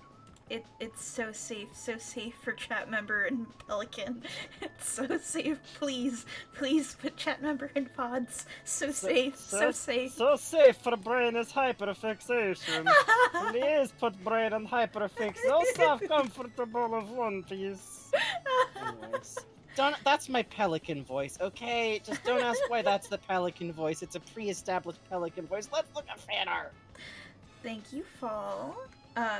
Who mentioned in their comment on the YouTube VOD channel, they asked if they could do One Piece fan art for One Piece Drawing and Discussion Night. I wanted to clarify, Yes! when we're talking about Absolutely. shit like this, fucking, please, we would love to see what, especially Absolutely, if you yes. draw along, you know, Mhm. that makes my People fucking day. drawing along, it's always super charming, and we love getting fan art. It doesn't have to be fan art of us, absolutely fan art of the game we're playing, Yeah. the thing we're talking about is absolutely fine. I think the only reasonable cutoff point would be if someone was like, hey, I made this One Piece art for convention stuff, unrelated. That would be weird, but, like, that's also never happened, so... Come sail with us! So Fall It's fun. It's fun. And this is really cool. says, fell asleep before the stream, enjoyed the VOD in the morning. I open up my cupped hands and there's him, my beloved. He's so super. This is a fucking super Frankie. I love the stars. I love the highlights. The background with the holographic looking stars is so cool. Yeah, I really love like maximalist like pattern and color use like this. It's something that's just really fun to see, and I love that you got like the metal nose and the stars in his eyes. That's super fun. For real, this is fucking dope. Thank you, Fall. Yes. Let's And see. also, Mist Heart says the fan art rules allowed me to post Adrian Shepard with Dream Eaters as fan art, so I think they're good. Yeah. Yes, this. Non-binary Yes. Vegeta. Couldn't stop thinking about Vegeta. trans Zoro. Fucking yes. Ooh. Yes. Yes. This is why Oh we my fucking. god. This is why we This do is- it, baby. This is why we is what talk we're out about here pirates for. this much. This is We what get we're these out here fucking pieces from doing. Vegeta. Thank you, Vegeta. Holy fuck. Yeah. What's this? Ah, the meat. You understand. You Ooh. understand. You seen the vision. You picked up what I'm putting down. Look Ugh. at the hair texture. That's Yeah, lovely. and I love I how you really render love faces how you and ren- noses. Yeah, I was just gonna say, like, the nose and the way that you, like, worked with his jawline, and I feel like you did a good job, like, squaring the circle of his, like, design from when he first shows up versus, like, the post-time skip Yeah. design, which... Look at how is- natural the swirls are on the chest hair, too. That's lovely. Yes! Those are the small, like, I was literally joking earlier that it would just be a pain for Oda to, like, have to draw every chest hair, but the thing is, he looks really good with the chest hair. And I love the way you handled his hair texture, because I'm always a big fan of, like, the fact that it's clear that if it grew out, it's been suggested it would be, like, very textured and, Yes. like, very, like, curly, kind of. So this looks really nice. Look, Good even the heavens. swords have different handles. Oh, yeah, as they canonically do. Yeah, hang Jeez. on, I'm actually It must be a looking, pain and in this the is ass like, yeah, animating. this is really close to what they really are. That's amazing. Mhm. Thank you, It Vegeta. looks fantastic. And also, you're so right, and he's trans, and Yes. Oda told me so in a vision I had after reading 100 chapters in a row. Try this yourself. It will happen. It will happen. It will happen. Oh shit! Fallbees! I'm learning how to drive the Straw Hats one by Hey! one. Right now, Zoro's up. Fuck yes, we're Oh, feasting on fuck Zoro tonight. yes. Look at this, like, radiating, like, energy off of this. This is Yeah. dope. Look at the use of texture in these lines out here. This is And I really like that you went cool. for, like, the orange circles because it's a little bit evocative of, like, how Mihawk's eyes are rendered when Yeah. he's colored. Oh, you're right. Yeah, and I like the eye shading here. I like the shading where you hit. You remember, like, where the head connects to the neck, the head has a shadow there. That's fucking Yeah. dope. Extremely cool. Thank you. Ooh, we Thank got you one so more. much. even. Oh, shoot. Want to draw Chopper Oh, for we the got a first time little this stream. Oh, boy. I'm heading out for the night. Enjoy the bot tomorrow. Hear all about the beloved Lorbos. Y'all have a great night. Thank you so much, Fuck yeah. Fallbees. See you in the Oh, VODs. wow. And this is a good little fella. These, like, purple eyes. This- I really like the use of, like, masking here to make the eyes like that. That's really cool. Yeah. I think this is one of the first time that, well, this is the first time in a little bit at least I've seen a full body from him. It looks really good. He's Yeah. a weird little shape too. He's kind of a stack of potatoes of a little boy for a bit too. Oh, look on so- the hooves. There's that little, like, split right down the middle where you can see where the light and shadow is. That gives it such dimensionality. That's great. Good. And I like the and good different job with his texture. hat. Hats Yes. are tough. I like the suggestion of different texture on the antlers, too. That's really nice. This is fucking dope. Extremely good shit. Thank you so much, Fall. Thank you, Fallbees. Oh, Phantom Miles. Let's see. Inspired from when that chopper pick got distorted to hell. Help! What happened? Among Us. This feels like what would happen if Chopper tried to like make his thinking mode like tall. Yeah, this like horrible thing lumbering around the ship. Usopp is like, I've been having dreams about the Hat Man again. What hat man? Oh, is this not a safe space anymore? Oh, This look makes at the me think of, shine like, in his eyes. When So he gets cute. older, he's gonna look like Parappa the Rapper. I need to save. Please, doctor, I need some help. Please, doctor, you need some help. I'm bleeding Poor guy out. looks like I need to be analog saved. horror. You're bleeding out. You need to be saved. And I do love him just holding the Among Us Among I Us. do too. Among Us. Oh, The the little eye Among shine. Us. Yeah. Oh, this is so cute. Thank you, Phantom Miles. Okay, Hmm. Chopper would be the kid obsessed with Among Us, and not even like Yes. playing the game, just like the abstract concept Oh of my Among Us is. god. Okay, Chopper's the Chopper kid. in the inflatable Among Us suit. Chopper in the inflatable Among Us suit. Chopper's the kid who boots up Among Us and has like the little pet following Among Us and is like, "Let's play house." Yes. Yes. Yeah. Or like someone sees him doing chores on the ship, and then they watch him like run a fake card against a spot in the wall, and Oh. realizes he's doing like imaginary Among Us tasks. Oh. And that's the story of why Frankie installs a fake card reader that just like makes a little screen light up. Oh, that's cute. But thank you so much, Phantom Thank you, Miles. Phantom This is Miles. really good. Yes. Oh shit, Niasura. Hi, yes, I had to draw Yeah. the girlfriends. Fuck, yes. Oh, Vivi and Nami. Oh, this is so cute. Yes. Look at these body types. This is so cool. I Yeah. love Vivi being taller than Nami. Yeah, and I Look love at the Nami hair being motion. like a little bit more tanky. I think Yes. that's a good way to run with Nami. In a just world, Nami would have defined muscles Oh, the because she lips. deserves them. This is so fucking cool. Yeah. Look at the motion. Look at the volume. This is so fucking And dynamic I love the too. expressions going on where she gets like the big mischief grin. Yes. Big agree. I simply think that, you know, Vivi's gonna be queen, Mhm. and I think that if anyone on the ship deserves to meet a rich, hardworking member of royalty and wind up retiring as the semi-trustworthy consort, she can balance a budget. Listen. Yeah. Listen. Gorals, Uh, thank you. Thank you so much. Thank you all so much. Fucking great time. Thank you for letting us talk at you. Yeah. I truly, as we say every time, the fact that sometimes we can just do streams that are just like, we want to talk about a thing Mhm. and ramble about the thing and slowly hold up fictional characters at you and like nod firmly like, and there's this. Mhm. Mhm.